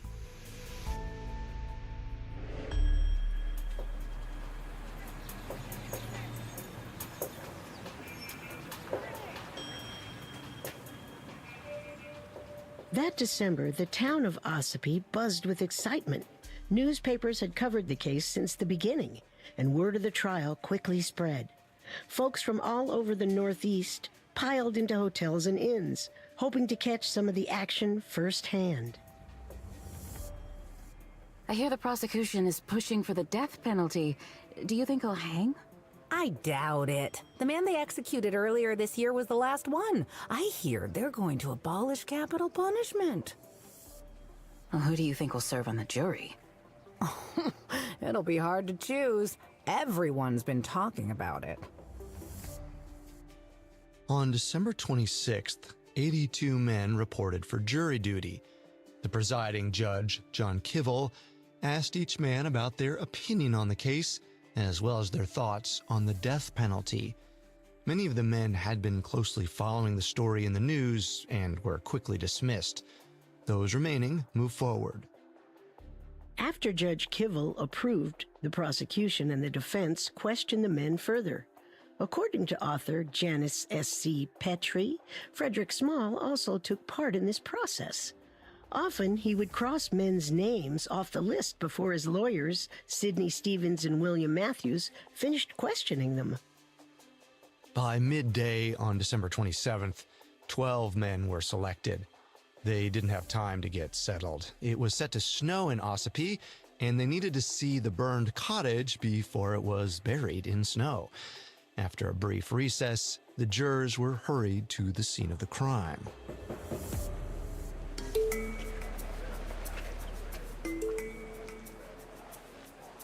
All four lawyers, the judge, Frederick, and Sheriff Arthur Chandler, joined them. Once there, Frederick burst into tears and collapsed. Sheriff Chandler had to pull him back up to his feet. The jurors shifted uncomfortably at the display. Walter Hill had no time for the theatrics. He promptly stepped forward to make a statement. Gentlemen of the jury, I'd like to bring your attention to the cellar right over here. There were several conspicuous items scattered around the area, including the makings of an explosive, which we will discuss in court. This is also where we found the revolver, which matches the bullet found in Florence's skull. And of course, this is also where we found poor Florence's body. Sidney Stevens, Frederick's young defense attorney, pushed back. Gentlemen of the jury, all Mr. Hill has told you is that the house collapsed and everything fell to the cellar. But I want to tell you a story of two doors. The first is the side door, which was found destroyed over here. George Kennett, who picked Frederick Small up from his home that fateful day, saw Small leave through this door. It was locked when we found it in the ruins. I intend to prove that this door only locked from the inside, which means Florence was still alive when Frederick left home. Now, for the second door, the cellar door. As you can see, this hatchway is easily accessible to anyone outside the house. And if this door was unlocked, as I intend to prove it was, then someone else could have broken into the house, murdered Florence, burned the place down, and escaped scot-free.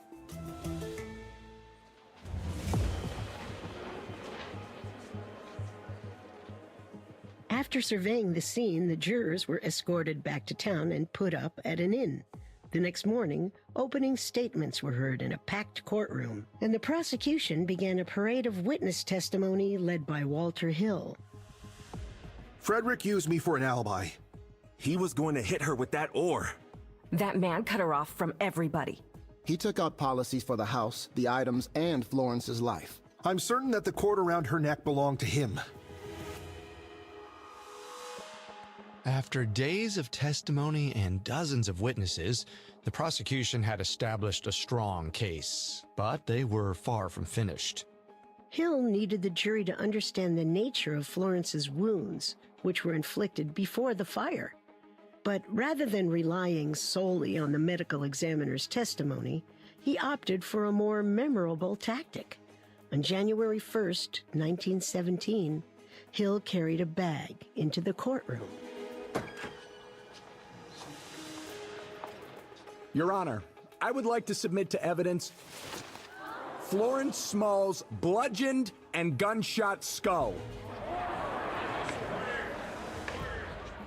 If you recall, the medical examiner had removed Florence's head knowing that the wounds would serve as evidence. He probably didn't anticipate that Hill would actually display her skull in trial, but the prosecutor seemed to elicit the response he wanted. The jury blanched at the sight. Then their eyes shot to Frederick, who was trembling with emotion. The defense leapt to their feet in protest, but the judge allowed Hill to continue. Hill then brought in medical doctors who likely explained that the injuries were inflicted prior to the fire, as well as the fact that Florence's undigested meal indicated she'd eaten not long before she was murdered. At some point, Hill likely pieced together Florence's final moments. Gentlemen of the jury, it's painfully clear how Florence suffered at the hands of her husband. To start, we know that by the time poor Florence was killed, Frederick Small was no stranger to insurance scams. So after taking out sizable policies on his home, possessions, and his wife's life, the defendant premeditated a way to destroy everything, make it appear as an accident, and collect. Frederick murdered Florence, then left for Boston to establish an alibi. Now, I'm sure you all are wondering, how could the man have started a fire if he wasn't home? To answer that, I call to the stand Mr. Franklin Piper. Franklin Piper, the electrician who the prosecutors had consulted, took the stand to explain how Frederick could have built a timed incendiary device with the parts found in the cellar. As he spoke, the jury nodded in understanding. It was already looking bad for Frederick, but as a final checkmate, the prosecution brought in Elizabeth and Norma Curry, Florence's mother and sister. Both women said they had no doubt that Frederick killed Florence.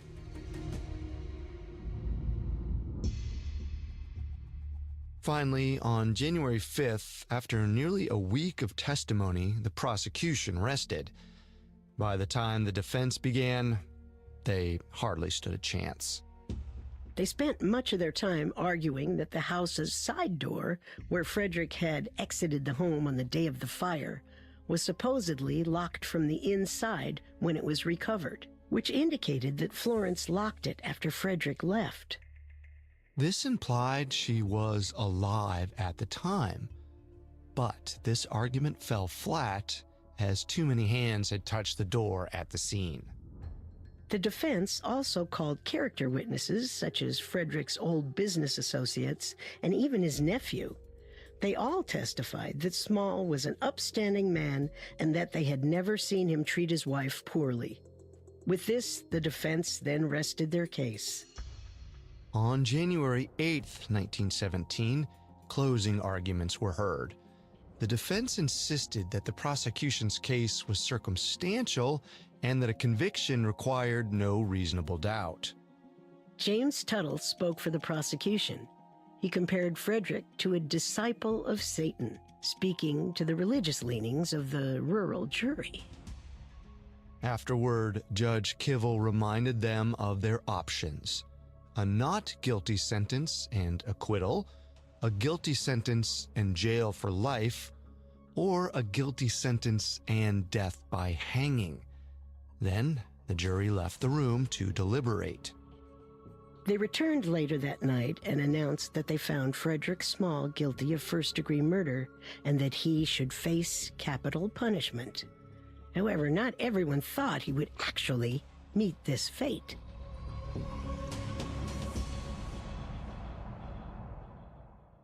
Coming up, the defense rushes to save Frederick from the gallows. Now back to the story.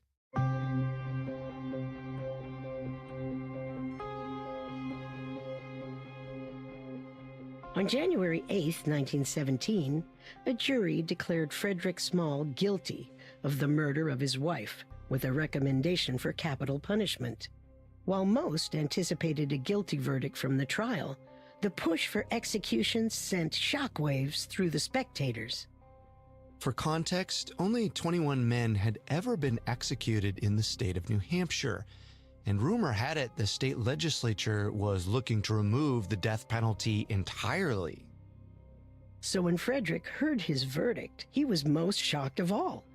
Court was adjourned, and before being led to the jail, he spoke briefly with his defense team, who assured him that they would appeal and that he'd regain his freedom in the end. Meanwhile, the town of Ossipee was abuzz. Journalists hurried to wire the verdict to their papers. Neighbors discussed the outcome with a combination of thrill and horror.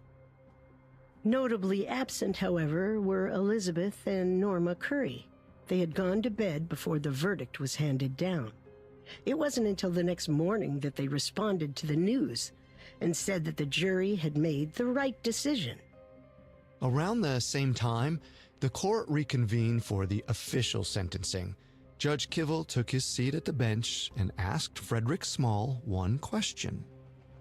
Mr. Small, I've thought long and hard about your sentencing, and I give you this last chance.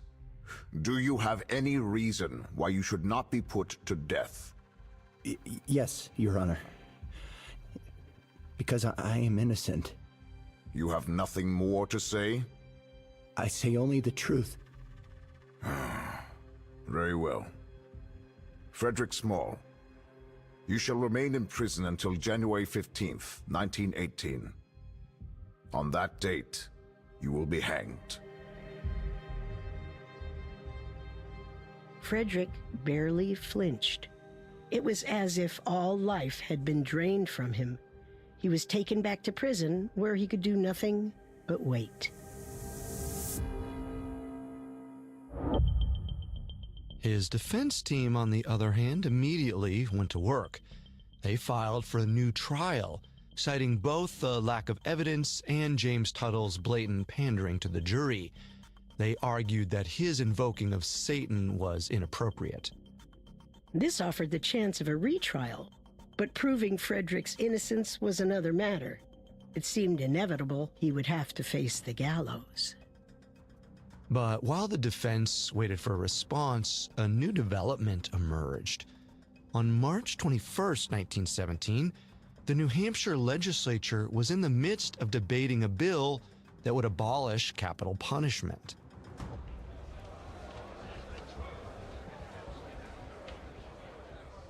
The Bible says thou shalt not murder, and capital punishment is murder. Capital punishment is the only thing deterring people from committing homicide.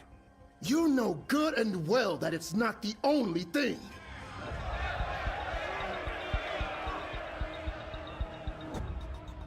The bill was finally put to a vote and in the end was struck down, 190 to 142. Then on December 26th, Frederick's request for a new trial was denied.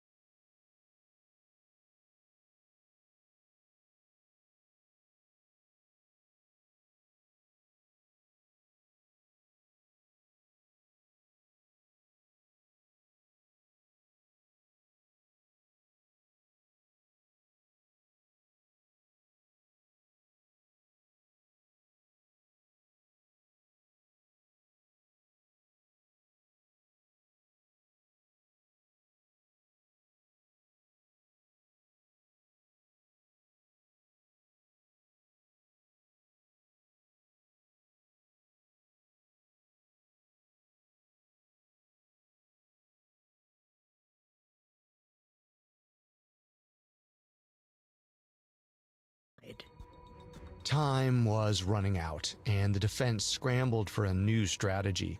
On January 10th, 1918, 5 days before Frederick's scheduled execution, they filed once again for a retrial, citing prejudice from one of the jurors, but it was dismissed. Then on January 14th, just 1 day before Frederick was to be hanged, his lawyers filed one last stay of execution with the governor. That night, Sidney Stevens told Frederick that this too had been denied.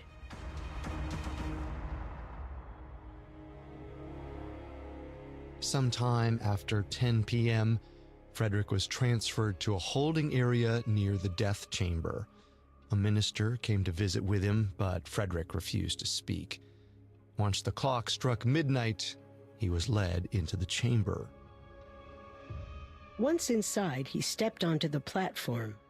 From there, he noticed the crowd who had come to watch.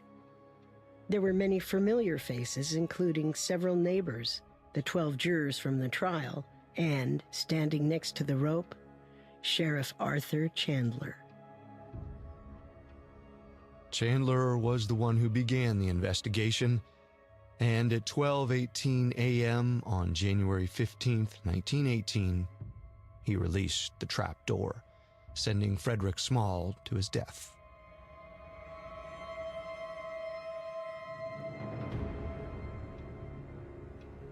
As the rope swung, Chandler remembered everything he had learned about Frederick and Florence. He thought of a younger Florence, newly in love, and how her husband tore her from her family. He thought of that fateful September day and what might have occurred between the couple.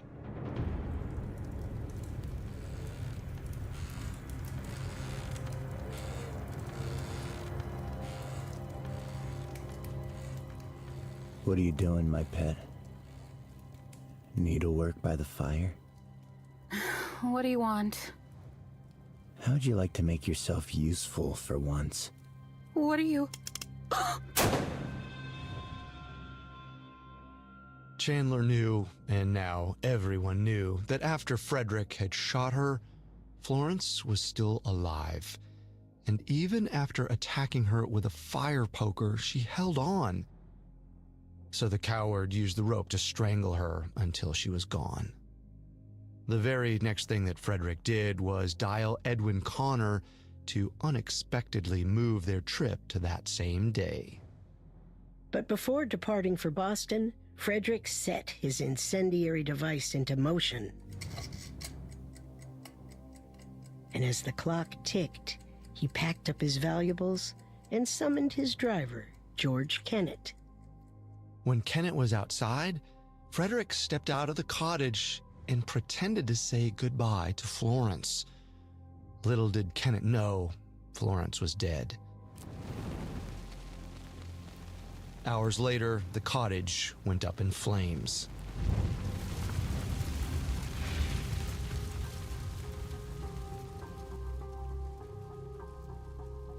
Looking at Frederick now, Chandler probably wondered if the fire on Ossipee Lake was his first time using such a device. While the sheriff would never know the answer to that question, he at least knew that Frederick Small's reign of terror was over.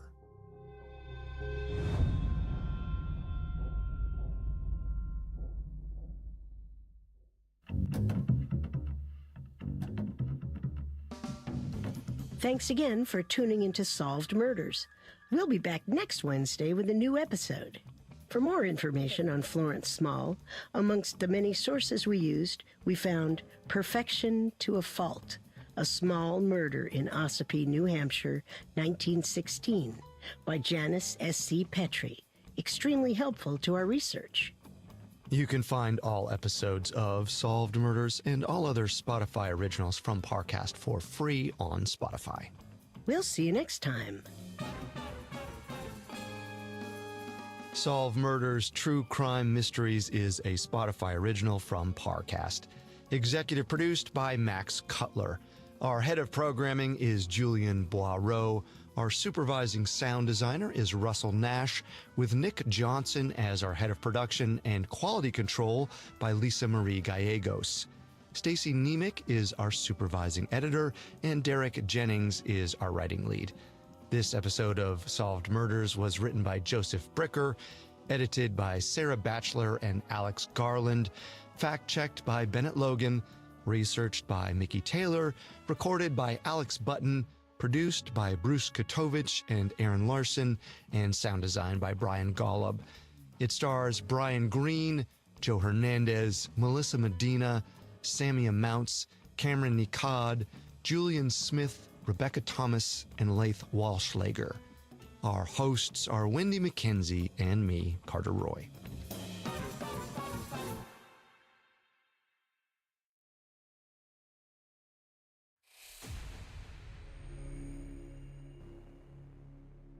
Due to the nature of this cold case, listener discretion is advised.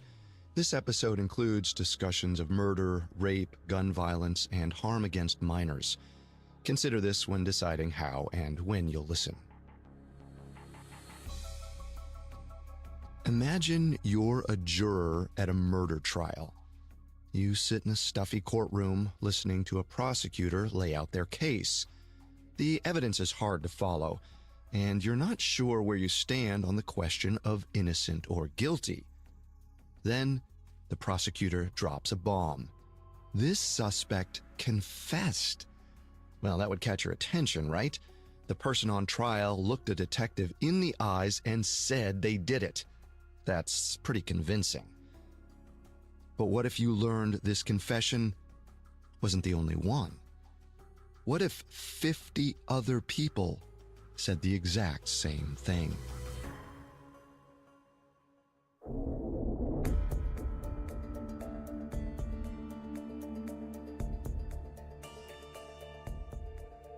I'm Carter Roy, and this is Solved Murders, a Spotify original from Parcast.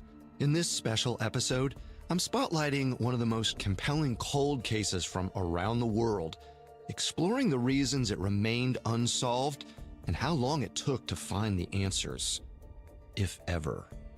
Today, we're covering the yogurt shop murders, a gruesome crime that changed Austin, Texas forever. It sent shockwaves through the suburbs and left investigators deeply confused, especially when they were faced with dozens of separate confessions. We have all that and more coming up. Stay with us. In the 1980s, Austin, Texas was a quiet city. Although the population hovered around 500,000, it had a safe, small-town feel. That changed in 1991, when 4 teenage girls were killed in a frozen yogurt store. They were mourned citywide for decades afterwards. However, according to some people, they aren't the only ones who should be remembered. There were also 4 teenage boys whose lives were changed by the yogurt shop murders, but their legacies are much more complicated. You'll see why once you hear the full story, but right now, let's start at the beginning.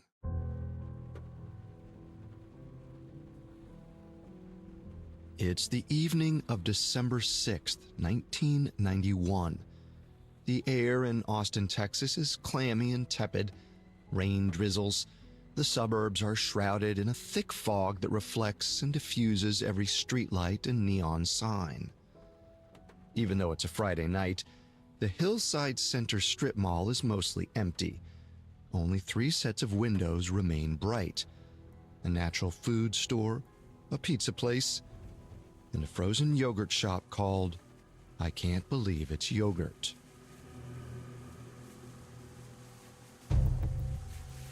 Just before 8 p.m., a dark blue pickup truck pulls into the parking lot.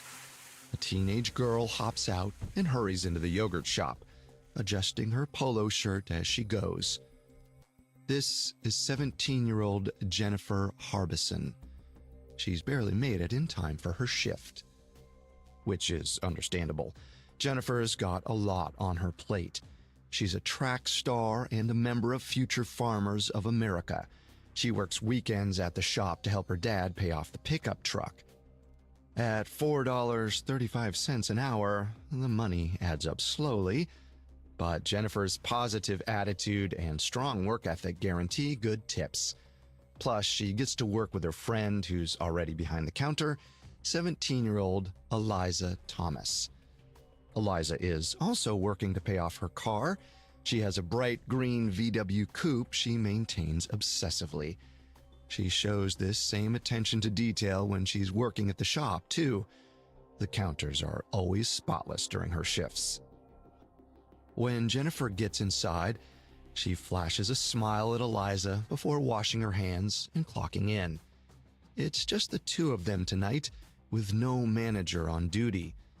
Not many people crave frozen yogurt in December, so it doesn't make sense to have 3 employees in the shop. The shift is easy.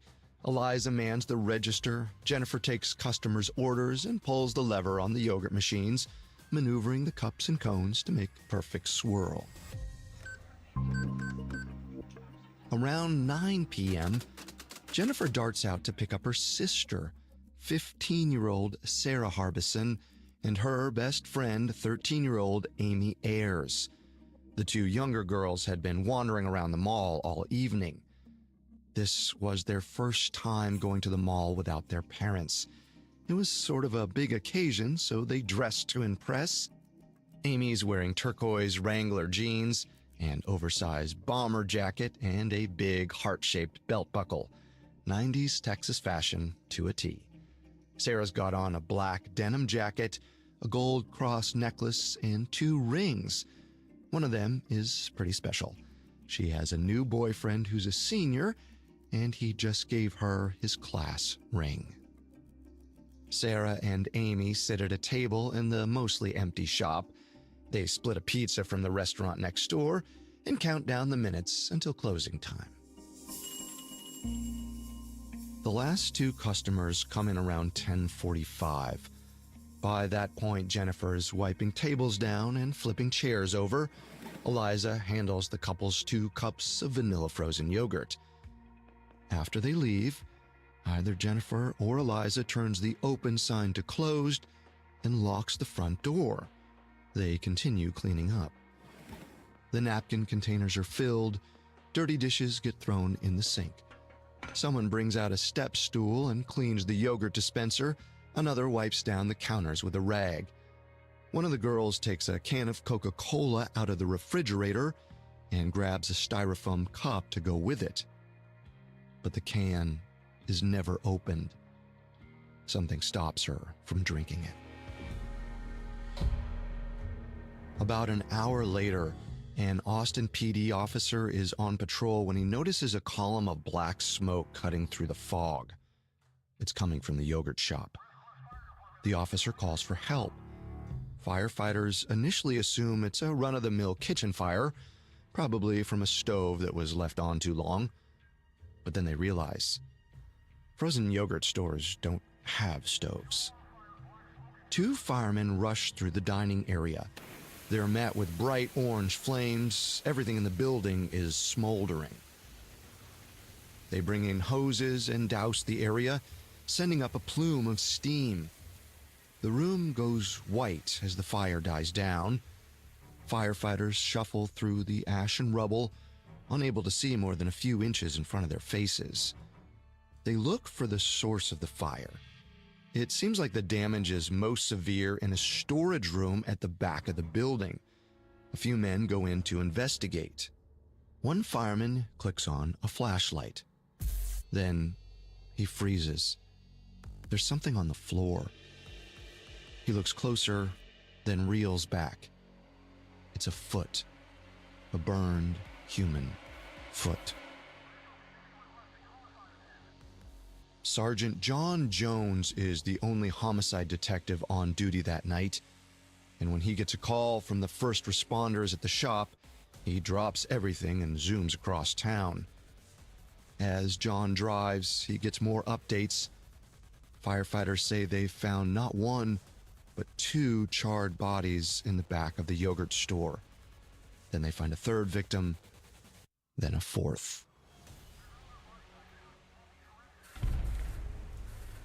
By the time John arrives, dozens of emergency personnel surround the strip mall. Fire trucks and ambulances clog the parking lot. There are only 2 civilian vehicles, a Chevy S10 pickup truck and a VW coupe. The fire department is all over the yogurt shop's front entrance, so John enters through the back. He later describes the crime scene in 2 words: wholesale carnage. Parts of the girls' bodies are still on fire. They're blackened and ashy, laying in puddles of dirty water. One is stacked on top of another, with a third just 3 feet away. The fourth body is around a corner, closer to the cash register and tables. John holds his breath and documents the scene with a Polaroid camera. In 21 years of police work, he's never seen anything like this. After John collects himself, his first priority is identifying the bodies. His supervising lieutenant calls in the manager of the store. Well, the problem is the remains are so damaged by the fire, she can't recognize her own employees. Now, you already know it's Eliza, Jennifer, Sarah, and Amy. The first 3 are found in the back room. Amy is around the corner. It takes a while for police to figure that out, though. They have to rifle through the cars in the parking lot to find Jennifer and Eliza's personal items. Then they piece together Sarah and Amy's identities through their clothing and jewelry. Speaking of clothing, this is where the story gets even harder to stomach. Medical examiners and forensic technicians scan the back room for evidence. Almost everything has been consumed by the fire, but they do notice a pile of clothes and shoes next to the back doors. There are the remains of Jennifer and Eliza's yogurt shop uniforms, complete with beat-up Reebok sneakers. Also in the pile are the vestiges of Amy's mall outfit. Her belt and jacket are missing, and so are some of the girls' underwear.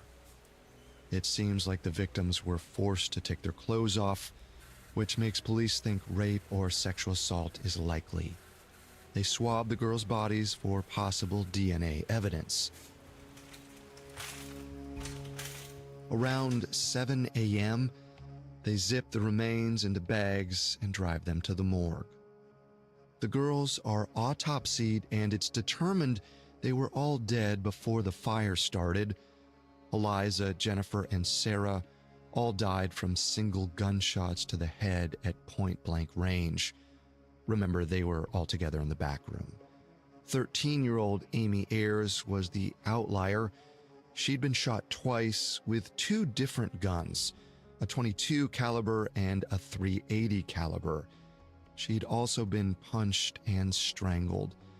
Based on her position further away from the others, it seems like she tried to make a run for it but was stopped before she could escape.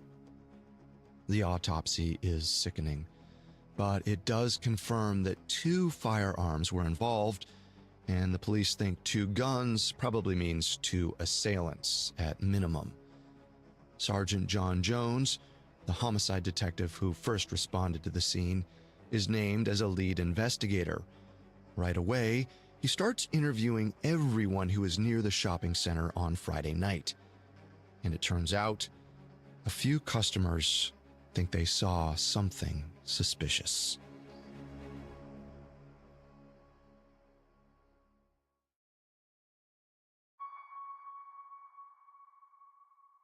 When Sergeant John Jones speaks to customers who are at the yogurt shop on the night of the crime, he discovers something very interesting. One woman remembers coming in around 8:30 p.m. She noticed a pair of teenage boys sitting together. It didn't look like they'd ordered any food. There was only one thing on their table, a small bag. They just sat there, staring at it. One of them stuck a hand inside the bag, and the woman heard a clicking sound. like marbles knocking against each other. Later, she'd wonder if they were bullets. The couple who came into the shop around 10:45 also saw two figures sitting in a booth huddled together. If these were the same customers, they'd been there for more than 2 hours.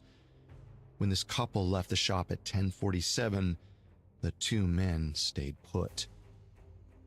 John and his staff do their best to track these men down, but no one saw their faces.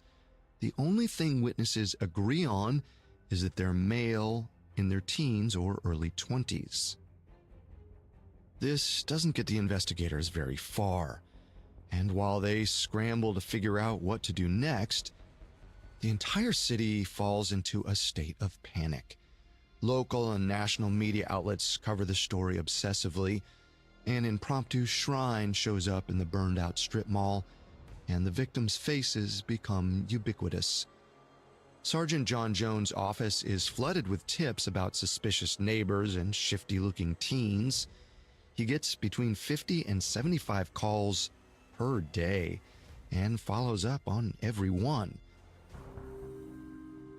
The Austin PD identifies and rules out about 25 potential suspects fairly quickly. Some of them are turned in by friends and family, and others are brought in for similar crimes. Multiple goth teenagers are interrogated just because they look threatening. When the calendar flips to 1992, the calls slow down. John realizes he needs to look outside of the community for help, so he calls in the FBI's behavioral science unit and asks them to make a psychological profile of the killer. The Bureau releases their report in early January 1992. They say there are at least two culprits in their late teens or early 20s. One has a more domineering personality, and the other, or others, just follow along. The leader is probably a high school dropout who still lives with a parent or other family member. He has anger issues and is impulsive, which makes it hard for him to hold down a job. He's likely white and lives near the yogurt shop. This profile could match up with a mysterious pair of customers. It certainly doesn't eliminate them, but the question still remains, who are they? John chips away at the case through January without much luck. He calls more witnesses. He talks to the girls' families. He sends a colleague all over the country to track down serial killers and sex offenders whose crimes seem to match up. None of it goes anywhere. Then, in early February, he gets a call that might change everything. A fellow Austin police officer tells John that someone just confessed to the yogurt shop murders. A prisoner heard someone in his cell block bragging about the murders that morning. One of John's supervisors, Senior Sergeant Hector Polanco, interrogated that inmate for about 6 hours. By nightfall, he had a signed statement. Well, naturally, John's excited. He contacts one of his FBI colleagues, who hooks the suspect up to a polygraph machine. But then, the inmate freezes. He recants his statement and implies that Polanco actually coerced him into confessing. Now, you should know, Hector Polanco is a controversial figure in the Austin PD. He's a skilled detective who's known for closing 100% of his cases, which is pretty much unheard of. He's particularly good at getting confessions out of people, even those who are later proven innocent. Polanco doesn't use brute force. He just asks a lot of questions, pushing suspects to think about why they might have committed the crime. After several hours in a cramped room, "if I did it" can easily become "I did it," especially when the suspect is desperate to go home. There isn't a recording of this interrogation, so John can't tell if there was any manipulation involved, but when John does his own interview, he notices a lot of holes in the suspect's story. It seems like his confession was based more on rumor than first-hand experience. John lets him go. About a month later, this story repeats itself. A different suspect sits in a closed room with Hector Polanco for hours. He confesses to killing Eliza, Jennifer, Sarah, and Amy. But when he's interviewed by other officers, his story falls apart. Eventually, this suspect admits the truth. Hector Polanco coached him into confessing and threatened him if he didn't. 10 days later, Polanco is removed from the task force, but he still keeps his job as a police officer. After this, the investigation slows to a crawl. Months go by. 12 public service billboards pop up on Austin streets, featuring black and white photos of Eliza, Jennifer, Sarah, and Amy. A bright red stripe of text reads, "Who killed these girls?" The 4 young women hover above the city. Thousands of people drive past them on morning commutes and weekend errands. There's Eliza, with her head cocked to the side and a practiced rodeo queen smile. Jennifer beams straight into the camera, her face framed by big hair-sprayed curls. Sarah has a quizzical look, like the photographer hit the flash a little too soon. Amy rests her chin on her hand and grins. They look like the kind of girls that everyone in Austin went to school with. Clean-cut, suburban, with a bit of Texan flair. As the months go by, they become a familiar sight. So does the question written beneath their faces. Who killed these girls? Sergeant John Jones and his colleagues comb through local records. They're hoping to find similar crimes that might be connected. For a while, they focus on a group of gang members who sexually assaulted a woman in downtown Austin a few weeks before the murders. In October of 1992, these men are arrested in Mexico. One of them confesses to the yogurt shop murders, then recants just a few days later. He says he was tortured by the Mexican authorities. He doesn't even know the actual number of victims who were killed. This is now the 3rd major confession that turns out to be false.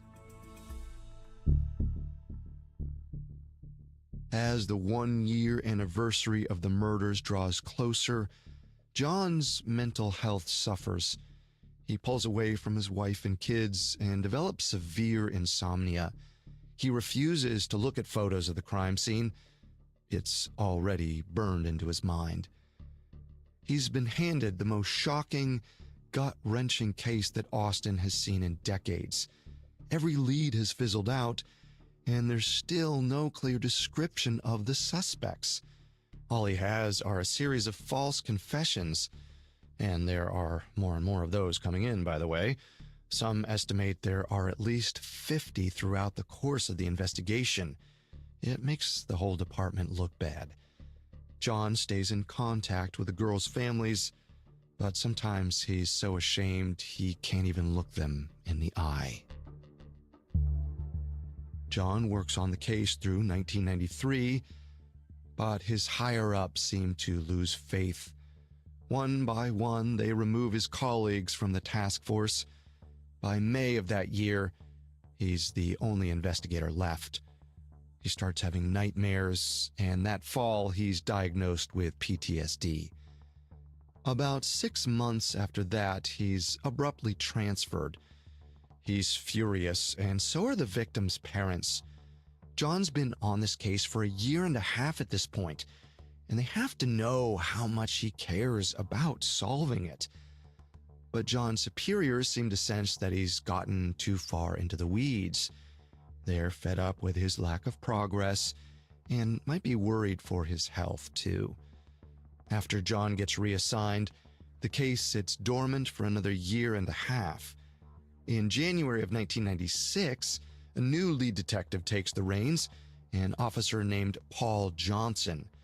Where John had led with passion for the victims, Paul relies on logic. Paul works through John's database of tips and leads. There are about 5,000 entries. By July of 1997, he's eliminated almost 3,000 of those. But there's one that continues to confound him. Something that happened in the first 2 weeks of the investigation. Remember those teenage boys I mentioned at the beginning of this episode? The ones who might be killers or victims, depending on who you ask? This is where they come in.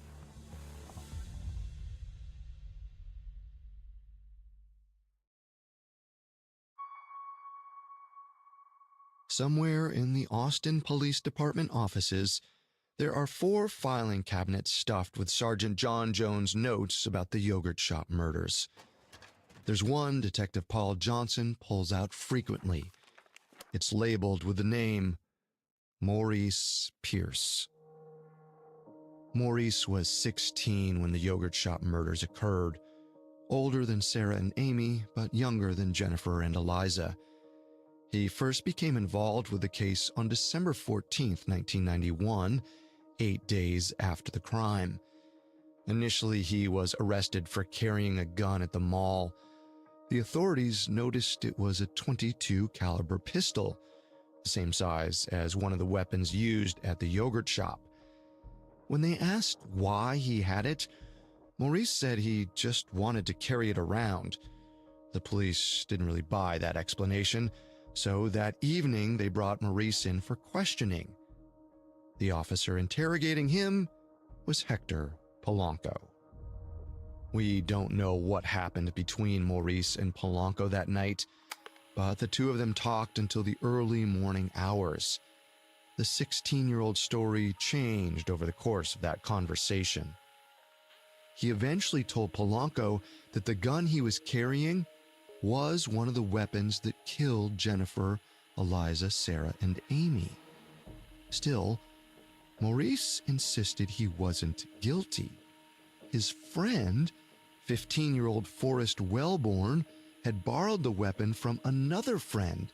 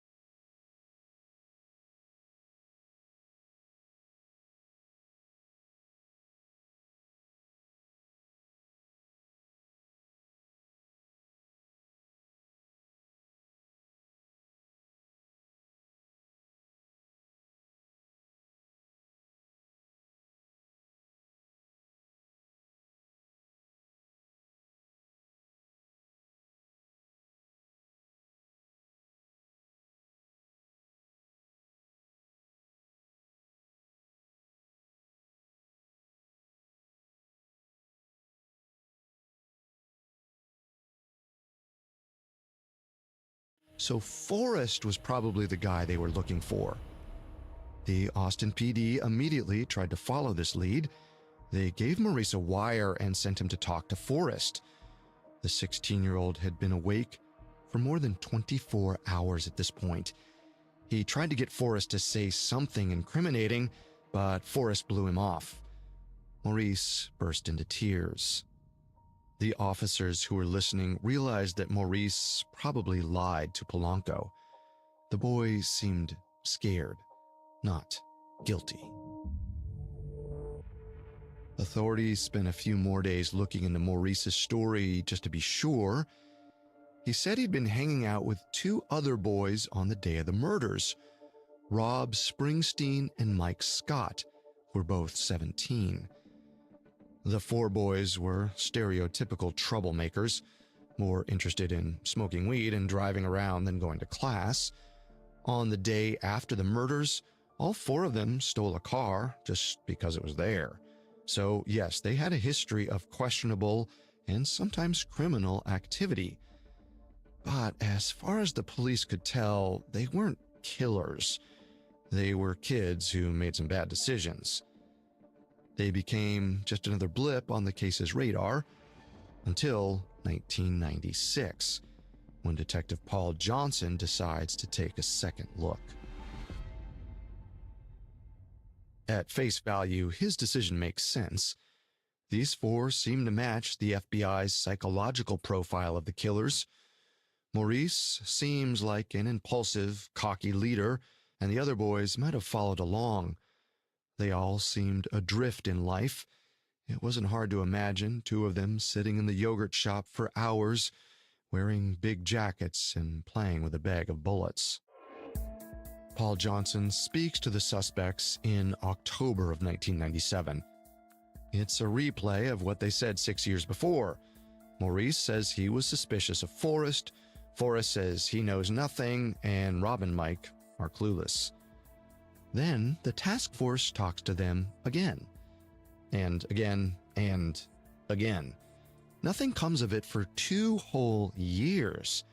Then, in September 1999, something shifts. Almost out of nowhere, Mike Scott confesses. Right after that, Rob Springsteen says he participated too. Both of them say Forrest Wellborn and Maurice Pierce were also involved. With their sworn statements, it only takes a few weeks for the Austin PD to arrest all 4 young men. They're accused of capital murder. When their faces appear on the front page of the Austin American-Statesman, the city feels a jolt of relief. After almost 8 years, the suburban boogeymen have finally been caught. The case against them seems airtight. 2 of them already confessed, and Maurice's gun matches the one used in the murder. Only then, a ballistics lab finally tests the .22 caliber pistol that Maurice carried through the mall in 1991. It's been in a storage locker all these years. They check it against the bullets found at the crime scene. They don't match. This gun, the one that supposedly tied the 4 men to the murders, has nothing to do with the crime at all. As the trial looms, the prosecutors look to DNA evidence to try to prove their case. They send samples taken from the victims' bodies to a forensic lab. In June of 2000, the Department of Public Safety announces that none of the men's DNA is present in the samples. A grand jury chooses not to indict Forrest Wellborn, and all the charges against him are thrown out. But the other 3 men aren't so lucky. They remain in jail with capital murder charges looming over their heads. In Texas, that means the death penalty could be on the table. Rob Springsteen and Mike Scott go to trial in 2001 and 2002, respectively. While the proceedings are separate, they're extremely similar. Both their defense teams say their confessions were coerced and shouldn't be considered evidence. Of course, most defense lawyers claim their client's confession shouldn't be taken seriously, but these teams bring some solid evidence to the table. All the telltale signs of a forced confession are there. Both men were interviewed for hours upon hours, and their stories changed significantly in that time. Large sections of their interrogations are poorly documented, and several details don't actually match the crime scene. For example, Mike said one of the girls was forced into the yogurt shop's office, but that room had been locked the entire night. He also said the fire started with cups and napkins that were piled on the victims' bodies, then doused in lighter fluid. But every arson expert who examined the scene said accelerants hadn't been used. Not to mention that the Austin PD has been inundated with dozens of so-called confessions. Clearly, these statements can't be trusted, at least not without other evidence to support them. And yet, the jury can't forget about Rob and Mike's own words, regardless of the context. Even though the men refuse to testify against each other, the prosecution still has their written confessions. They read them out loud as a form of testimony. It takes the jury almost a full day to decide on Mike's verdict, and the same goes for Rob's.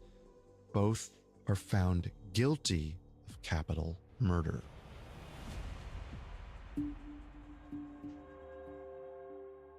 Maurice Pierce's fate still hangs in the balance.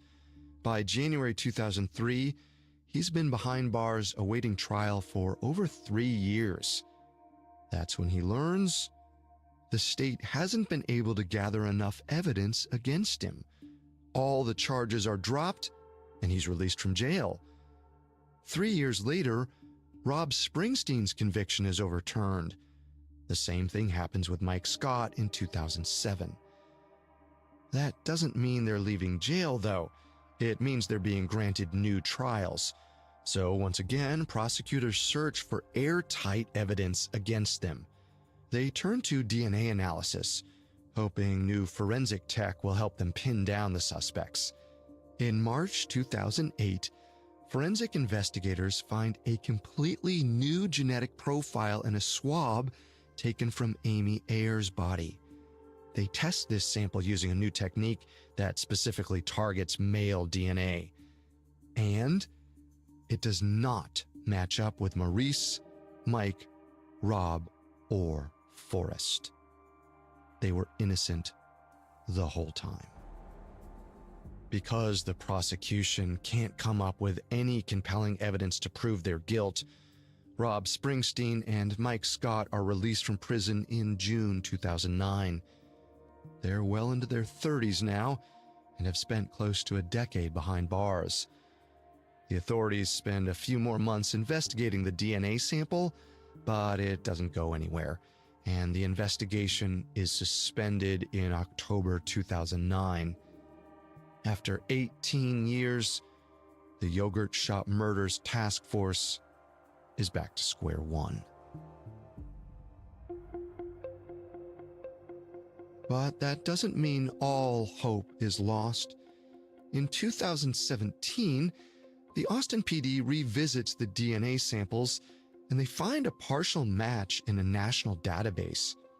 The profile was added by the FBI, which means it came from a person of interest in a federal case. Authorities are excited by this possible new suspect, and they petition the FBI to release the person's name.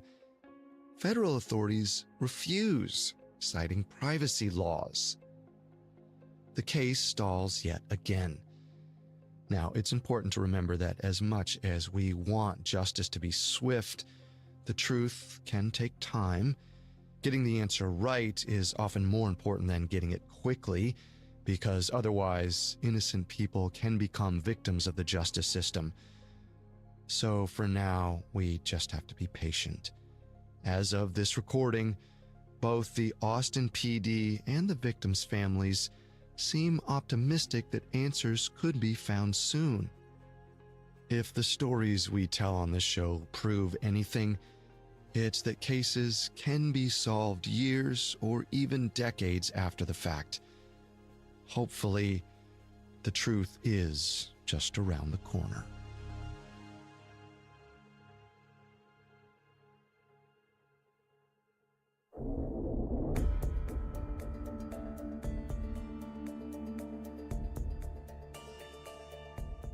Thanks again for listening.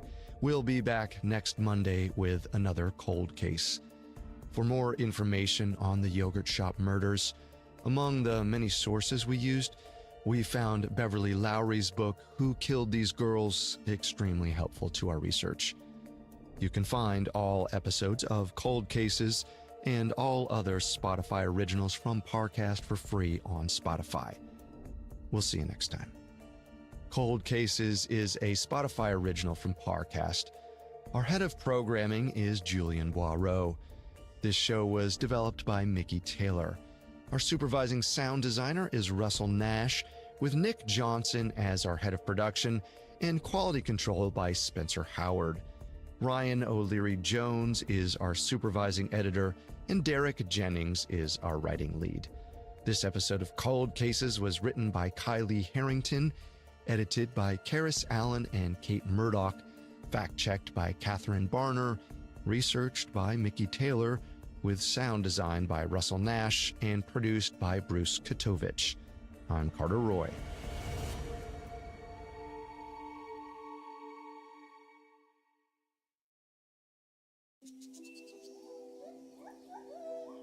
Hi, Parcast listeners. Carter here. And I'm Wendy.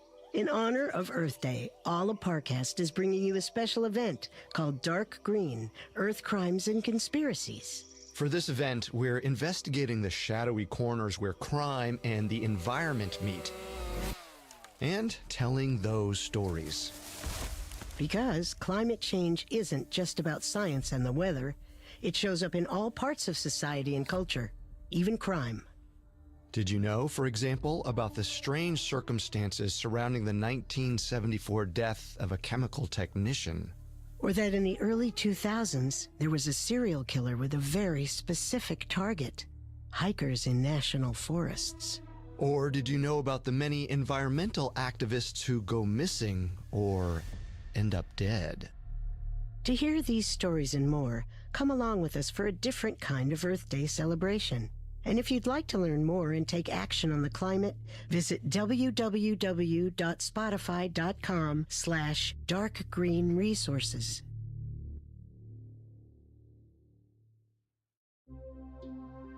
Due to the nature of this murder case, listener discretion is advised. This episode includes descriptions of violence, torture, and murder. Consider this when deciding how and when you'll listen.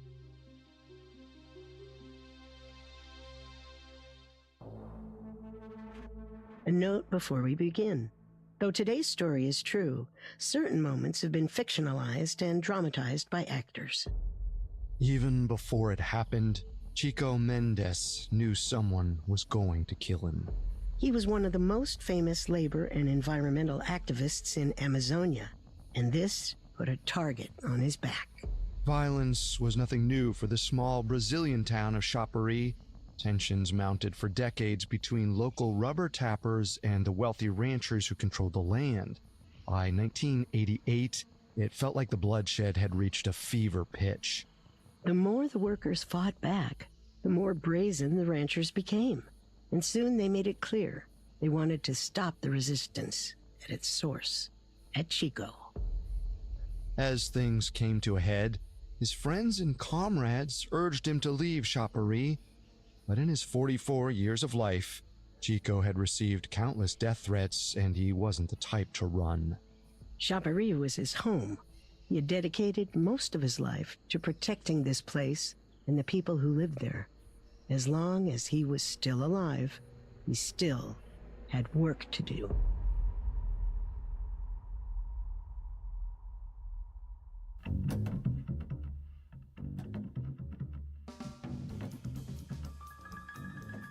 Welcome to Solved Murders, True Crime Mysteries, a Spotify original from Parcast. I'm your host, Carter Roy. And I'm your host, Wendy McKenzie. Every Wednesday, we step into the world of true crime's most fascinating murder cases and tell the tale of how real-life detectives close the case. You can find episodes of Solved Murders and all other Spotify originals from Parcast for free exclusively on Spotify. This is our only episode on activist Francisco Chico Mendes. The story of his life, death, and the events that followed helped bring the subject of deforestation to the international stage. But not just that, Chico's work highlighted the human cost of the climate crisis, an issue that is ongoing today. We have all that and more coming up. Stay with us.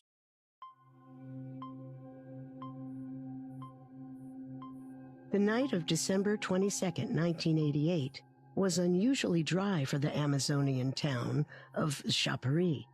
The break from the rain was likely a welcome change for the 16,000 or so people who called this place home. Residents could enjoy the evening outside, sitting down for a game of dominoes or strolling, winding past through dense thickets of rubber trees. But later, whatever calm that had fallen over the Amazon was shattered by the crack of a gunshot. It was as if all hell broke loose. People cried out in terror, their calls mixed with the sound of all the town dogs barking. Then everyone ran. But they weren't running away from the gunfire. They were rushing towards it. The truth was, many knew exactly what the gunshot meant the second they heard it. And as a group of townspeople gathered at Chico Mendes's house, their worst suspicions were confirmed. There, lying on the floor of his kitchen, was the man himself. As blood pooled around his body, it wasn't difficult to find the source. A single round of buckshot had hit Chico in his chest and right shoulder. There was no use trying to resuscitate him. He bled out in a matter of minutes. All that was left to do was share the terrible news. Throughout the night, the jungle was full of voices shouting, "They've killed Chico." The news spread across Shapuri, but it didn't stop there. It reached the entire Amazon region, then the rest of Brazil. It moved through Latin America and the United States, across oceans into Europe and beyond. In a matter of hours, the entire world knew that Chico Mendes was dead. This wasn't the first time a prominent activist had been shot by an unseen assailant, but Chico Mendes was different in some key ways. So before we continue his story, we need to pause to give some important historical context.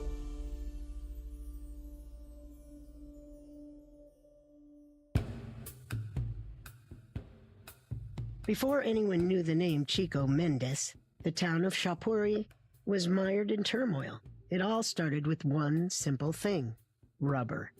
In the 1940s, Shapuri and its surrounding towns were major sites of rubber production. In fact, the Brazilian Amazon was a primary source of rubber for the United States throughout World War II. Rubber tapping served as the main income for people in Shapuri.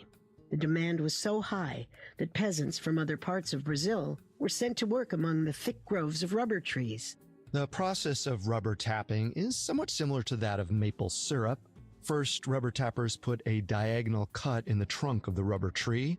In response to the wound, the tree produces latex, a thick, milky white sap. Then, the tapper peels back the bark from the cut and collects the sap as it flows out. All that latex is later processed into rubber. It's a lot of hard work, but the process doesn't cause any permanent harm to the rubber trees. It's completely sustainable. But demand for rubber is not. When World War II ended, the so-called rubber boom fizzled out. Many rubber tappers were able to keep their jobs, but thousands of others were left stranded in the Amazon to fend for themselves. All the while, another phenomenon had been at play. Throughout the 20th century, the region of Acre, where Shapuri was located, started being advertised as fertile, untouched land for wealthy investors. In order to encourage development, the Brazilian government even offered free land for settlers to relocate there. Acre was often compared to the American West of the 1800s, a promising frontier for those looking to get in on the ground floor of a lucrative business. By and large, that business was cattle ranching. Now, this industry relied on the Amazon rainforest, just like rubber tapping, but in an entirely different way. Cattle need space to graze, and the vast Amazon had more than enough room. That is, if you cut down millions of ancient trees, and inevitably that included rubber trees. It would be an understatement to say that ranchers clashed with rubber tappers. To the ranchers, the peasant workers were in the way of their business venture and had to be removed. But for the peasants, the ranchers were like an invasive species. They had to be driven out to protect their way of life in the land they relied on. What resulted was a constant battle between the two groups. The rubber tappers unionized and staged massive protests to stall or stop the destruction of the rainforest. And in turn, the ranchers, often with the help of hired hands, would intimidate, force out, or kill anyone who tried to stop them. This was the world in which Chico Mendes lived. Born in 1944, he, like many others, grew up in a community of rubber tappers. Chico lived and worked among the trees and saw firsthand the violence his people faced almost daily. Because of this, he wanted to join in the fight. He became a member of the local rubber tappers union, and as time went on, his passion and charm helped him rise through the ranks and eventually become president. At some point, Chico felt his ideas were too radical for the union, so he founded his own group in 1985, the National Council of Rubber Tappers, and quickly set himself apart. To rubber tappers, Chico was a hero, a fierce advocate for workers' rights, but he was also often a friend and a neighbor. To the ranchers, however, he was a problem. He got in the way of business, often literally. One of Chico's key strategies was a method of protest he and the other rubber tappers devised called the empate, or the standoff. The way it worked was simple. Whenever ranchers made plans to raise a section of trees, Chico and his comrades would gather en masse at the site. Folks would bring their friends, sometimes their entire families. The goal was to put so many human bodies in one place that it would be physically impossible for the bulldozers to get through. And amazingly, this tactic worked really well. With Chico Mendes leading them, rubber tappers were able to prevent the destruction of countless tracts of land in the Amazon. Soon, people around the world started to take notice. By the 1980s, Chico was rubbing shoulders with climate activists and politicians from the United States and Europe. He befriended members of various activist groups and started receiving funding for his cause. He even won awards from groups such as the United Nations Environment Program for his use of the empate to stop deforestation. And Chico made for an excellent spokesman.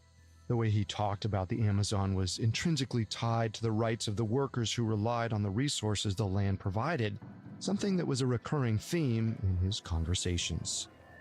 The people on this land are not disposable. They are resilient. No amount of violence can destroy the root of the movement. They are just as strong as the rainforest itself and all of its life, its plants.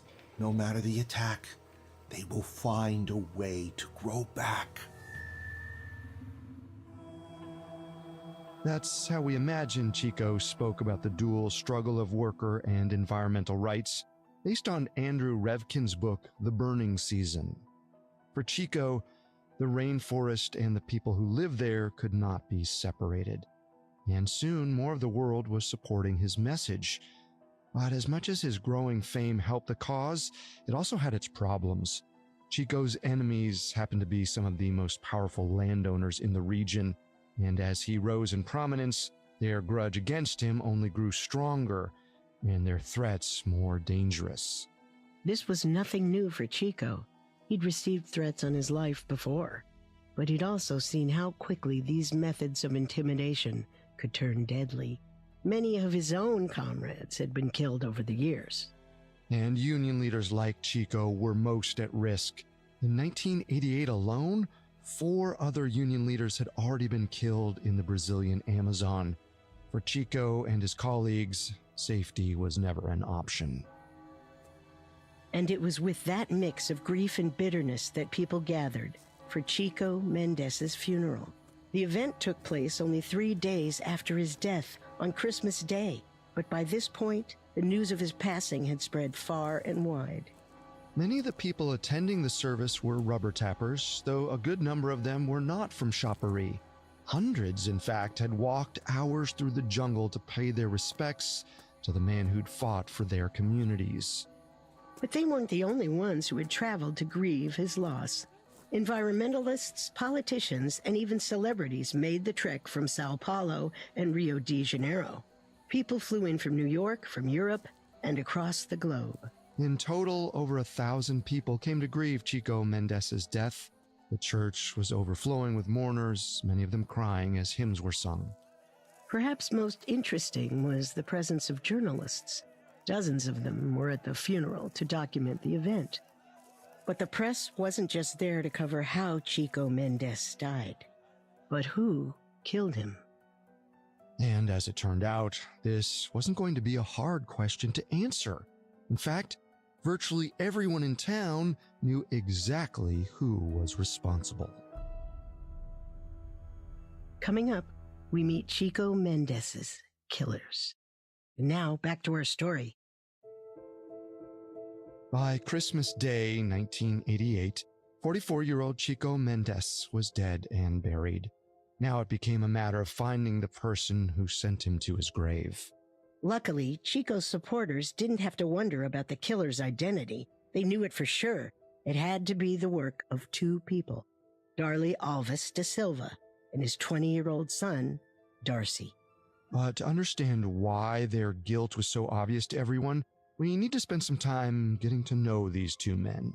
The Alves da Silva family were, unsurprisingly, cattle ranchers. They, like many other landowners in the area, had come head-to-head with Chico in his struggle to stop land development. But they were not your average cattle ranchers. If the Brazilian Amazon was like the Wild West, then the Alves da Silva family were the Wild Bunch.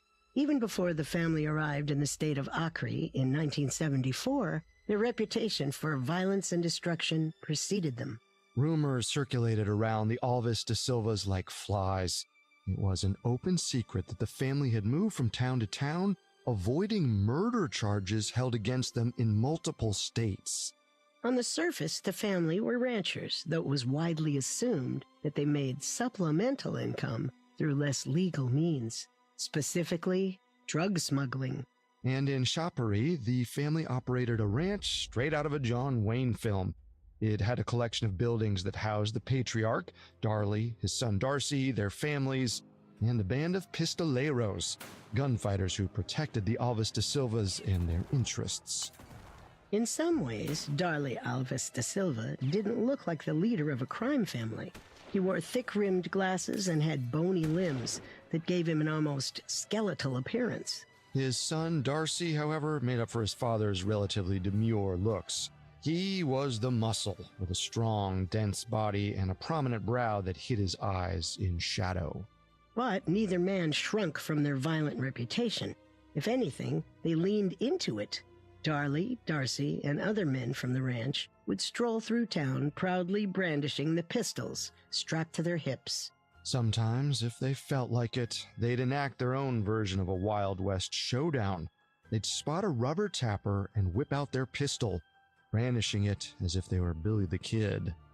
This was usually nothing more than a fear tactic, a way of keeping the people of Shopperee afraid of the Alves da Silva family. But other times, their threats became very real, very quickly. People who offended them had a tendency to disappear. A so-called enemy could be a union leader or even just a ranch hand who was accused of stealing. As author Andrew Revkin describes it, quote, "When somebody bothered the Alves da Silva family, he usually turned up dead, if he ever turned up again at all." Like other landowners in Shopperee, the Alves da Silvas publicly despised Chico Mendez, and they weren't shy about sharing their feelings with anyone who'd listen. It was well known that they wanted Chico dead. But in 1988, a few months before Chico Mendez was killed, That tension reached a boiling point. Early that year, Darley Alves de Silva purchased a tract of land near Shapuri called Cachoeira. He planned to raise the trees and turn the entire area into pastures for his cattle. There were just two problems with that. One, the region was already home to a dozen rubber tappers who lived there with their families. And two, this piece of land was very important to Chico Mendes. In fact, this was where he had grown up. So, in other words, the purchase of this land was about to be a big headache for Darley Alves de Silva. Sure enough, the moment news reached Chico about Cachoeira, he sprung into action. He and the rubber tappers who already lived in Cachoeira staged multiple empates. They gathered hundreds of people to camp out in the forest and stayed there for days, making it impossible for Darley to raise the trees. The protests were so successful, in fact, that after months of trying to drive people off the land, Darley was forced to give up and sell it back to the Brazilian government. After the ranchers left, Chico then fought to have the forest declared something he called an extractive reserve, a piece of land that could only be used through sustainable means. The request was approved. In hardly any time at all, Chico had saved Cachoeira from destruction. This was a massive win for Chico and the rubber tappers, but the activist wasn't finished yet. What Darley Alves de Silva may not have realized was that Cachoeira wasn't just Chico Mendes' childhood home, but also his strongest support base.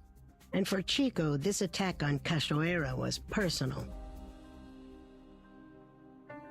So in addition to stopping Darley's development plans, Chico went after his reputation too. He began speaking to any publication who would listen, encouraging journalists to look into previous murder charges that might involve Darley and his family.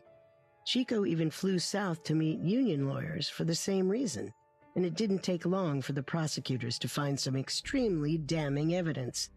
Just as rumors had suggested, Darley was already wanted for murder in another Brazilian state and had only evaded capture because he fled the region. But the lawyers knew that going after the Alves de Silvas could have dire consequences. They warned Chico that accusing the family of murder may mean that he could be the next one staring down the barrel of a shotgun. But to Chico, his safety wasn't what was important. The warning didn't faze him. He would not lose the determination many had come to expect from him. And based on our research, we imagine his response sounded something like this. My job, my duty, is to cultivate and protect what has already been here long before humans lived in the rainforest. But I am just one person. I am not a movement. And I expect I'll die for this struggle. Frankly, I don't think I'll make it to next year. But perhaps my death can be the last of the killings that have already come before me. If all I stand to lose is my own life, if all the movement loses is one man, then all of this is still worth it.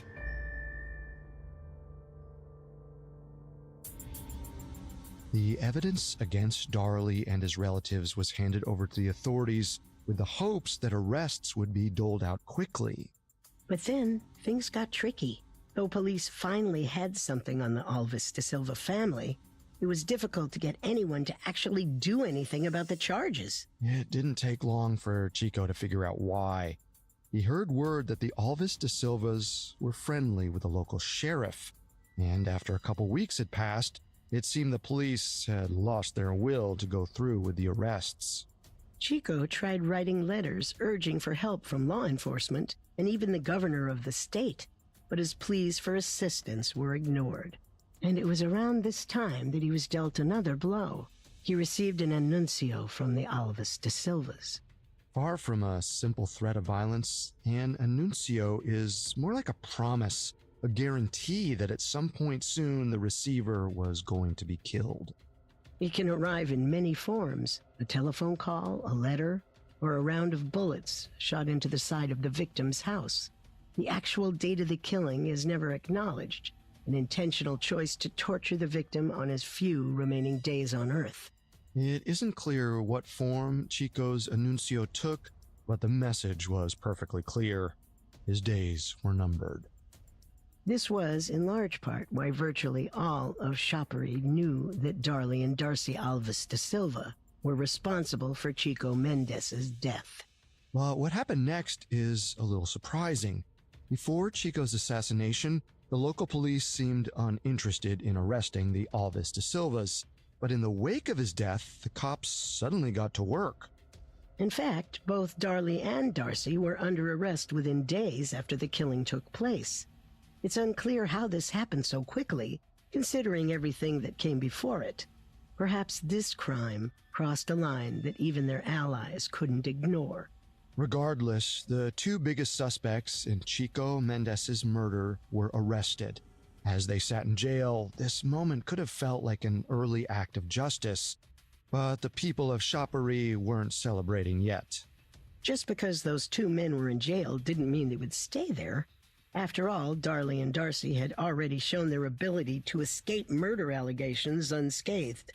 There was no guarantee that this time would be any different.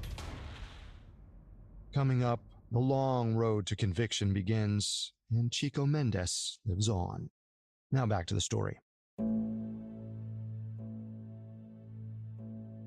By the beginning of 1989, two men were already in custody for plotting the murder of Chico Mendez, Darley Alves de Silva and his son Darcy, who was accused of pulling the trigger. There was ample evidence showing that the Alves de Silva family wanted Chico dead. Not only that, but they had a previous history of violence, intimidation, and murder. All signs pointed to an open and shut case, but actually convicting Darley and Darcy was not going to be easy, and there were a few reasons for that. For one thing, the Alves de Silvas had eluded the courts before. Shortly after their arrest, their lawyers had begun attempting to delay the trial or to have the charges dismissed entirely. The attorneys demanded the case be thrown out for lack of evidence.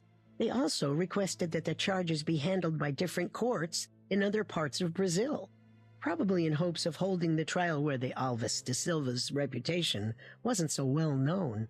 Their motions began to pile up on the Chief Justice's desk, and each new request delayed the proceedings. The situation was also made worse by another factor: the limitations of the justice system in Shoppery as a whole. The town lacked basic resources to make convictions run smoothly. At the time, there were no full-time prosecutors available almost anywhere in rural Brazil, which left a growing backlog of uncompleted cases, over 1,000 of them. As Andrew Revkin explains in The Burning Season, quote, "No murder case had proceeded to a judgment in Shoppery for 20 years. The arrest of Darley and Darcy alone was an extremely unusual thing, and taking these two men to trial was even more controversial. Like we said before, the Brazilian Amazon was largely seen as a place where might made right. Law enforcement didn't carry much sway, and it didn't help matters that ranchers like the Alves de Silvas were in Shoppery with the government's support. Needless to say, there wasn't much precedent for a trial like this. The odds were stacked against them. The limitations of the system, coupled with the many efforts of the Alves de Silva lawyers, dragged the case out more and more. Weeks turned into months, then years. By 1990, no trial date had been set, and during that time, Darley and Darcy declared their innocence from jail. But their lawyers weren't the only ones putting pressure on the powers that be. So did Chico Mendez's union, the National Council of Rubber Tappers. The union was furious. They claimed that officials were waiting until the state and local elections were finished to carry out the trial. To the tappers, this delay was just an act of self-protection by the politicians, many of whom likely relied on the votes of wealthy cattle ranchers. If Darley and Darcy were sentenced before then, they'd risk losing re-election. Other groups began sending their own letters to the Chief Justice of Acre State Court, urging the case forward. People who knew Chico Mendez in life, activists, politicians, influential figures from around the world, pooled their resources to demand officials take the case to trial. The battle between the defense lawyers and Chico's supporters helped spread his story further. Chico was already a well-known activist who'd shed light on the issue of deforestation and workers' rights in the Amazon. But in the wake of his death, those issues seemed all the more important. News from Chaperie during this uncertain period only confirmed that feeling. People complained that the intimidation and threats made by ranchers and landowners had gotten worse.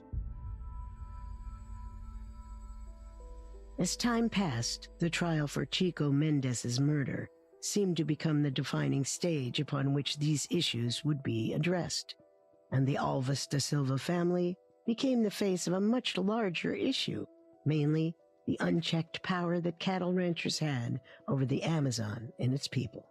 All eyes were squarely on the Brazilian government to see if or when a date would be set. And after 2 grueling years of this endless back and forth, the trial finally began. It was December 12th, 1990, just shy of the anniversary of Chico Mendez's death. The small Chaperie courtroom was bloated with onlookers, rubber tappers, foreign supporters, and members of Chico's family. Everyone in the courtroom wanted to catch a glimpse of Darlie and Darcy as they walked silently to their place in front of the judge. But on that first day, Darcy shocked everyone with an unexpected statement.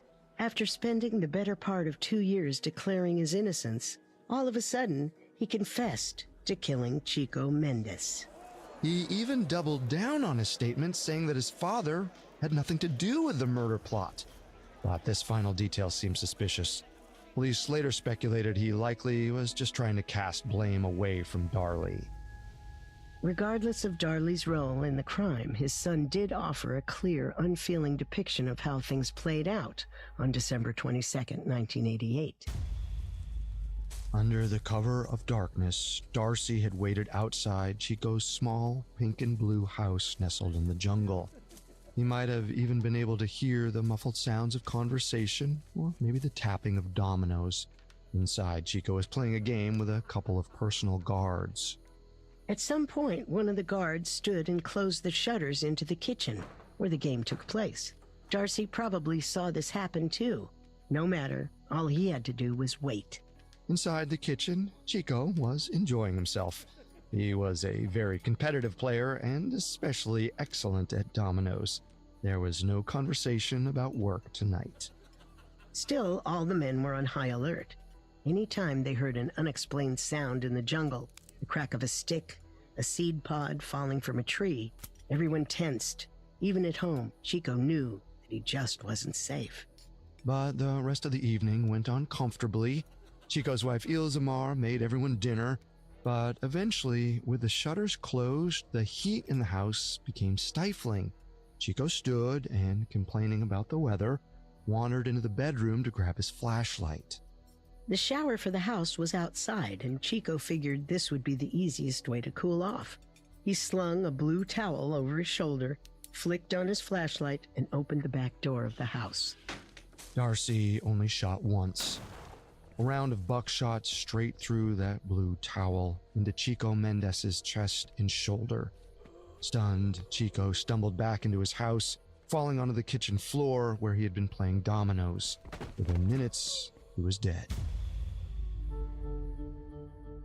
Darcy retold this story to the courtroom matter-of-factly, without any suggestion of emotion. This information, coupled with his own confession, practically sealed his fate then and there. But there was still the matter of Darlie Alves da Silva. Darcy had only implicated himself in the murder, not his father. But soon their violent reputation spoke for itself. Over the course of the 4-day trial, witnesses helped paint a vivid picture of the sheer brutality of both men. One of the most anticipated witnesses was a teenage boy, Genesio Ferreira da Silva, who had lived on the Alves da Silva ranch for a period of time. He told the court he had personally seen both Darlie and Darcy plot the murder of Chico Mendez. This testimony was crucial in the case against both the Alves men, and ultimately it helped seal their fates. On December 15th, 1990, Darlie and Darcy were found guilty of Chico Mendez's murder and sentenced to 19 years behind bars. This conviction was historic, a rare exception to a long history of similar killings that never saw the light of a courtroom. And even so, the years following the trial were complicated, to say the least. In 1993, both Darley and Darcy escaped prison, hiding out in the jungle for nearly 3 years before eventually being captured. And as of this recording, both have completed their prison term and now live in Brazil as free men.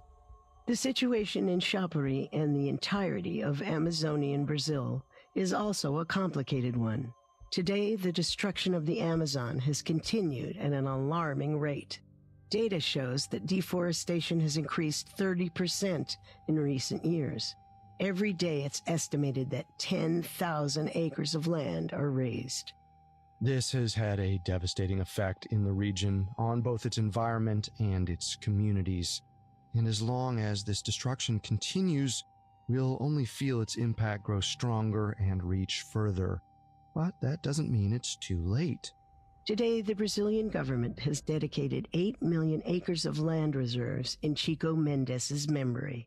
But Chico has also laid the groundwork for continued activism around the issues to which he devoted his life. Many groups are still fighting for not only the protection of the rainforest, but also for the rights of the people who live there. And Chico Mendes himself has become a figurehead of environmentalism and the human cost of climate change. Even after his untimely death, the fight is not over. The dual issues of preservation and workers' rights are still a struggle to this day, and those two things cannot be separated. Chico said it best. In the year before his death, he wrote to the Gaia Foundation in hopes of receiving a monthly grant of $500 to help him in his fight for environmental justice. In that letter, he said this: "At first, I thought I was fighting to save rubber trees. Then I thought I was fighting to save the Amazon rainforest.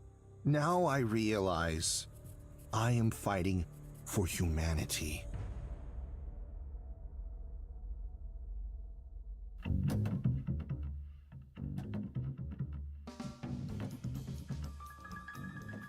Thanks for listening to this episode of Parcast, Earth Crimes and Conspiracies, brought to you by Solved Murders, a Spotify original for Parcast. Be sure to check out our other shows, like Unsolved Murders, Unexplained Mysteries, and Serial Killers. You can find all episodes of Solved Murders for free on Spotify every Wednesday. For more information on this case, amongst the many sources we used, we found The Burning Season, The Murder of Chico Mendes, and The Fight for the Amazon Rainforest by Andrew Revkin extremely helpful to our research. And if you'd like to learn more and take action on the climate, visit www.spotify.com/darkgreenresources. We'll see you next time. Solve Murders True Crime Mysteries is a Spotify original from Parcast. Executive produced by Max Cutler. Our head of programming is Julian Boireau. Our supervising sound designer is Russell Nash, with Nick Johnson as our head of production and quality control by Lisa Marie Gallegos. Stacy Nemec is our supervising editor, and Derek Jennings is our writing lead. This episode of Solve Murders was written by Georgia Hampton, edited by Sarah Batchelor and Alex Garland, fact-checked by Bennett Logan, researched by Mickey Taylor, produced by Joshua Kern, and sound designed by Carrie Murphy. It stars Joe Hernandez as Chico Mendes. Our hosts are Wendy McKenzie and me, Carter Roy.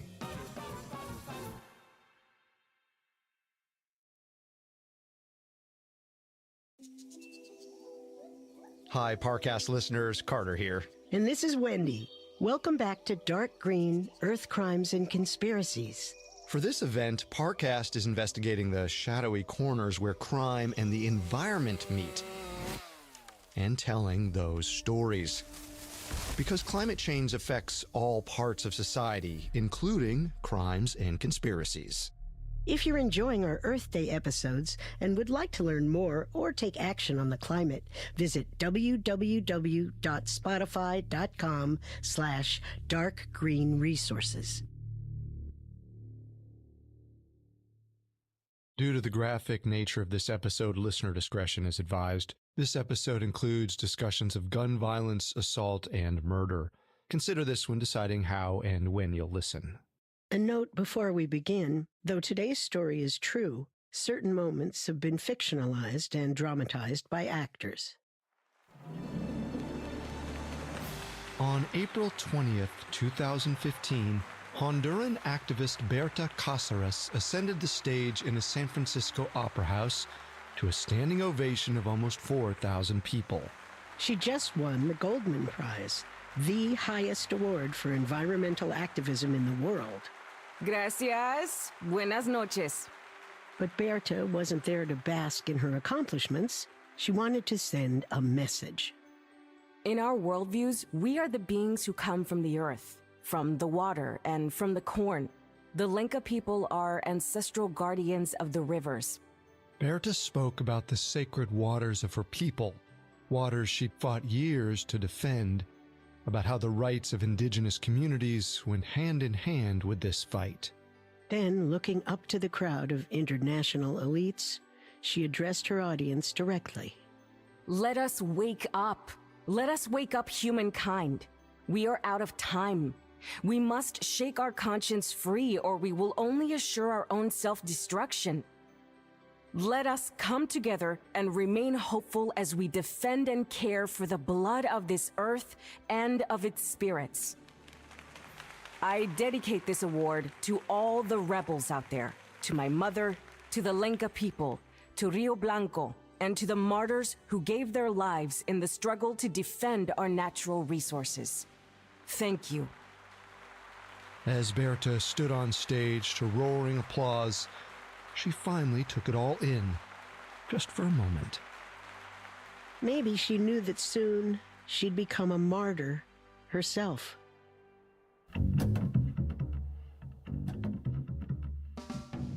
Welcome to Solved Murders True Crime Mysteries, a Spotify original from Parcast. I'm your host, Carter Roy. And I'm your host, Wendy McKenzie. Every Wednesday, we step into the world of true crime's most fascinating murder cases and tell the tale of how real-life detectives closed the case. You can find episodes of Solved Murders and all other Spotify originals from Parcast for free exclusively on Spotify. This is our only episode on environmental activist Berta Cáceres. Berta dedicated herself to defending Honduras's natural resources and indigenous communities, bringing her cause to the world until it cost her her life. To solve Berta's murder, her loved ones went head-to-head with a corrupt justice system, facing the same dangers that killed Berta in the first place. Dangers some activists still face today.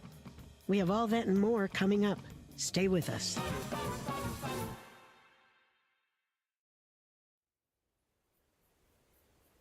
March 2nd, 2016. It was just before midnight, and Gustavo Castro was terrified.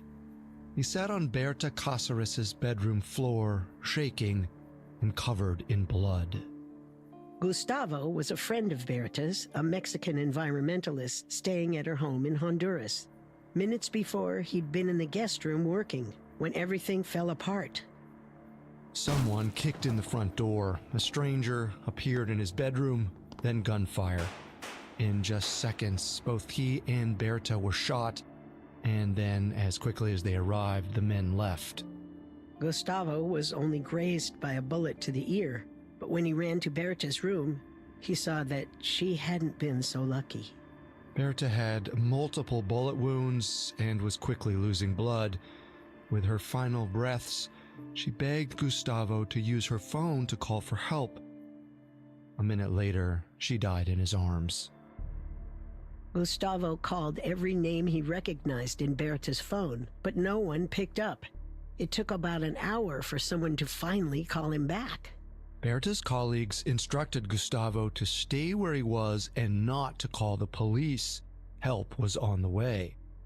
After 2 a.m., Tomas Gomez, Berta's right-hand man, pulled up at the house. Tomas had notified the police, but both he and Gustavo knew it was better if they weren't around when the cops arrived. So Gustavo scrambled into Tomas's pickup and the men drove away. By the next morning, the news was everywhere. 44-year-old Berta Cáceres, Honduras' most celebrated activist, had been murdered just months after receiving the Goldman Prize. For Berta's supporters, the news was crushing. But unfortunately, it wasn't a shock. Honduras has a long history of violence against activists, but in the years before Berta's death, it became so much worse. From 2010 to 2014, over 100 eco-activists had been murdered in Honduras alone, and the death toll was still growing. Anyone defending the land from developers was at risk, and over 3 decades working as a grassroots organizer, Berta had made powerful enemies. Berta Cáceres grew up in a family of activists in the 1980s, a period in Honduras called the Dirty War, when political dissidents were often abducted, tortured, or killed by the government. As a child, she saw firsthand the cost of standing up for what was right, but she became an activist anyway. She wanted to join the fight. Berta began as a student activist. Over time, she took a special interest in indigenous issues, her own people. Berta was a member of the Lenca community, the largest indigenous group in Honduras. Despite their numbers, the Lenca people were often viewed as second class. In her book, Who Killed Berta Cáceres, journalist Nina Lacani writes that all indigenous people in Honduras were, quote, considered living fossils, the stuff of history and folklore, not an ancestral community with rights. This meant native territories in Honduras were often a battleground for destructive urban development. The government and corporations had almost no regard for the communities living there. Berta and her colleagues fought to change that. In her early 20s, she co-founded the National Council of Popular and Indigenous Organizations of Honduras, known as COPIN. COPIN was a grassroots organization in every sense. Berta organized protests, roadblocks, and sit-ins. She drove dozens of developers off native territory, but over time the threats against them grew larger.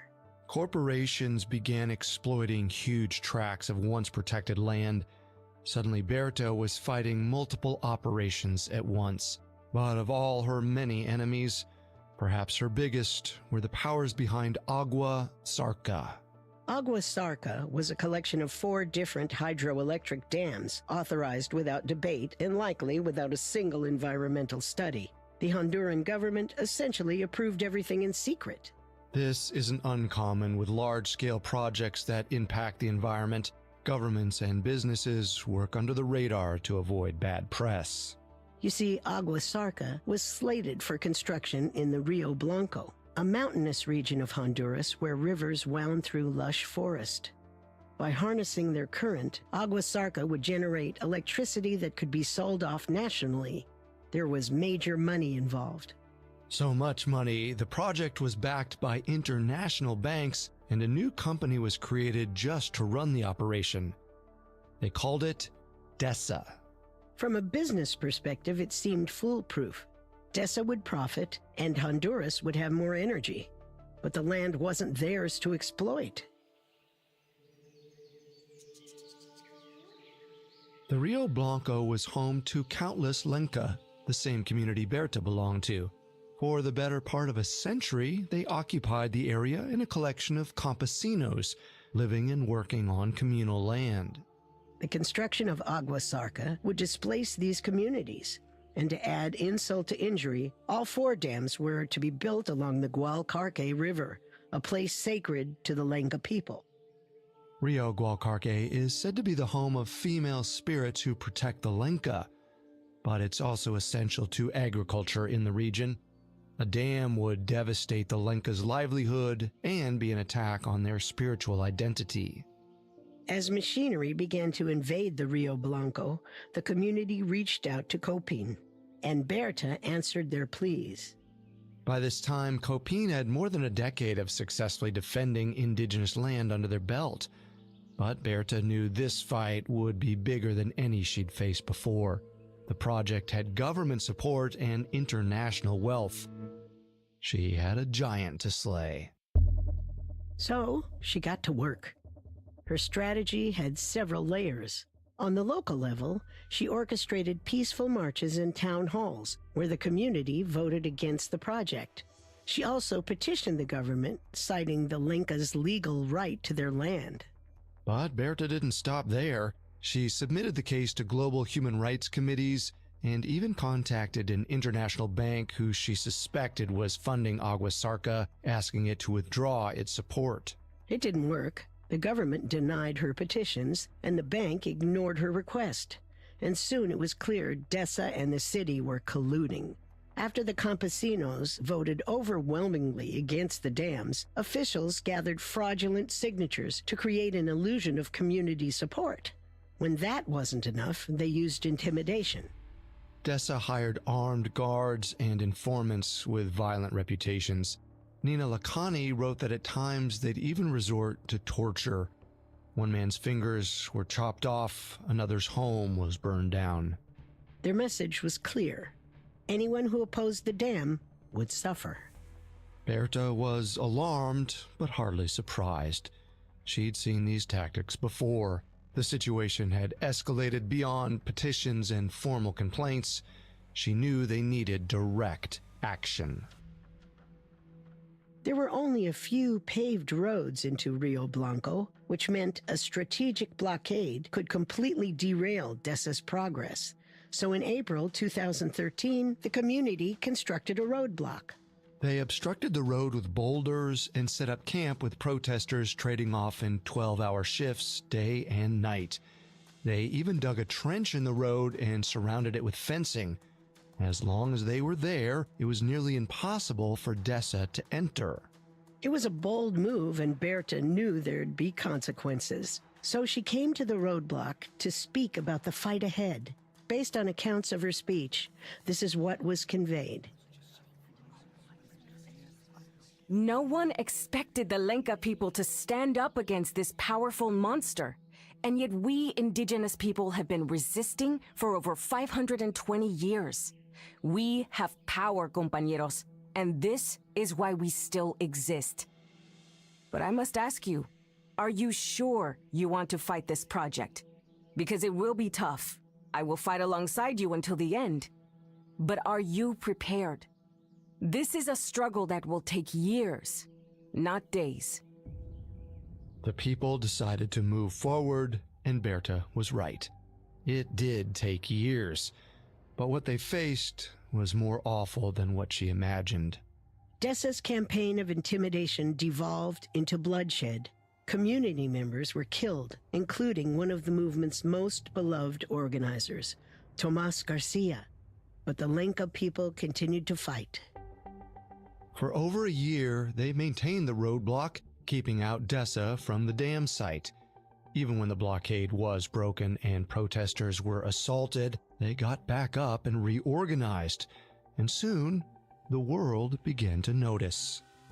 After the murders, news of Berta's fight spread outside of Honduras. The optics weren't good for Dessa. In 2013, their international construction partners backed out of the project, citing the community resistance. And one of their major investors, World Bank, cut off funding due to human rights violations. This was an enormous victory, and for their efforts, in 2014, Berta learned she'd be awarded the Goldman Prize, considered the Nobel Prize of Environmental Activism. She was hesitant to accept.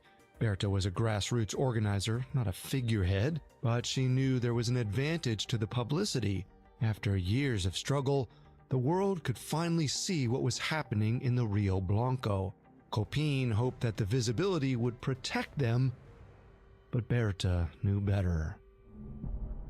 In the months surrounding the awards ceremony, Berta received threats. She was followed by unmarked cars. Even her 4 children were threatened.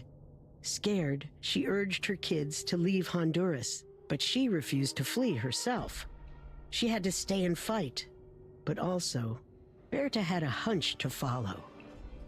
She had a feeling Agua Zarca was connected to other destructive projects in Honduras, other dams and mines that threatened indigenous people's homes. and might be financed by those same residents' tax dollars. The corruption could stretch up to a national level. So in the winter of 2016, she started following the money trail behind Dessa, and it seemed like she found something. In late February, she contacted 2 colleagues and urged them to meet with her. But she never got the chance, because that same week, she was murdered. Berta was too late, but her supporters knew she had uncovered something vital, and now it was up to them to find out what. Coming up, a different struggle for justice. Listeners, we hope you're enjoying our Earth Day special. Here's a reminder that you can find more of Dark Green, Earth Crimes, and Conspiracies on other Parcast series all month long. Serial Killers has done an incredible job with their explorations of 2 men whose love of the outdoors was surpassed by their desires to kill. Check out their episodes on the Unicorn Killer, Ira Einhorn, and the National Forest Killer, Gary Michael Hilton. You can also find new episodes on conspiracy theories, unexplained mysteries, and disappearances. And if you'd like to take action on the climate or learn more about the topics covered in Dark Green, Earth Crimes, and Conspiracies, visit spotify.com/darkgreenresources. And now, back to our story. On the night of March 2nd, 44-year-old Berta Cáceres lay murdered in her bedroom. The next morning, Gustavo Castro was being interviewed by police. Not only was he the crime's sole witness, he was visiting Honduras from Mexico. The conversation couldn't have been pleasant. Gustavo explained to the cops how he was in Berta's guest room when armed men burst into the house. One man had shot him in the ear and left, believing he was dead. Down the hall, he'd heard them shoot Berta. Gustavo hadn't seen the man who killed her, but the one who'd shot him wasn't wearing a mask. He described the man to them, but the police seemed to ignore his descriptions. Instead, they kept asking if maybe someone from Copine was the assailant. Copine? The group Berta founded and led in the fight for environmental justice? It was a stretch to say the least, and Gustavo knew it.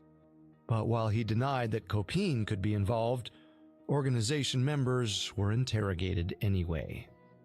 Almost immediately, investigators decided Berta's murder was a crime of passion carried out by jealous members of Copine.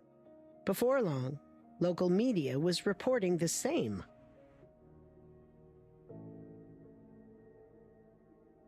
Gustavo was furious.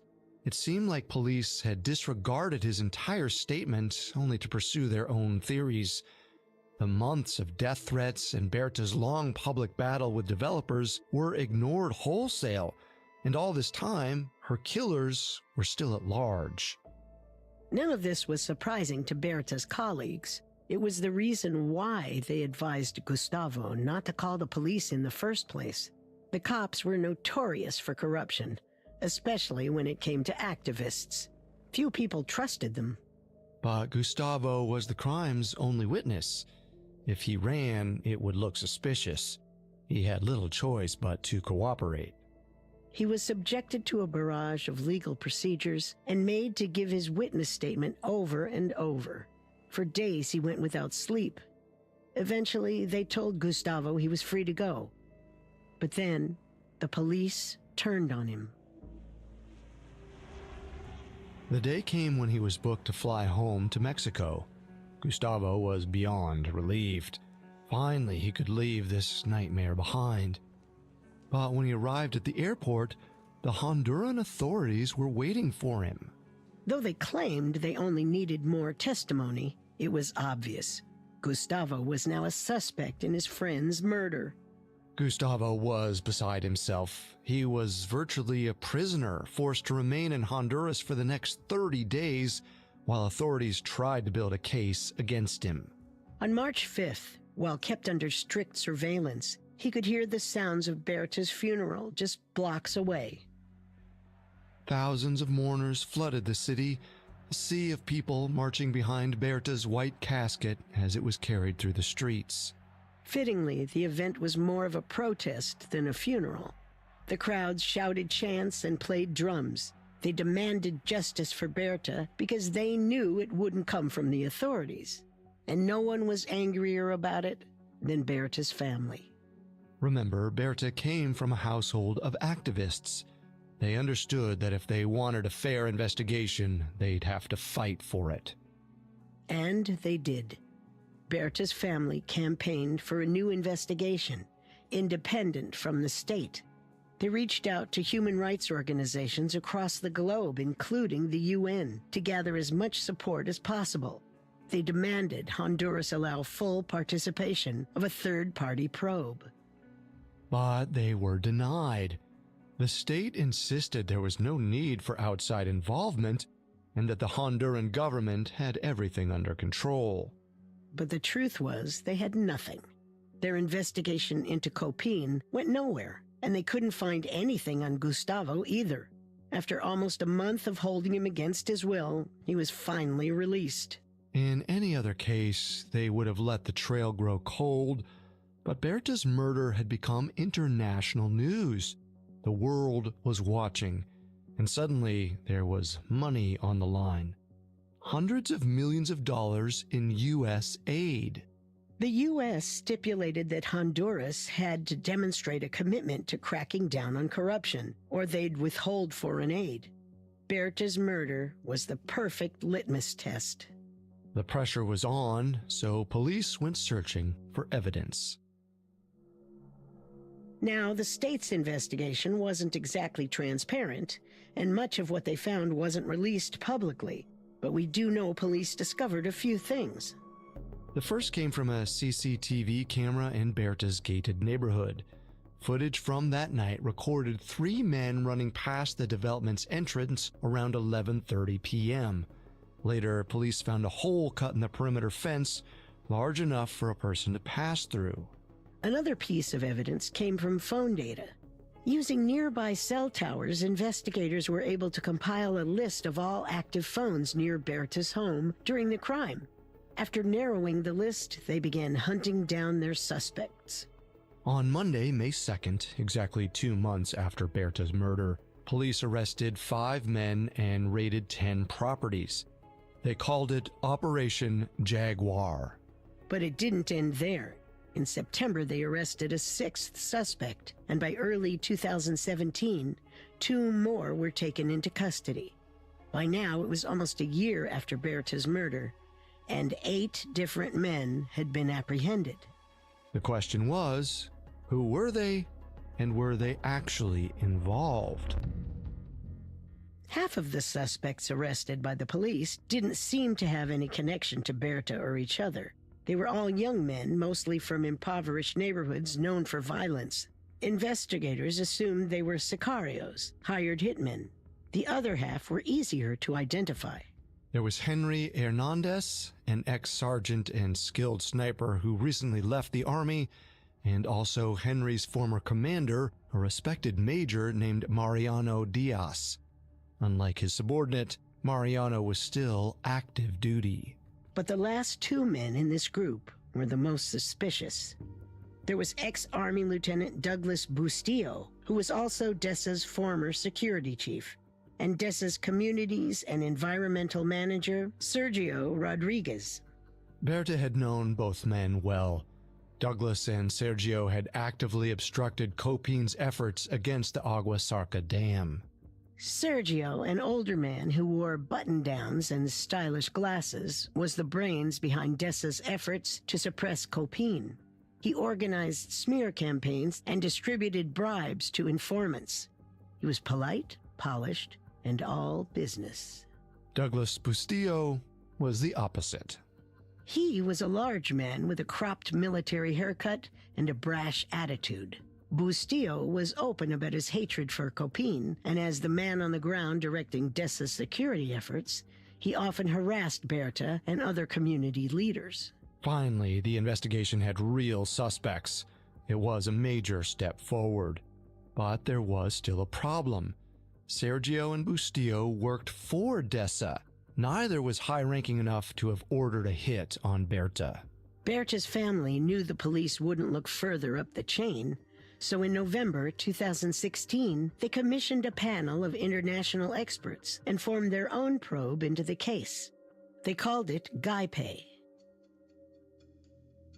For the next year, GUYPE worked parallel to Honduran authorities, conducting their own interviews and gathering their own evidence. They investigated not only Berta's murder, but also the state investigation itself. They looked into possible corruption, and most importantly, whether police had arrested the true killers. Berta's family felt certain police had some of the culprits, but not all of them. There was one more man they knew had to be involved, because Berta had warned them about him. DESA's president, David Castillo. Months earlier, as the battle against the dam raged on, Berta was suddenly seeing more of Castillo. This concerned her. She was used to Sergio Rodriguez's veiled threats and Douglas Bustillo's blatant harassment. But David Castillo had different tactics. He was a U.S.-trained intelligence officer and a graduate of West Point. Eventually, he took his experience in covert warfare to the world of business. Castillo was still young when he got involved in Honduran urban development and co-founded DESA. Unlike the others, he never threatened Berta. In fact, he was charming. In the year before her death, he began requesting meetings to discuss solutions to the conflict. After one of these encounters, Berta confided in a colleague. Based on other conversations she'd had about Castillo, we imagine it went like this. No, he had nothing for us. Just more bribes. It always is. I didn't want to meet him, but he's persuasive. And if he's pretending to be friends, well, I'll play that game. But that's what scares me. The others go around all loud and machista, but this one's smart. He knows what he's doing. I don't know what he's up to, but Dios mío, I have a bad feeling. Berta was rarely scared of anyone, but she was afraid of David Castillo. So when she was assassinated, her family knew he was involved. They just had to find the evidence to prove it. GUYPE kept digging. For a year, they continued their investigation. Then, in November 2017, they published a report of their findings. What it revealed changed everything. GUYPE identified huge gaps in the state's official investigation, but that wasn't all. They also gained access to phone data linking 3 DESA executives to conversations about the murder before it happened. GUYPE didn't name them in the report, but various files suggested one of those executives was David Castillo. They'd finally found what they were looking for. Actual evidence that Castillo was one of the masterminds of the assassination. The world was already watching, but the GUYPE report ignited international outrage. American politicians demanded that aid to Honduras be stopped. There was more pressure on the investigation than ever, and the clock was ticking. Months passed. Then, on March 2nd, 2018, on the 2nd anniversary of Berta's murder, police finally arrested David Castillo. But no one was celebrating yet. There were still 9 suspects to bring to trial, and if Berta's family was right, there were still more out there. Coming up, Berta's supporters seek justice in a corrupt court. And now, back to our story. By the 2nd anniversary of her death, 9 men had been arrested for Berta Cáceres' murder. Half of them had ties to the Honduran military, and 3 were DESA employees, people Berta had come face-to-face with in her fight against the Agua Zarca Dam. These men were Sergio Rodriguez, DESA's Communities and Environmental Manager, Douglas Bustillo, the company's ex-security chief, and David Castillo, DESA's president and co-founder. A botched investigation meant it had taken 2 years to apprehend the suspects, and if it hadn't been for the tenacity of Berta's family and their lawyers, they may have never been apprehended. This in itself was an incredible feat. A study conducted in Honduras's major cities in 2014 reported only 7% of homicide cases went to trial, and just 1% saw a conviction. And this sets the scene for the next phase of our story. Because when Berta's case came to the courts, the fight for justice only got more difficult. When Gaipe, the independent investigation team, published their findings, they referenced other executives as potential masterminds of Berta's murder. And though they weren't listed in the report, evidence pointed to some big names, like co-founder and CFO of DESA, Daniel Atala Midense. But Daniel wasn't just connected to DESA. He was also a member of one of Honduras's most powerful families, the Atala clan. The Atalas had formed something of an empire in Honduras, particularly in banking. Before the trial, Gaipe shared information with the state suggesting Daniel Atala was involved, but the prosecution ignored them. And when the family's representatives asked that Daniel at least testify at trial, the court claimed it was an excessive request. Berta's family wouldn't accept this. They filed a petition to replace the trial's judges, accusing them of obstructing justice. For a month, the court considered their request, but eventually they rejected it. This was just the start of many slippery moves, because the very next day, after rejecting the petition, and with very little notice, the trial began. And because the family's counsel wasn't present, the court ruled they'd abandoned the case and were barred from participating. The independent prosecutors had been locked out. Now their only hope of convicting Berta's killers lay in the hands of a corrupt court. The trial for the first 8 defendants opened on October 25, 2018. David Castillo would be tried separately. Without Berta's supporters filling the public gallery, the courtroom was half empty. Journalist Nina Lacani was one of the few observers of this trial. She wrote that, quote, "The atmosphere felt flat, more like a provincial traffic case than a notorious murder trial." The Honduran justice system relies solely on judges who already know the case, not juries. That meant the attorney's arguments were overly complicated and most evidence wasn't presented at trial. Nina compared the experience to listening to a conversation through a wall, but some parts were easier to understand. For example, the crux of the prosecution's case was based on phone data, and over 1,000 pages of that data was taken from Daniel Atala's phone. This was the evidence Gaipe had referenced, but instead of pursuing an investigation into the Atalas, it was used to build a case against everyone else. There were texts proving Douglas Bustillo and Sergio Rodriguez had been paying informants to spy on Berta. In these messages, there were also discussions of how much the Sicarios would be paid for the job. The prosecution learned the men had tried to assassinate Berta before, but when they realized she was with her daughters, they were forced to abort the mission. The information on Daniel's phone was so vast, the prosecution was able to use his data to incriminate almost every defendant. The trial closed after 5 weeks. Every single defendant pleaded innocent, and all but one was found guilty. The court cleared one of the suspected Sicarios, but the other 7 men, including Sergio Rodriguez and Douglas Bustillo, were convicted. In December 2019, each of them were sentenced to 30 to 50 years in prison. This was a small victory, but Berta's family knew their biggest fight was ahead of them. David Castillo had yet to see his day in court. Castillo's trial was held a year and a half later, in April 2021. But this time, the judges allowed Berta's independent counsel to present their arguments alongside the state prosecutor. Of course, Castillo denied any involvement in Berta's murder. He claimed that he and Berta were actually friends, and her death was a personal tragedy for him. Any evidence that suggested otherwise was misconstrued. Once again, much of that evidence was from phone data. And surprisingly, Castillo's texts with Berta were friendly. They checked in often, wishing each other happy birthday or discussing their plans for the week. This baffled the court. By all logic, Berta and Castillo should have been enemies.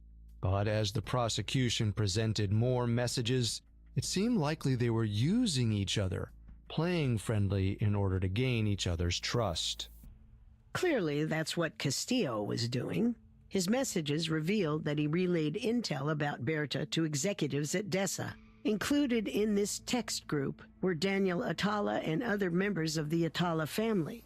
They used this chain to stay in close contact around the time of Berta's murder.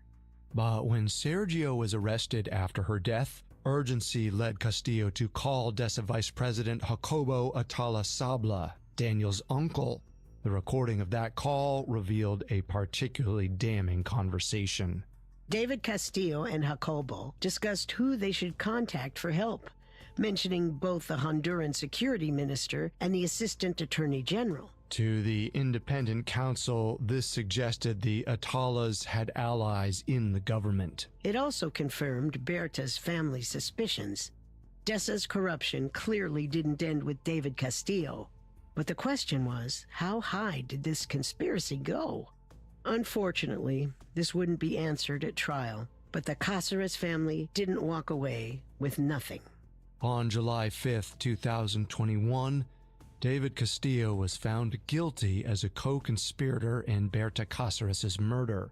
A year later, he was sentenced to 22.5 years in prison.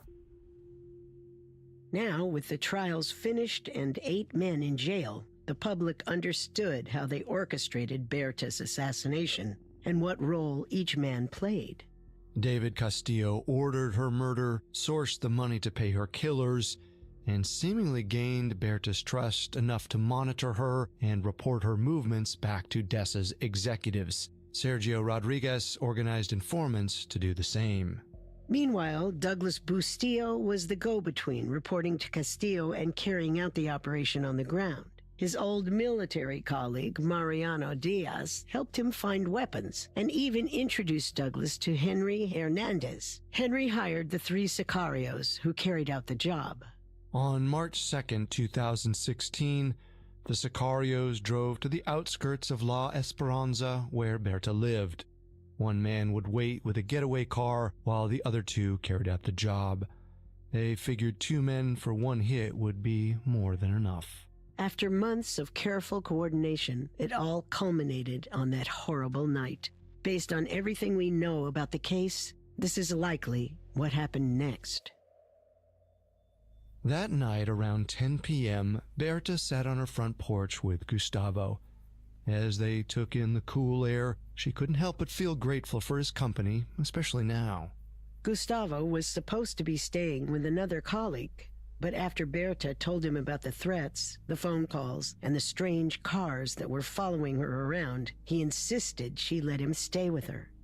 Berta wanted to laugh it off and tell him she was fine, that it was nothing she hadn't dealt with before, but truthfully, she was scared. So she agreed. The 2 worked together for a while. Berta was in the thick of investigating the money behind Agua Sarca. She'd been staying up late, looking into banks and sending emails. But that night, working turned into chatting. Eventually, she put her laptop aside. Gustavo's visit was a welcome break, and she deserved a break. Around 11 p.m., the 2 called it a night. Gustavo retreated to the guest room, and Berta went to her bedroom at the other end of the hall. But she wasn't tired. Her mind was still busy, so she decided to keep working. Berta perched on the bed with her laptop and sent a few last messages. She was in the middle of typing when it started. Sharp banging at the door, as if someone was trying to break it down. Berta leapt to her feet. Heart pounding, she threw open her bedroom door, looking down the hall. Who's out there? From the dark, a figure emerged, a young man barely 20 years old. Berta's eyes locked onto his, and then he charged. The 2 struggled for a moment, and she fought back hard. She clawed at the intruder, trying to push him away, but then he pulled out his gun. Berta collapsed, falling on her back. She was hurt badly, but she kept fighting until she couldn't continue. The gunman hit her a few more times, then fled. Berta laid on her bedroom floor, bleeding. Gustavo! Gustavo! Gustavo rushed into the room and crouched next to her. He'd only been shot in the ear, but Berta knew she was dying. Get my phone and call Coping. Call them. Gustavo held her, begging her to stay with him, but she'd already lost so much blood, and soon she was hardly breathing. Moments later, Berta was gone. It's unclear where the killers went after the murder, but by that point, the two sicarios who'd shot Berta and Gustavo had likely jumped in the waiting getaway car and raced away. In their minds, the job was done. Those men were now in prison for Berta's murder. It was a victory for certain, but it was hard won. Victor Fernandez, one of Berta's family lawyers, put it best. He said to The Guardian, quote, "We have nothing to thank the justice system for. It was they who persecuted Berta. They criminalized her and displaced her. This victory is a result of our militancy." And unfortunately, their fight isn't done. Berta's family suspects that the 8 convicted men didn't act alone. Despite all their efforts, they believe the true engineers of her assassination are still walking free. But as of this recording, it's been 5 years, and Honduras hasn't made any arrests since David Castillo. Currently, the family is pursuing a lawsuit against Dutch bank FMO, one of Dessa's former financiers. In a public-facing webpage, FMO states that while the case is still ongoing, both parties have, quote, decided to start a settlement procedure to find common ground. Meanwhile, Berta's family and the members of Copine hope to uncover more about who else was behind Berta's murder. Justice has only been half won for Berta, but her death has exposed the violence threatening environmental defenders. Not just in Honduras, but everywhere. At least 1,700 activists have been killed in the last decade alone, and an alarming number of them are indigenous like Berta. Yet they still stand on the front lines, fighting for their homes, for the land, and for the water. It goes to show that Berta's fight wasn't in vain. She inspired the next generation of environmental justice activists. And today, the Agua Sarca project has been suspended, and the sacred Guacarque River flows freely through Rio Blanco. For now. But if we learn anything from Berta's story, let it be that the struggle is not over.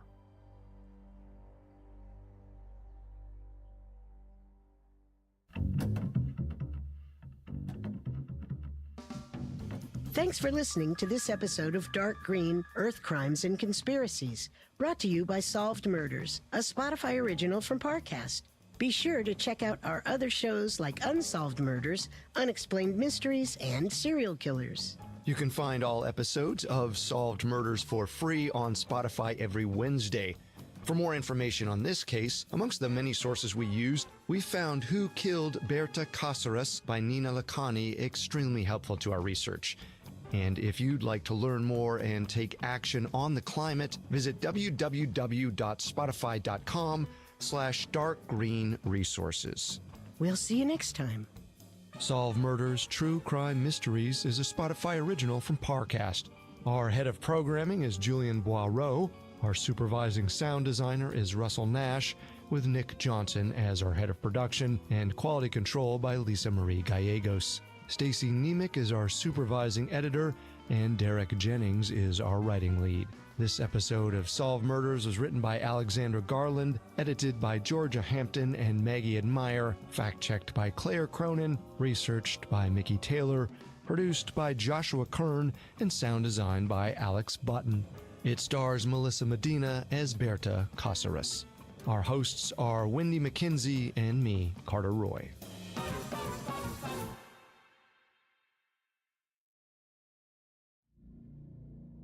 Due to the graphic nature of this cold case, listener discretion is advised. This episode includes intense sequences and discussions of murder. We advise extreme caution for children under 13. It's 1984. In South Pasadena, California, Ole's hardware store is an inferno, belching black smoke into the sky. Pillars of flame 100 feet high stream from the roof. The night is alive with fire engine sirens as tragedy unfolds. A young man calls his brother's name over and over. A couple is searching for their grandchild. Hardly anyone notices a man standing apart from the crowd, watching the fire. He points a camera at the flames, snapping photographs. He's close enough to feel the roiling heat on his skin. It fills him with obscene pleasure. The excitement of knowing this is his fire. The certainty he's going to get away with it. Because any evidence tying him to the crime is currently going up in flames.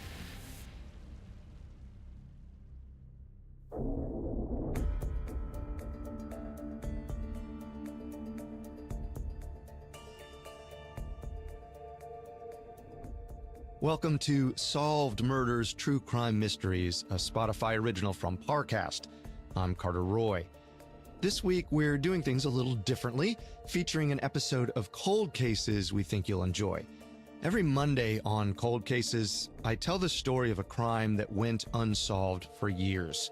Well, some weeks, forensic breakthroughs will solve long-dormant cases. Others will still be left searching for the truth. Today, we set course for Southern California to find the cause of a man-made heat wave. Starting in the mid-1980s, the Los Angeles area was plagued by a spree of arson fires. It became increasingly clear that the culprit was taunting investigators, and it was only a matter of time before someone got burned. Solved Murders will be back next week, but more on this case coming up. Stay with us. Southern California is no stranger to fire.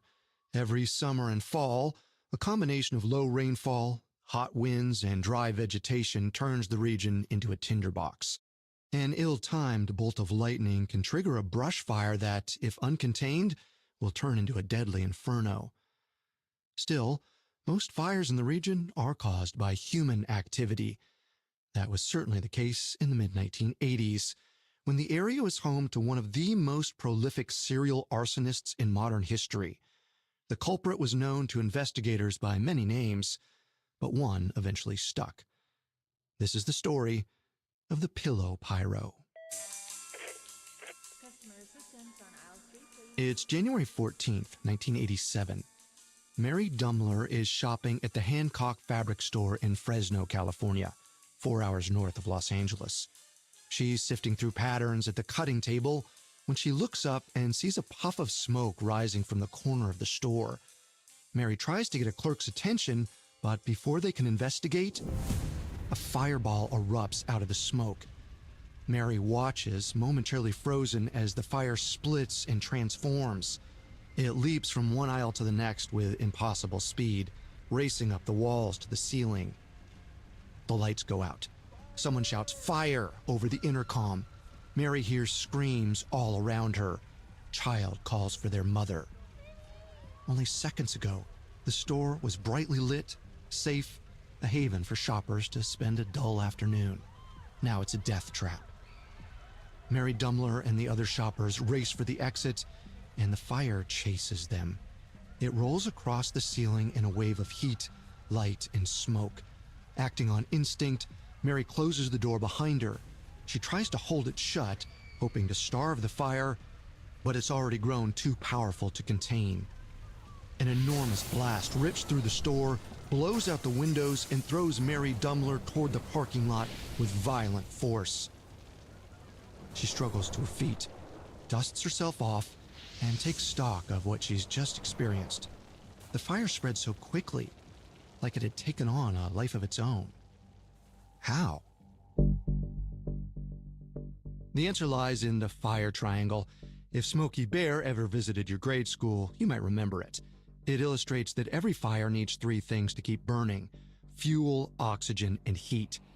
Hancock Fabrics was practically made of fuel, with its aisles packed with highly flammable fabric, foam bedding, material, glue, and paint. This fuel allowed the fire to build so quickly. As the flames spread, they rapidly devoured all the oxygen in the store. The moment the shoppers opened the front doors to escape, a fresh supply of oxygen rushed in, and the fire rushed out, growing even larger. The fire grew so hot it reached temperatures upwards of 1,500 degrees Fahrenheit. All of this explains why the fire moved the way it did, chasing the customers toward the exits.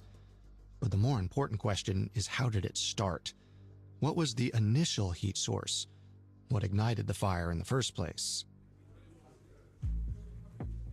As it so happens, while Mary Dumler is fleeing the Hancock Fabric store, downtown Fresno is teeming with people whose job it is to answer those questions. The city is hosting a seminar for the California Association of Arson Investigators. For 3 days, firefighters, police officers, and federal agents gather to discuss the ins and outs of their trade. One of the attendants is Scott Baker, an investigator from the Central Valley Fire Marshal's office. He's a middle-aged detective with a military background and a stellar reputation. When news of the fire at Hancock Fabrics reaches the conference, Scott and a handful of other investigators gather a makeshift task force and head to the scene. From the moment he arrives, Scott senses that this isn't a typical store fire. The big ones almost always start at night, not during the day while the store is open. Normally, shoppers would notice the flames and put them out before they spread out of control. But for some reason, this fire grew too quickly for anyone to stop it. To figure out what happened, the team looks for the fire's point of origin, the place it started. It's not an easy job. Detectives have to size up crime scenes that are heavily damaged by fire, smoke, and the water used to put the blaze out. Despite these challenges, arson investigators like Scott Baker are skilled at reading the movements of a fire. By examining scorch marks and other damage, they can trace the route the blaze took. The Hancock Fabric store is barely standing, but fortunately, Scott has something that gives him a leg up: a witness. He talks to Mary Dumler, who points him to the corner of the store where she saw the first plume of smoke. They check the spot and find a storage bin full of styrofoam pillow stuffing. This is extremely flammable material, the perfect fuel. That explains why the fire got going before anyone had a chance to put it out. But Scott doesn't see anything that could have started the fire. There's no electric wiring, no heater, nothing to explain how it all began. And that worries him. Whatever ignited this fire just so happened to strike at the worst possible spot in the store. It could be an unlucky coincidence, but Scott Baker doesn't believe in coincidences. He believes in cause and effect. He believes in patterns. And to him, this feels like the first spark of something much bigger. Friday, January 15th, is the third and final day of the Arson Investigators Conference.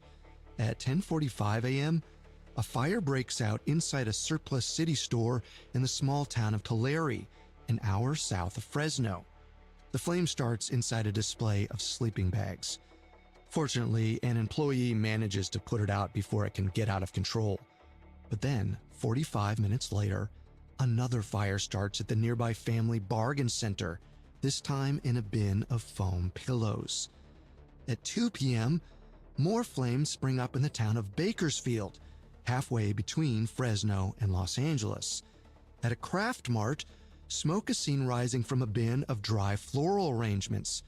The manager grabs the fire extinguisher and puts it out before the whole thing goes up in flames. Captain Marvin Casey is at the Bakersfield Fire Department when the call comes over the radio. The other two investigators in his unit are in Fresno at the conference, but Marvin heads straight to the craft mart. He quickly zeroes in on the bin where the fire started. Inside, he spots something unusual: a partially burned up contraption made of a cigarette, matches, and a strip of yellow notebook paper. It's all held together by a rubber band. Marvin is as experienced as they come, with almost 20 years and hundreds of fires under his belt. He knows exactly what he just found.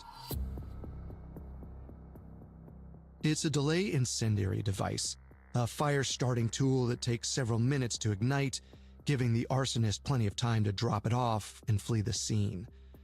The device Marvin found is made of common household items, but it's somewhat sophisticated in its design.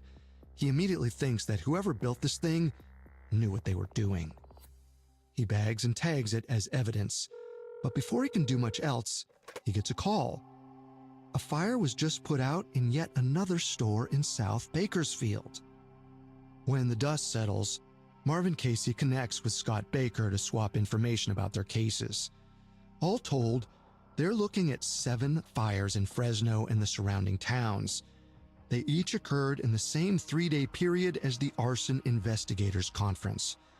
Most of the fires started in bins of pillows, cushion stuffing, bedding, or other highly flammable materials. Incendiary devices identical to the one Marvin found at Craft Mart are recovered at several of the scenes. The fires are clearly related, and they already span several towns. This is too big a case for the Bakersfield Fire Department to handle on their own.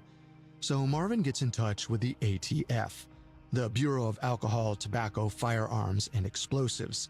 It's the federal agency responsible for enforcing laws pertaining to arson crimes. He sends them the incendiary device and scrap of paper recovered from the Craft Mart fire. Maybe, if they're really lucky, the arsonist left a fingerprint. As Marvin waits for results, his mind runs over the case again and again. The proximity of the fires, the timing of the conference, the targeting of polyfoam pillows. This arsonist isn't trying to make their fires look natural. They want attention. It's like they're thumbing their nose at the entire community of California fire investigators, saying, "Come get me. I dare you." Marvin gets out a map of the area. He plots the sites of the fires, marks the times they occurred, and draws a line between them. He takes a step back and is astonished by what he sees.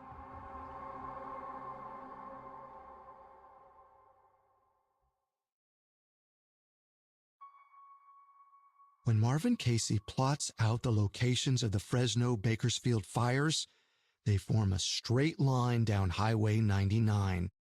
It's clear as day. Whoever set these fires left Fresno on the last morning of the conference and drove south towards Los Angeles, almost as if they were in town just for the conference. Marvin is shaken by this discovery. He already suspects this arsonist knows a thing or two about fires, but now he considers the possibility that they're a firefighter or fire investigator from Los Angeles. Right on the heels of this discovery, Marvin receives some surprising news. An agent at the ATF has finished processing the remnants of the incendiary device from the Craft Mart, and the arsonist left a fingerprint. It's hard to overstate how big a deal this is. Arson cases are notoriously difficult to solve. In the U.S., 100,000 cases are reported each year, but only 15% lead to an arrest. Of those, less than 10% result in a conviction. The problem lies in the nature of the crime. Since arsonists typically leave the scene before their fire is noticed, eyewitnesses are rare. More importantly, any evidence they leave behind, such as an incendiary device, tends to be destroyed by the fire, which means prosecutors often have little more than circumstantial evidence to work with. But in this case, Marvin has defied the odds. He hasn't just managed to recover the device, he's actually got the perp's fingerprint. Well, it's just a partial print, but it's complete enough that it should be possible to identify someone if they have a suspect to compare it against. But that's where the bad news comes in. The ATF has already checked the fingerprint against state and national databases and hasn't found any matches. It seems like the arsonist doesn't have a criminal record. While disappointing, this last part doesn't come as a huge surprise. Marvin is already wondering if his culprit isn't your typical arsonist, but a member of the firefighting community. driven by his hunch, he contacts the California Association of Arson Investigators and asks for the list of people who attended the conference. There are 242 names total. Marvin starts narrowing it down. He checks the list against the attendees' workplaces to figure out who would have driven south after the conference. He also eliminates anyone who carpooled to the conference. He knows from experience that most arsonists work alone. He whittles his list down to 55 conference attendees, then calls the ATF back and asks them to run the print from the Craft Mart fire against those names. The response he gets is less than enthusiastic. 55 is still a lot of people to cross-examine, and most of them are either respected arson investigators or ATF agents. Marvin Casey is essentially asking the Bureau to question their own people based on his personal hunch. It's a hard no. In the end, all Marvin has is a useless fingerprint and a map of fires leading straight out of his jurisdiction. The trail goes cold. For the next 2 years, the fires around the Fresno conference linger in the back of Marvin Casey's mind. He knows whoever set them is a serial arsonist. There's no obvious revenge motive at play, so the culprit is probably a thrill seeker, which means they're not likely to stop. And while the Fresno fires didn't result in any casualties, they might not be so lucky next time. So Marvin Casey almost expects his arsonist to strike again. He just doesn't expect it to happen the exact same way. In 1989, 2 years after the Fresno conference, another seminar is held in Central California. It's called the Symposium 4 Arson Conference, and it's set for March 5th in the coastal town of Pacific Grove. This time, the fires start before the conference even begins. The first one is in Morro Bay, 2 hours south of Pacific Grove. It's 6 p.m. on the preceding Friday. An aisle display of pillows bursts into flames. A clerk manages to put it out before it can cause much damage, but the next day, another fire breaks out at the Woolworths in Salinas, 19 miles south of the conference. The building takes on extensive smoke and heat damage before it's extinguished. But it's not until after the conference that the spree really picks up. At 9:30 a.m. on March 8th, a fire is reported at a home improvement store in Atascadero. 2 hours later, a variety store in the same town gets hit. At noon, it's a hardware store further down the street. Later that evening, a party supply store in San Luis Obispo catches fire. The people inside narrowly escape before the building burns to the ground. When all is said and done, the spree totals 6 fires, all on their way to and from the conference. Most started in bins of foam pillows or other combustible materials. One incendiary device is recovered. It's almost identical to the one Marvin Casey collected back in '87. And just like in '87, Scott Baker is an attendee at the Pacific Grove Conference. When he learns about the recent spree, he can't ignore the similarities. Scott calls his old pal, Marvin Casey, and asks if he still has that fingerprint on file. Marvin says, "Of course I do." He's excited about the news. The arsonist has struck again at another arson investigators conference. His theory that the culprit is an investigator themselves doesn't seem quite so far-fetched anymore. Marvin asks Scott to get him a list of the Pacific Grove attendees. He compares it to the 55 suspects from the Fresno seminar. This leaves him with 10 possible suspects who attended both conferences. It has to be a bit surreal for Marvin. He's known most of the people on this list for years. Scott Baker was at both conferences, for instance. And sure, Scott tipped him off about the second spree, but this arsonist does seem to want attention.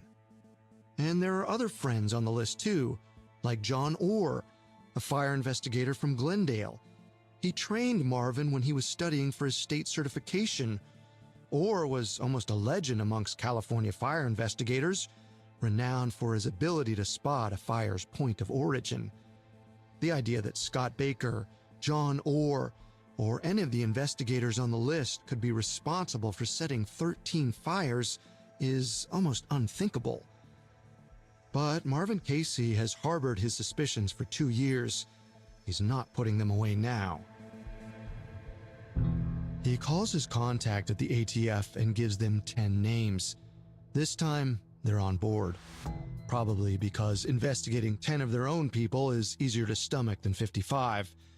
But it's also possible that they're feeling the heat after a second disastrous conference. And it helps that the 10 names are all investigators with official public safety jobs, which means the state already has their fingerprints on file. The ATF has the 10 prints analyzed and compared against the one taken from the Craft Mart fire. Marvin Casey waits on pins and needles, eager to find out which of his colleagues is secretly a prolific serial arsonist. Finally, he gets the call. The analysis is negative. None of the people on Marvin's list match the fingerprint from his fire. He's dumbstruck. He was so sure the culprit was at the conferences, but it looks like he was wrong all along. He has no choice but to move on. But Marvin knows this isn't the end, because the culprit is still out there, and it's only a matter of time before they turn up the heat. On March 27, 1991, 5 stores in South Los Angeles catch fire within hours of each other. The worst one is at D&M Yardage on Hawthorne Boulevard. An employee spots the flames rising from a display of polyfoam-backed drapes and attempts to put them out. But they spread so quickly that she's forced to flee, and the fire rages out of control. The entire building is destroyed. The ATF conducts an investigation. Based on their close proximity and timing, they conclude all 5 fires were likely set by the same arsonist. Pretty soon, they make a connection to a larger spree of suspicious Los Angeles fires stretching back to Christmas. Many of these were set with similar incendiary devices made of matches, cigarettes, and a rubber band, and many originated in stacks of pillows or similar polyfoam bedding. The similarities between these cases have been overlooked for months because they occurred in different jurisdictions, but now the ATF is finally putting 2 and 2 together. They create a task force whose sole aim is to catch the arsonist behind these fires. They dub their culprit the Pillow Pyro. Their first step is to examine old fires from all over California to figure out just how expansive this case is. They look for ones that match the pattern. Similar incendiary devices set in bins or displays of polyfoam stuffing inside stores while they're open to the public. They come up with 29 fires they think may have been started by the Pillow Pyro. They're predominantly in the Los Angeles area, but some are all over California. They also stretch back over 10 years and account for millions of dollars of damage. Only a few weeks later, 3 members of the Pillow Pyro Task Force head north to meet with Captain Marvin Casey of the Bakersfield Fire Department. By this point, the task force has learned about the Pacific Grove arson fires in 1989 and the Fresno fires in '87. More importantly, they've heard that Marvin has a fingerprint. As he fetches the print, Marvin seizes the opportunity to tell the trio about his theory, that the fires were set by a firefighter or arson investigator from LA who attended both conferences. The task force members smile and nod, but don't give Marvin's theory much thought. The ATF already looked at the fingerprints of the 10 people who attended both conferences, and none of them matched the one from the Craft Mart fire. So they thank him, take the print, and head back to LA. They're not expecting much to come of it, not until they have an actual suspect in custody. Remember, the print was already checked against state and national criminal fingerprint databases to no avail. But that was back in 1987. A lot could have changed since then, So, just to be safe, they have the print scanned, analyzed, and compared against all fingerprints in the Los Angeles database. And this time, they get a match.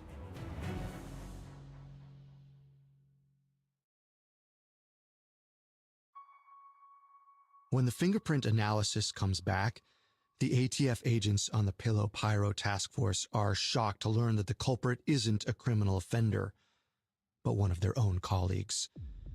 The fingerprint belongs to Captain John Orr of the Glendale Fire Department. I mentioned John Orr earlier. He's the legendary fire investigator known for his preternatural ability to find a fire's point of origin. He trained Marvin Casey for his state certification, along with countless other arson investigators. He was also present at both the 1987 Fresno Arson Conference and the 1989 Pacific Grove Symposium 4, and he was one of the 10 names on Marvin Casey's shortlist. When you hear that, your first thought is probably, Marvin Casey was right, 100% on the money, all the way back in 87 when no one at the ATF would listen to him. Your second thought might be, there's a problem here. They already checked John Orr's fingerprint in 1989, so what happened? The answer, frustratingly, is human error. The first time the print was submitted, a human technician compared it by eye to the prints of the 10 people on Marvin Casey's list. They didn't think any matched. But the second time around, a computer compared it against a database of thousands of prints.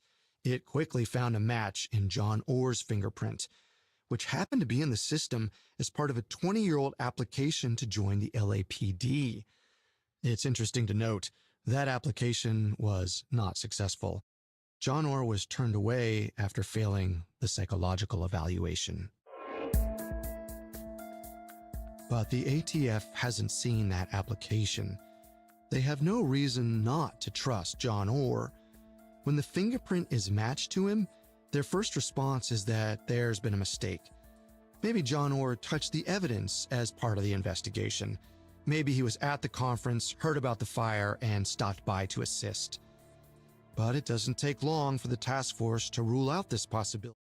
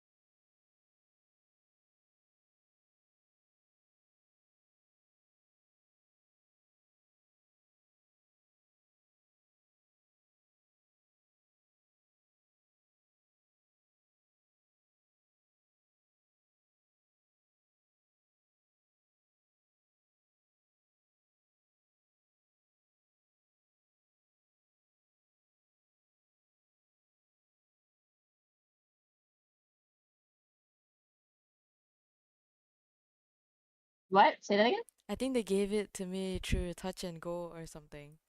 That's You're insane. rich, I'm LA. rich. I can just drop out and be a You can buy VTuber. more Yuri. Yay!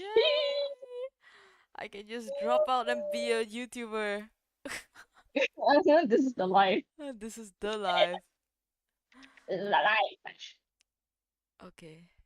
Wait, wait, wait. Why did I merge that? Never merge that. Sorry? No, my dumbass like merged it. Oh shit! Oh no, Okay, don't merge them together. okay. It's fine. It's fine. I saved it. Saved it, Nice. guys. Okay, so this part.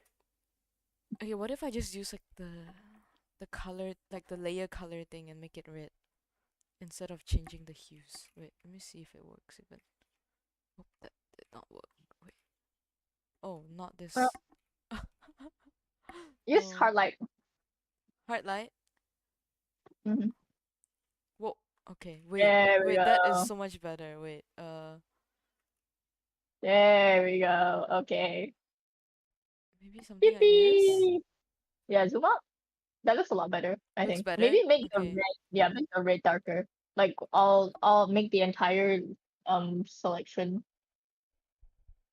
You can make it more saturated and darker, I think. Okay. Wait. More A little saturated. more saturated and a little darker. Yeah. Oh, oops. Like that. Yeah. Lovely. Can you do the same for the red on top, like the sash thing? Yeah. On Make it top darker the too. sash? Make it darker as well, yeah. Okay. A little more like the same red as the one that you have. Oh, cause like this is like honestly, if you can tell, it's like a bit transparent. That's why there's like it's white here. It's darker here. Okay. But I think I can make it a bit darker. Can try fucking with it and see what happens. Yeah. Or maybe I should make this like the transparent part more transparent because you can't tell, right? Yeah. Okay. I shall do that. Oh, we haven't rendered in the hand. Oh no. That is the that is the Oh, that's the other one. yeah, that's the back. Yeah, I'll hide it. Okay. We just I was so confused. I was like, I thought you were finished with this one. What happened to the hand? something like that. Girl was not in fact finished. Yeah. Yeah, and then I guess this part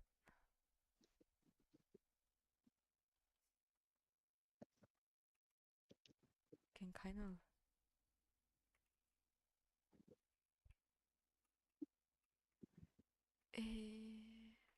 would it be better like that? No.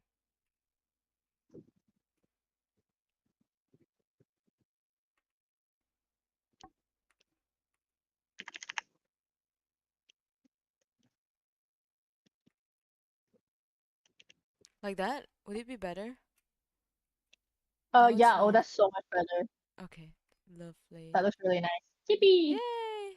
Okay. I still Oh have my god, honestly I still Abby, have I'm this that I rendering haven't the rendered Gyat yet. now.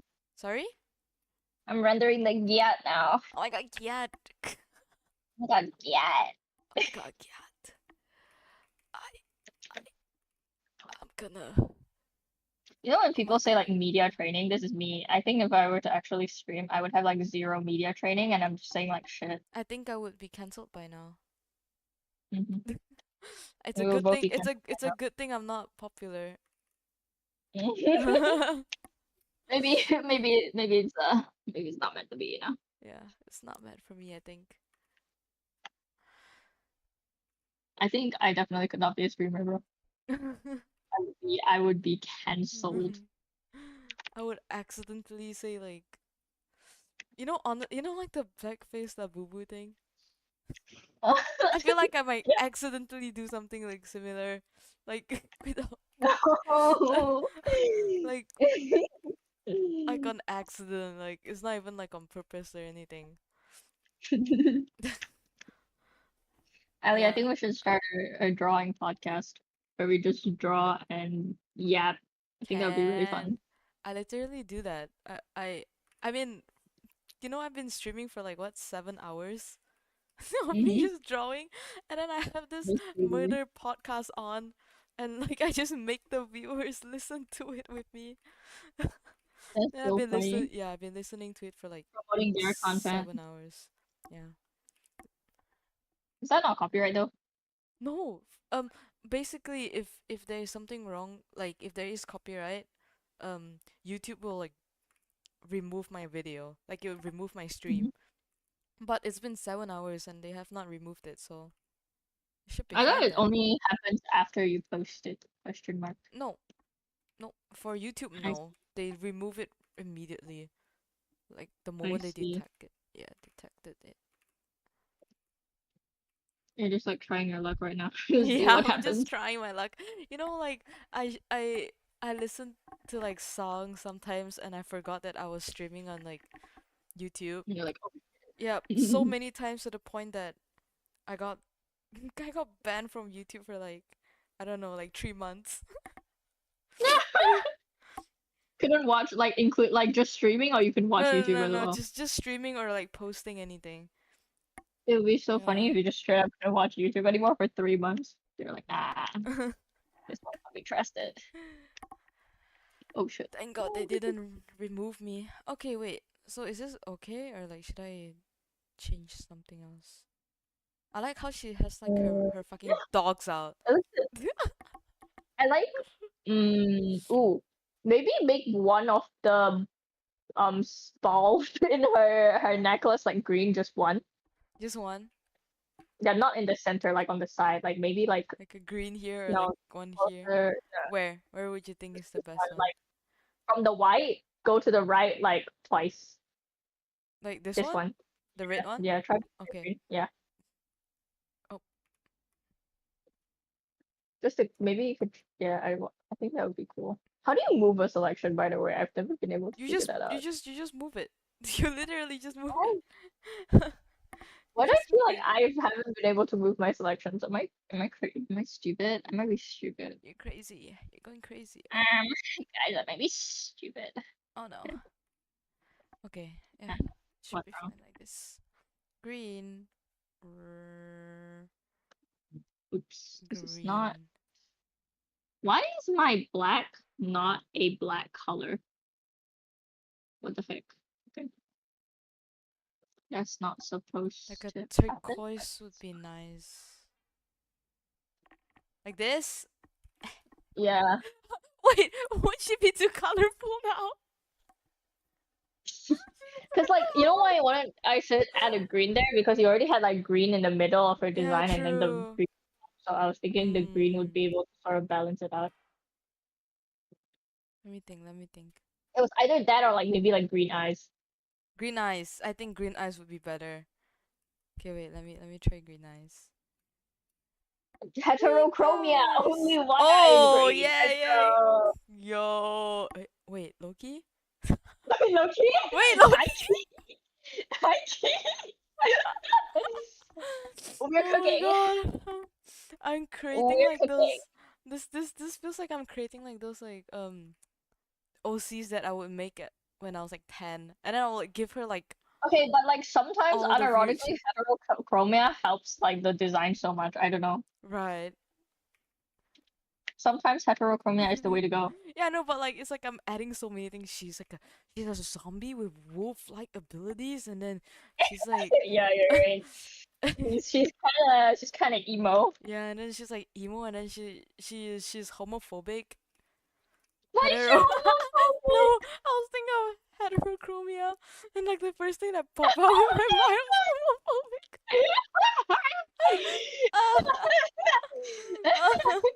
Oh my god. I don't think that's the right word. Yeah, I'm so sorry, guys, but she could be. She could be. What if she's secretly homophobic? I don't think it's a secret, guys. It's It's right just up her, her it's face. just her character. It's just like a character trait that she has, you know. Yeah. It's just a character trait. She's just homophobic. She's just goofy that way. She's just a little bit Yeah, silly goofy. she's just like that, you know? silly. You can't blame her for being homophobic. Just whimsy in her. Yeah, exactly. Whimsical.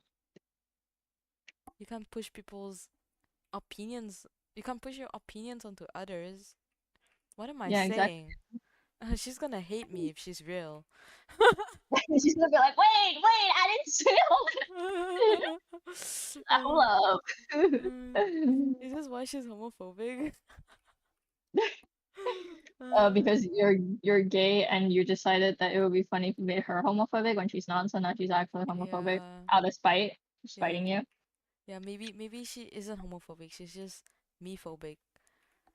Yeah, she's just phobic against you. Yeah. She has aliphobia. Yeah. Yeah, sounds good enough. Sounds more valid, honestly. Me when my OCs are homophobic against me and only me. Discrimination against the creator. Yeah. Understandable, because I keep killing them. None of them get their happy endings, bruh. Exactly. They don't deserve it. Yippee! Yay! Yay! Okay. The eyes are really funny. I actually don't like the eyes. What if I just make both looks like... Oh my god, Ali, the gyat is not getting. I'm gonna tweak. You should use your own gyat for reference. My ass got fatted up.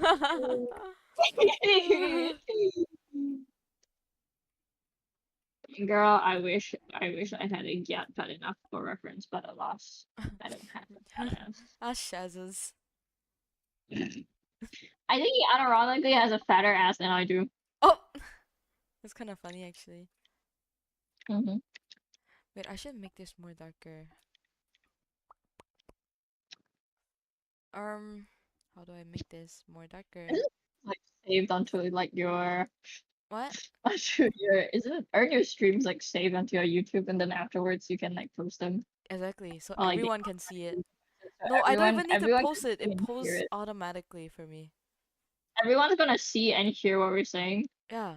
Do you know Levin, and like a few other people that I know and you know joined like the Mhm. stream just now? That's so funny. Yeah. They watched it or I think they watched a bit. I don't think Mm. they're gonna watch me draw for fucking 7 hours. It's gonna okay, be 8 but soon. it's fun. It is fun. Yeah, we should Why do am I so streams bad at like drawing? these I'm like, often. holy crap. We should.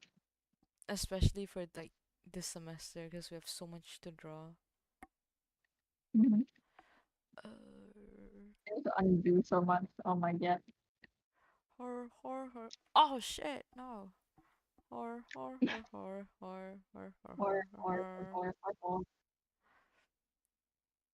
Wait. Okay. Yeah, no, that's fine. Wait. Swan meow.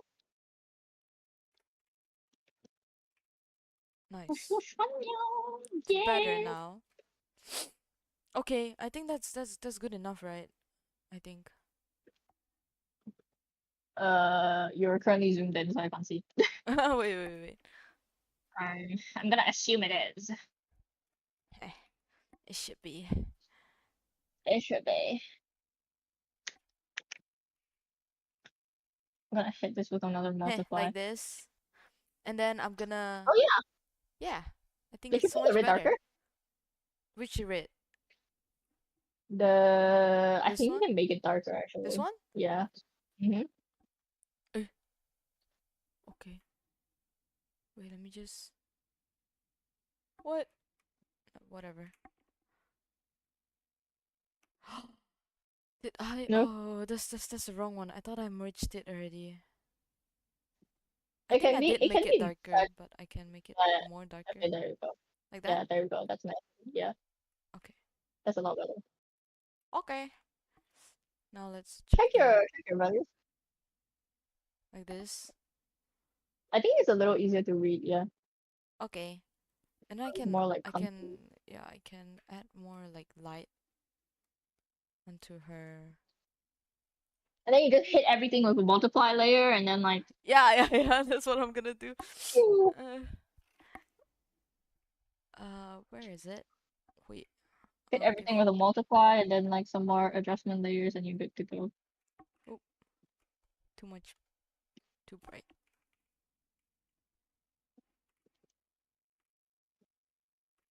Okay, he has a gap now.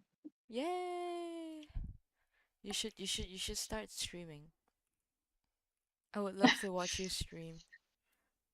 I wouldn't know what to talk about though for like. It's okay. I didn't talk for the whole fucking 7 hours just now.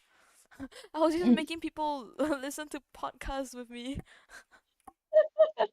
I feel like if I were to try and like turn streaming into a profession, I would be a horrible streamer. I would be like, I would forget to talk and just No, yeah. people would just be like watching nothing. The brush moves, but the mouth doesn't. I would like accidentally mute myself for like the whole entire time, and like no one's gonna tell me to. It do be like that. Yeah. Wait, you're not Yeah, going to class today, huh? yeah. Are you not? Do I look like I'm in class right now? Actually, yeah, you do. Oh yeah. I'm actually streaming during Jamila's class right now. You're just streaming through. You know, I was a bit worried because initially I was like, oh shit, yeah, there's like a presentation, but then like It's not a our big group, deal. so it's fine, I think. I was so scared, but it's fine. Right. Also, who's presenting next week? Our group probably spec. Okay. Is Spec okay? I hope he's okay. I texted her. She said she was okay, but she did say she's gonna leave end of the semester. Oh, she's actually leaving? Like dropping out? Oh man. That sucks.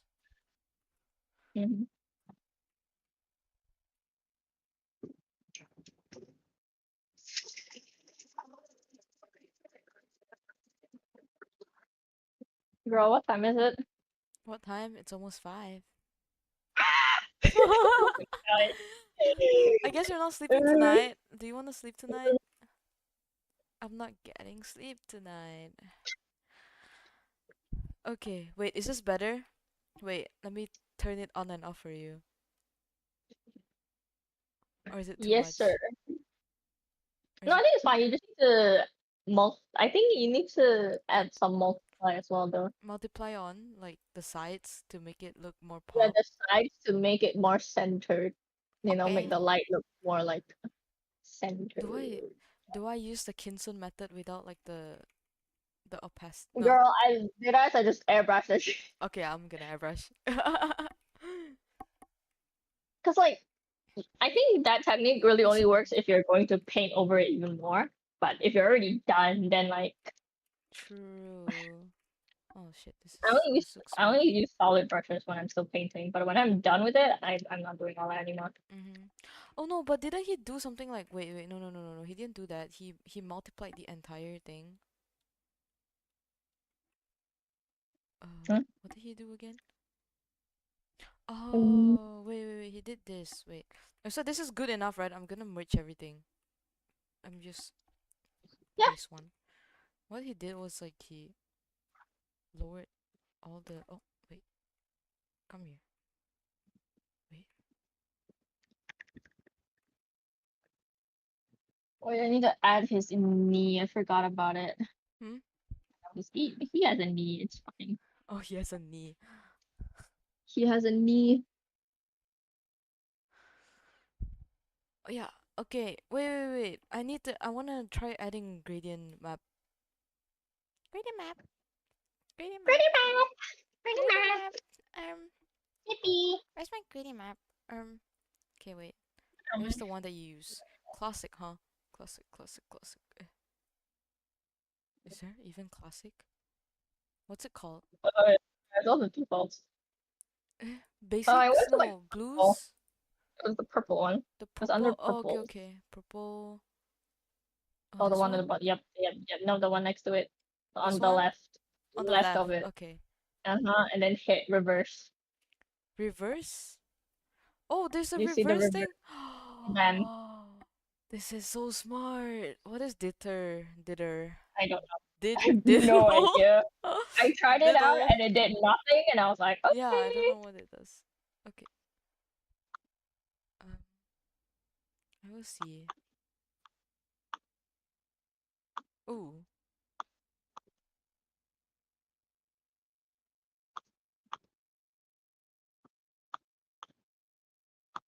What if I put this on? It's like deep roasted 中国人. Deep roasted. Wait, why does that Loki sound racist? She's deep fried.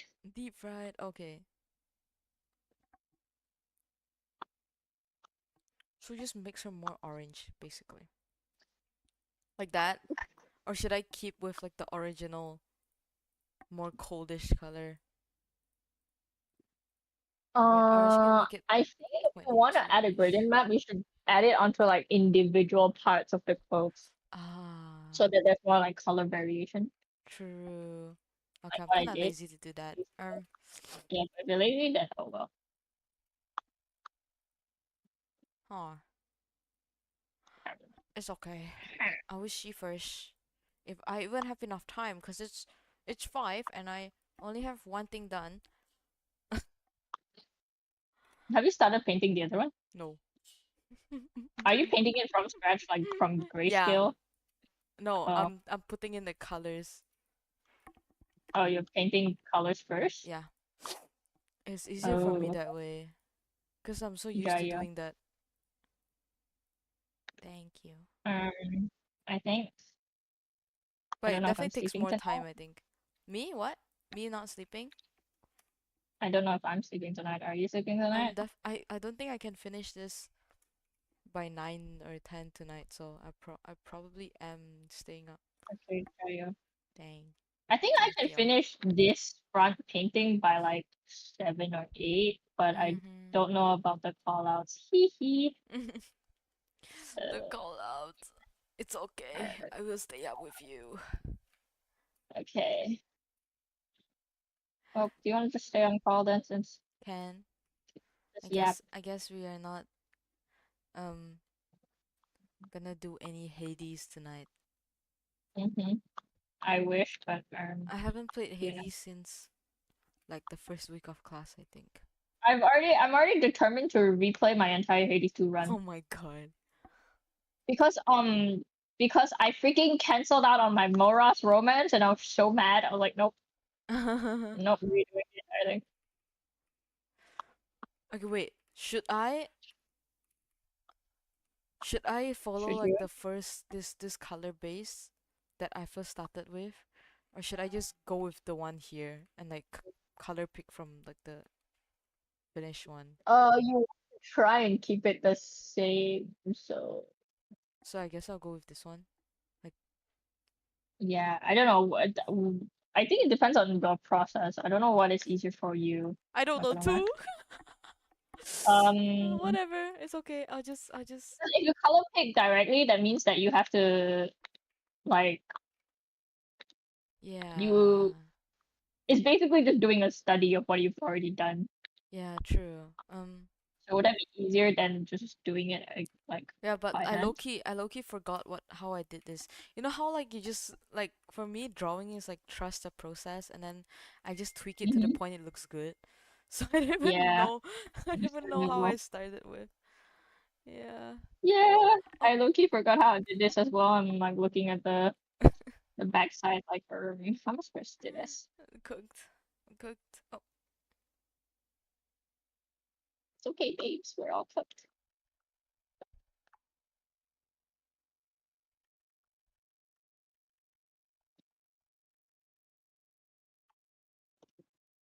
Oh, it's almost 5. Do you have someone to send you the QR? No. Do you? As long as If I you don't, if I don't, then I'm sending in my MC. If not, then I'm gonna. Oh. Yeah. If there's a QR, then I'm taking it. Okay. Cause Do you have a QR? I might have one if I don't forget to check my messages. Okay. Yeah. I think the teacher usually gives the QR around this time, though. Yeah, but I heard it's still group 3 right now. Like there's still 2 more groups to present, so I'm not sure if I see. yeah, I'm not sure if she'll give it on time.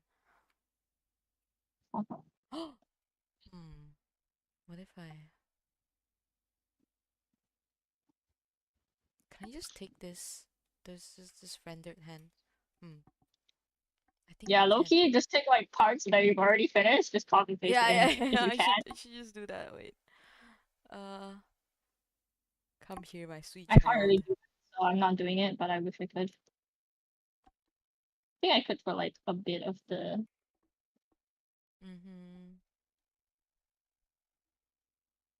I don't think I can copy paste any of these actually, except for like Oh. the little crown bit, which sucks, but oh well. I think I'll put it like that.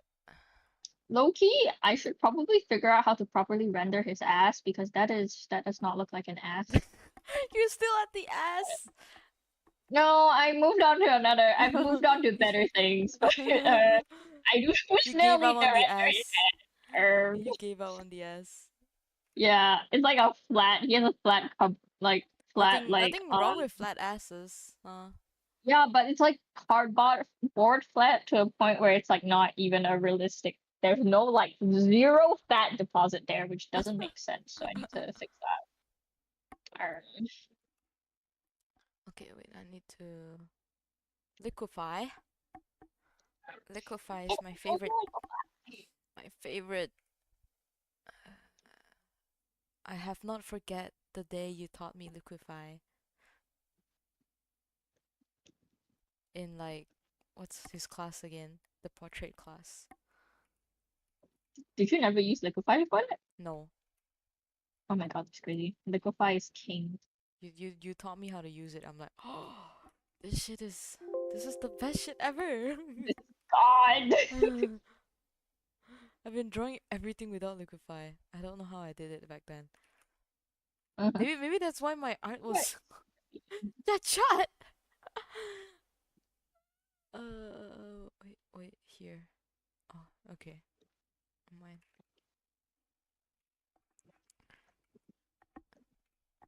Are you listening to music while doing this? No. Wow. I'm just listening to you yap, so because Lovely. we're yapping too. Really, when I'm like talking to friends and stuff, I don't really. Oh, you don't really listen to music? I usually have them like really low. I see. I forgot to use my more textured brush. I mean, okay. Textured brush. I love textured brushes. I think Kind of sad I didn't really get to experiment much with the style of this. It would have been cool to do it in the style I really want, but oh well, Right. alas, I don't have the time for that. I feel like You such know? a waste that we can't even like use textured brushes in this school because like they don't really recommend using Can actually, but you just have to know how to use it Yeah, but right, then I suppose. yeah, but if you never try it, how would you know how to, you know? It's like I used to use it a lot even before I came to the school, so for me it's okay lah. 还可以知道. But yeah, I think it definitely depends on the person. Okay, wait. I fucked up here.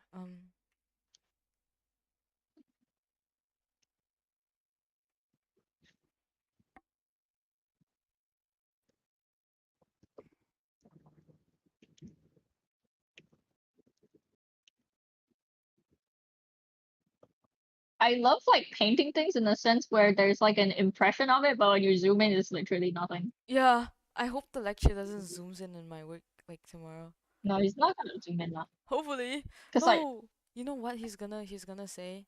He's gonna ask me, is this the one that I said you can do last week? And I'm like, huh, no.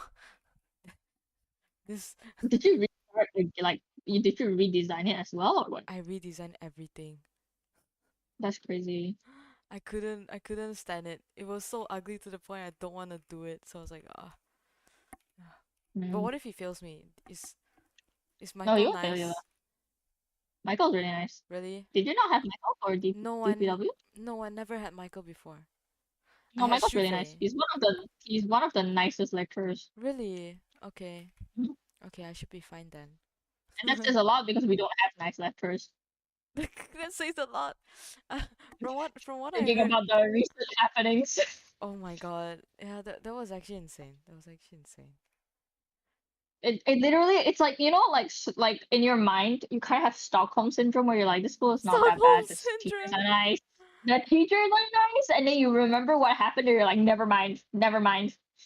The teachers are not nice. They hate you. They're out to get you, every single one of them. Honestly. Yeah. Um I thought I'm like on like Woonbing's bad side actually, but then I actually don't know. I feel like he's keeping track on me. Why? Cause I got kicked out of his class once. Oh You yeah, know, Kate with told me, Kate. but I think it's fine actually, Hopefully. because it was Ruben though, not him. Yeah, but it was Woonbing that was giving the lecture. Yeah, so it was it was pretty rude. I mean, I'll say I was pretty rude for talking in his class. And I really hope he doesn't hold a grudge on me on that. Yeah, I don't think he's treated you like horribly thus far. He's been pretty fair. So Yeah, it yeah, should be yeah, fine. he's pretty fair for now, but then sometimes, To you. like you remember once when Bernice was trying to ask you something in like the first last week's critique session outside, Mhm. and then you couldn't hear, right? So I was in the middle of you guys, so I was like, oh, let me just pass the message to you. The moment I said something, Woonbin looked back, cause like I was behind Woonbin, and he looked back and he looked at me, and then he was like, yeah, it was like a quick like stare, and I'm like, oh fuck, am I cooked? Like, am I cooked? I got a bit scared, like, oh shit. He's like taking notes, like, oh, she's talking again, or something. No. Hopefully he's I not. think I don't think so, lah. Yeah, Should be hopefully, fine. hopefully. Maybe I'm just paranoid. You're just paranoid. Hopefully I'm just paranoid.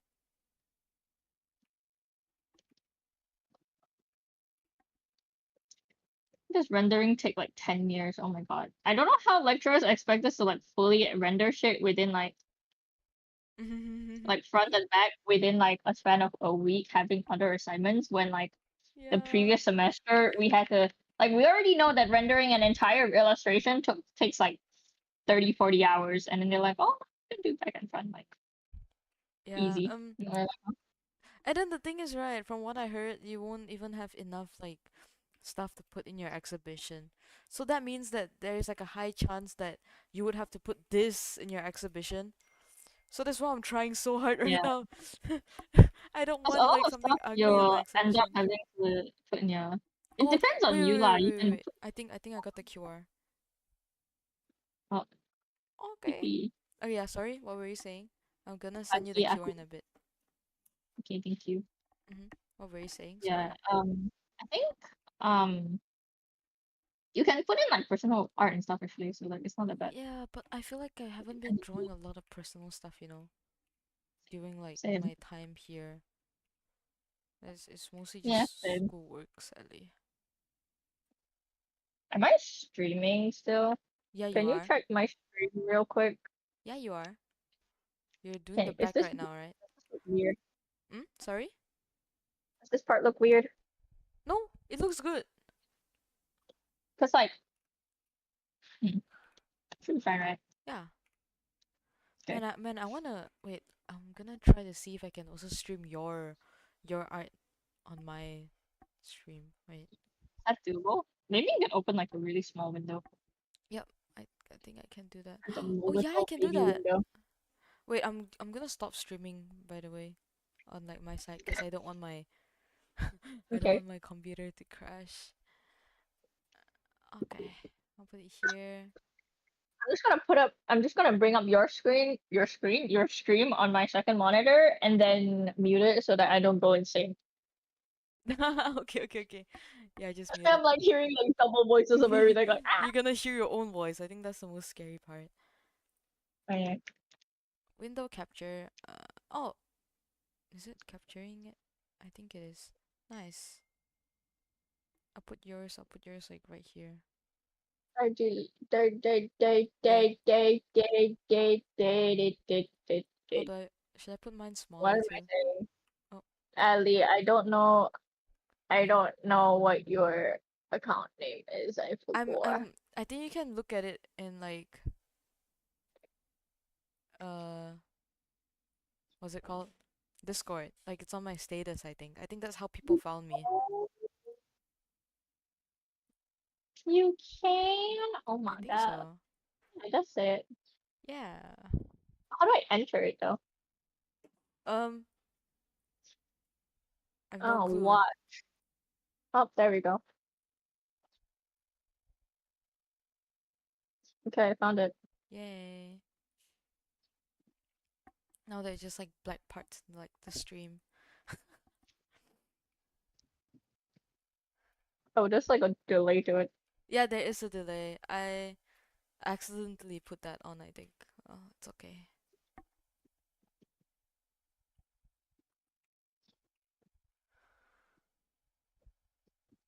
The volume is so low. Oh my gosh. Oh, really? Mm-hmm. I'm gonna make everything louder then.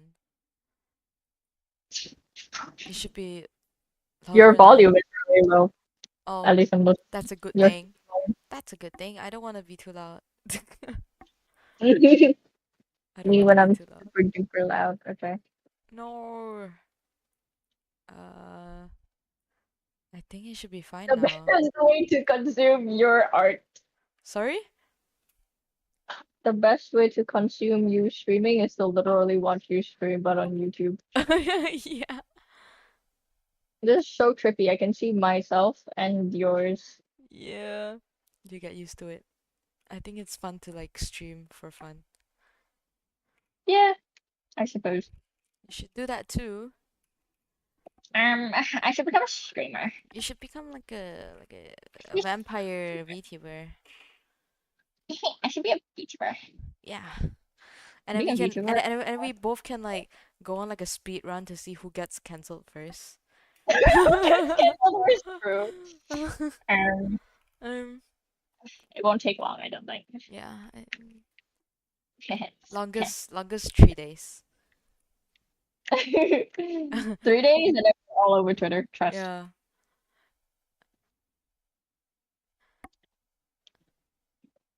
Why is? Oh my gosh. Okay, wait.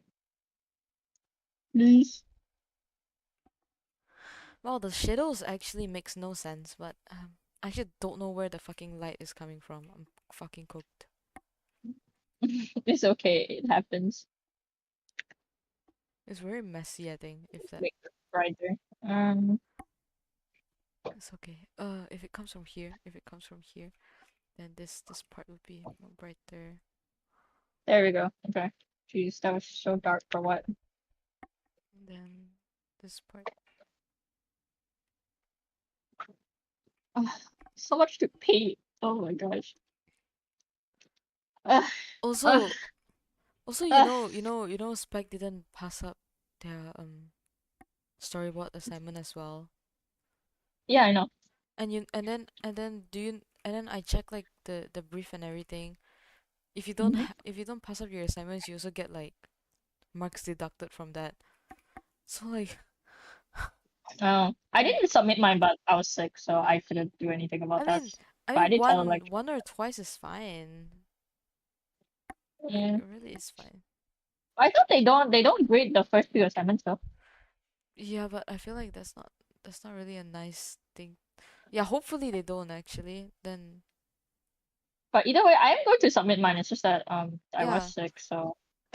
I mean, you have a I was valid gonna reason. finish it, but yeah, I was gonna finish it, but what happened was I took my cough medicine and it made me so sleepy. Oh I literally no. could not. I was drawing like Oh. one every like 5 minutes, and I was like, ugh. Okay, girl, wait. Talking about this, I decided not to drink coffee for the first time in like I don't know, days, weeks Mhm. actually. And then I slept Coffee during addiction critique fell. yesterday. You slept what? I slept beside Suen. She was Lamau! giving me critique and I'm like, oh my god, I'm gonna pass out. And then like I passed out a few times.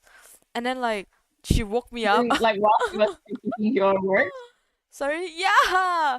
She was critiquing me and I fell asleep. Oh. Oh. I was gonna forever hunt me. I feel like that's the most rude I've ever been. Did you apologize? No! I just ran away. When critique is down, I'm like, okay, thank you.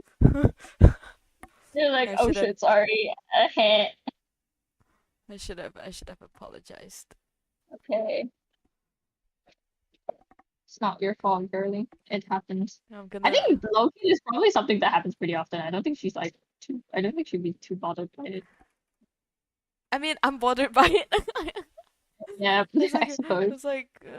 that's like not a meeting. I never slept during critique. That's like the craziest thing. No, I feel like like last week too when she was giving me critique, I was low-key feeling sleepy. I feel like it's a her thing. Like she makes me sleepy for some reason. So soothing. She is really Yeah, like she's like, yeah, you do this, and then click, click, click, click, click, and then she just clicks things, and I'm like, I'm her gonna. voice is so soothing. She Yeah, literally I'm so like glad I I'm can not the listen to only a one. podcast with her and fall asleep. Okay, I'm glad I'm not the only one then. It's not my fault. It's not your fault. It's not my fault that I fell asleep during your critique. It's your fault. You sound too soothing. You're too cool. You need to You're sound. too Yeah. awesome. It's not my fault. It's not my fault.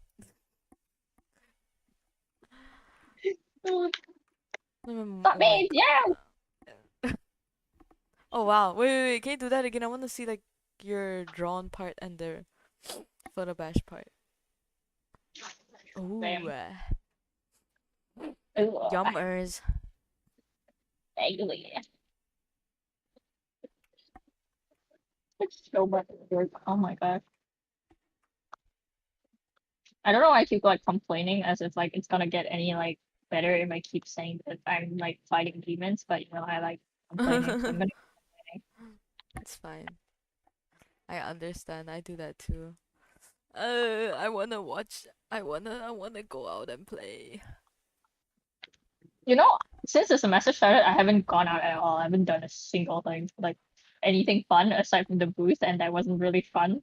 That wasn't fun. I think that was pretty fun. Oh yeah. Oh no. Not the one that I was at. Yeah, not the one. Yeah, Why that's a different one. why wasn't that fun?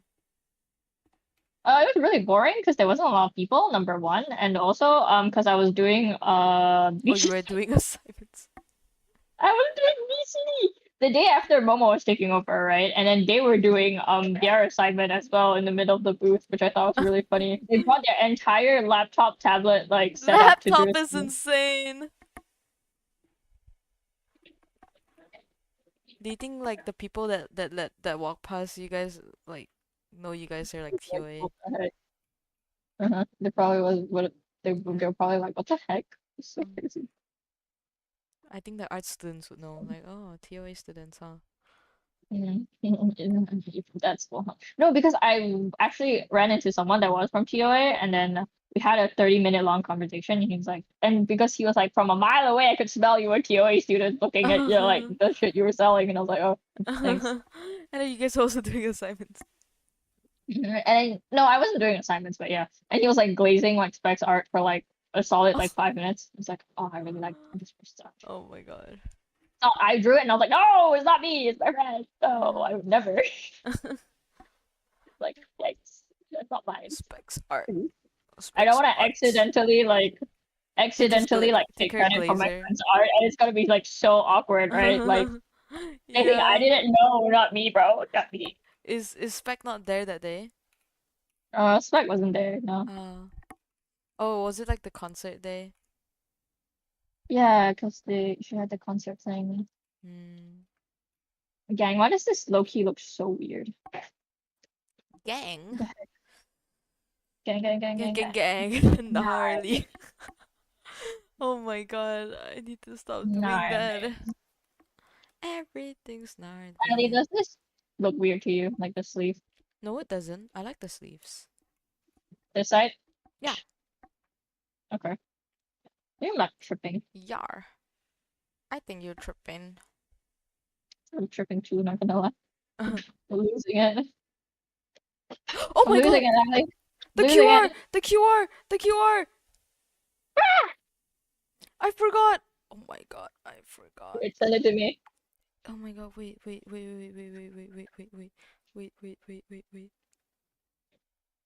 Guys, I'm cooked. We're cooked. Oh my god. That was 10 minutes ago. Did you receive it? Mm-hmm. How do I... Gang, how do I do this on Apple? How do I save?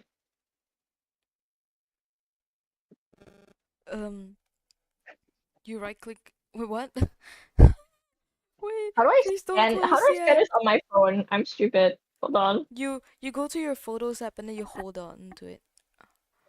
Okay, thank Please you. don't close yet. Please don't I've close never yet. done I've never done this on Apple, so I don't actually know how to do it. Oh my god, please don't close yet. It's not loading.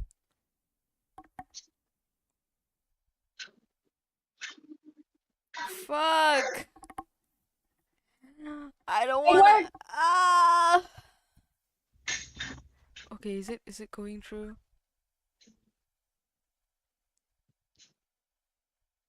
Hold up, it's working, I think. But low-key, I don't think she'll close it so late. She probably closes it like half an hour in, because No, she closed it really fast. No. I Oh don't my think god, she so. hasn't closed it yet. Yes. Yeah, I think she closed it. Because sometimes like problems happen with the QR code or whatever. Yeah. Jamila, I love you. Group 14, right? 14, right? I was Yeah, gonna ask yeah. you. Okay, I guess we are group I 14. think so. Yes. Okay. Yay, we did it. I'm free now. Back to back to grinding. I'm back to grinding.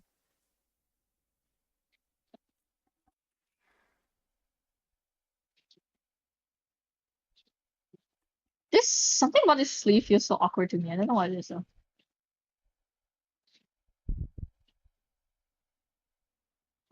I don't know how to say it too. Yeah, You I got kind me. of see it, but then at the same time, I don't know how to fix it. Not good enough for this, dude.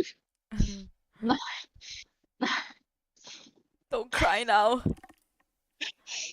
Why are you crying like that? You know what? That's fine, right? Yeah, that's fine. Yeah, that's fine. That's better. Whatever. I don't care anymore. More like a shape. I don't care. Make it a bit more shapely. I don't know. Okay. It's almost 6 p.m.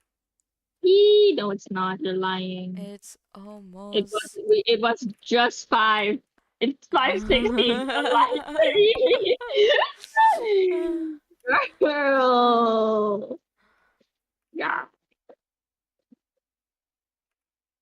I don't know how I did this. I'm cooked, gang. Gang? Gang. Gang, gang, gang. I kill myself.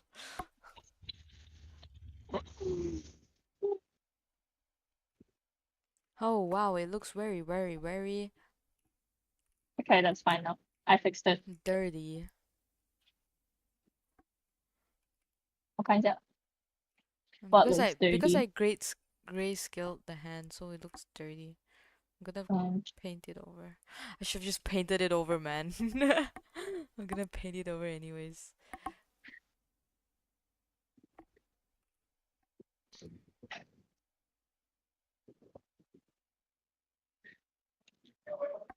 You know what?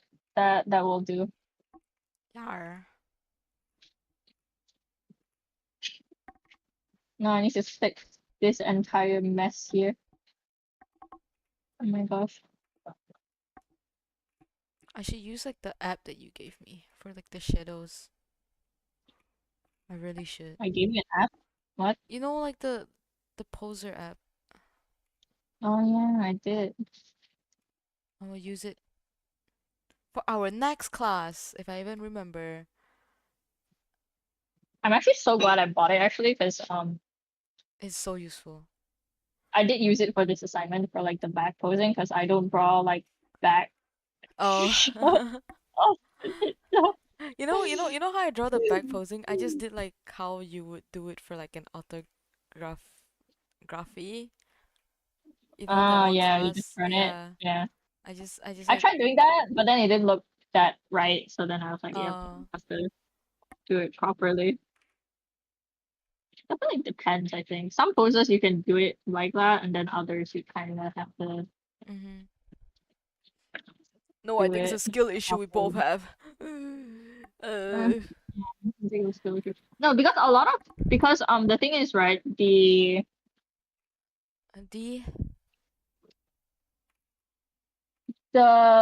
like perspective and stuff would be off when you flip it. True. Because let's say if the hand is in front of the character, it's going to be slightly bigger, but when you flip it, the hand is still bigger. Oh, really? Right. So then you have to do like little adjustments like that. I see.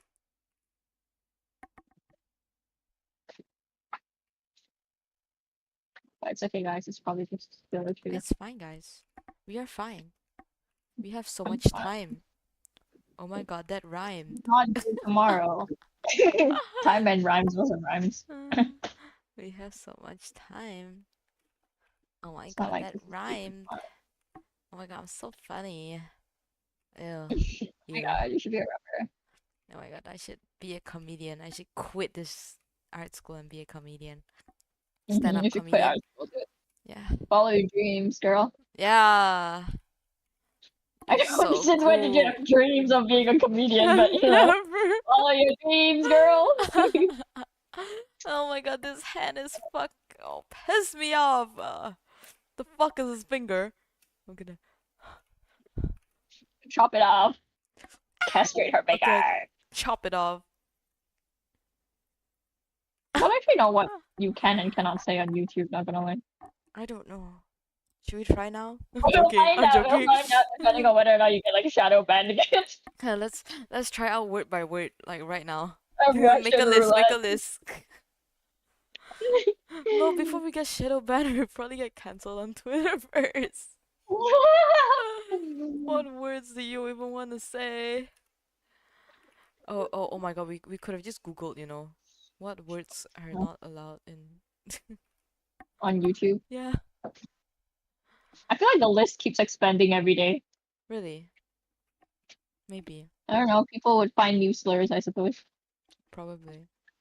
Not that I would know. I'm a good girl. Ew, that's so disgusting! I'm stopping the stream. That's so fucking disgusting. Wait. Oh my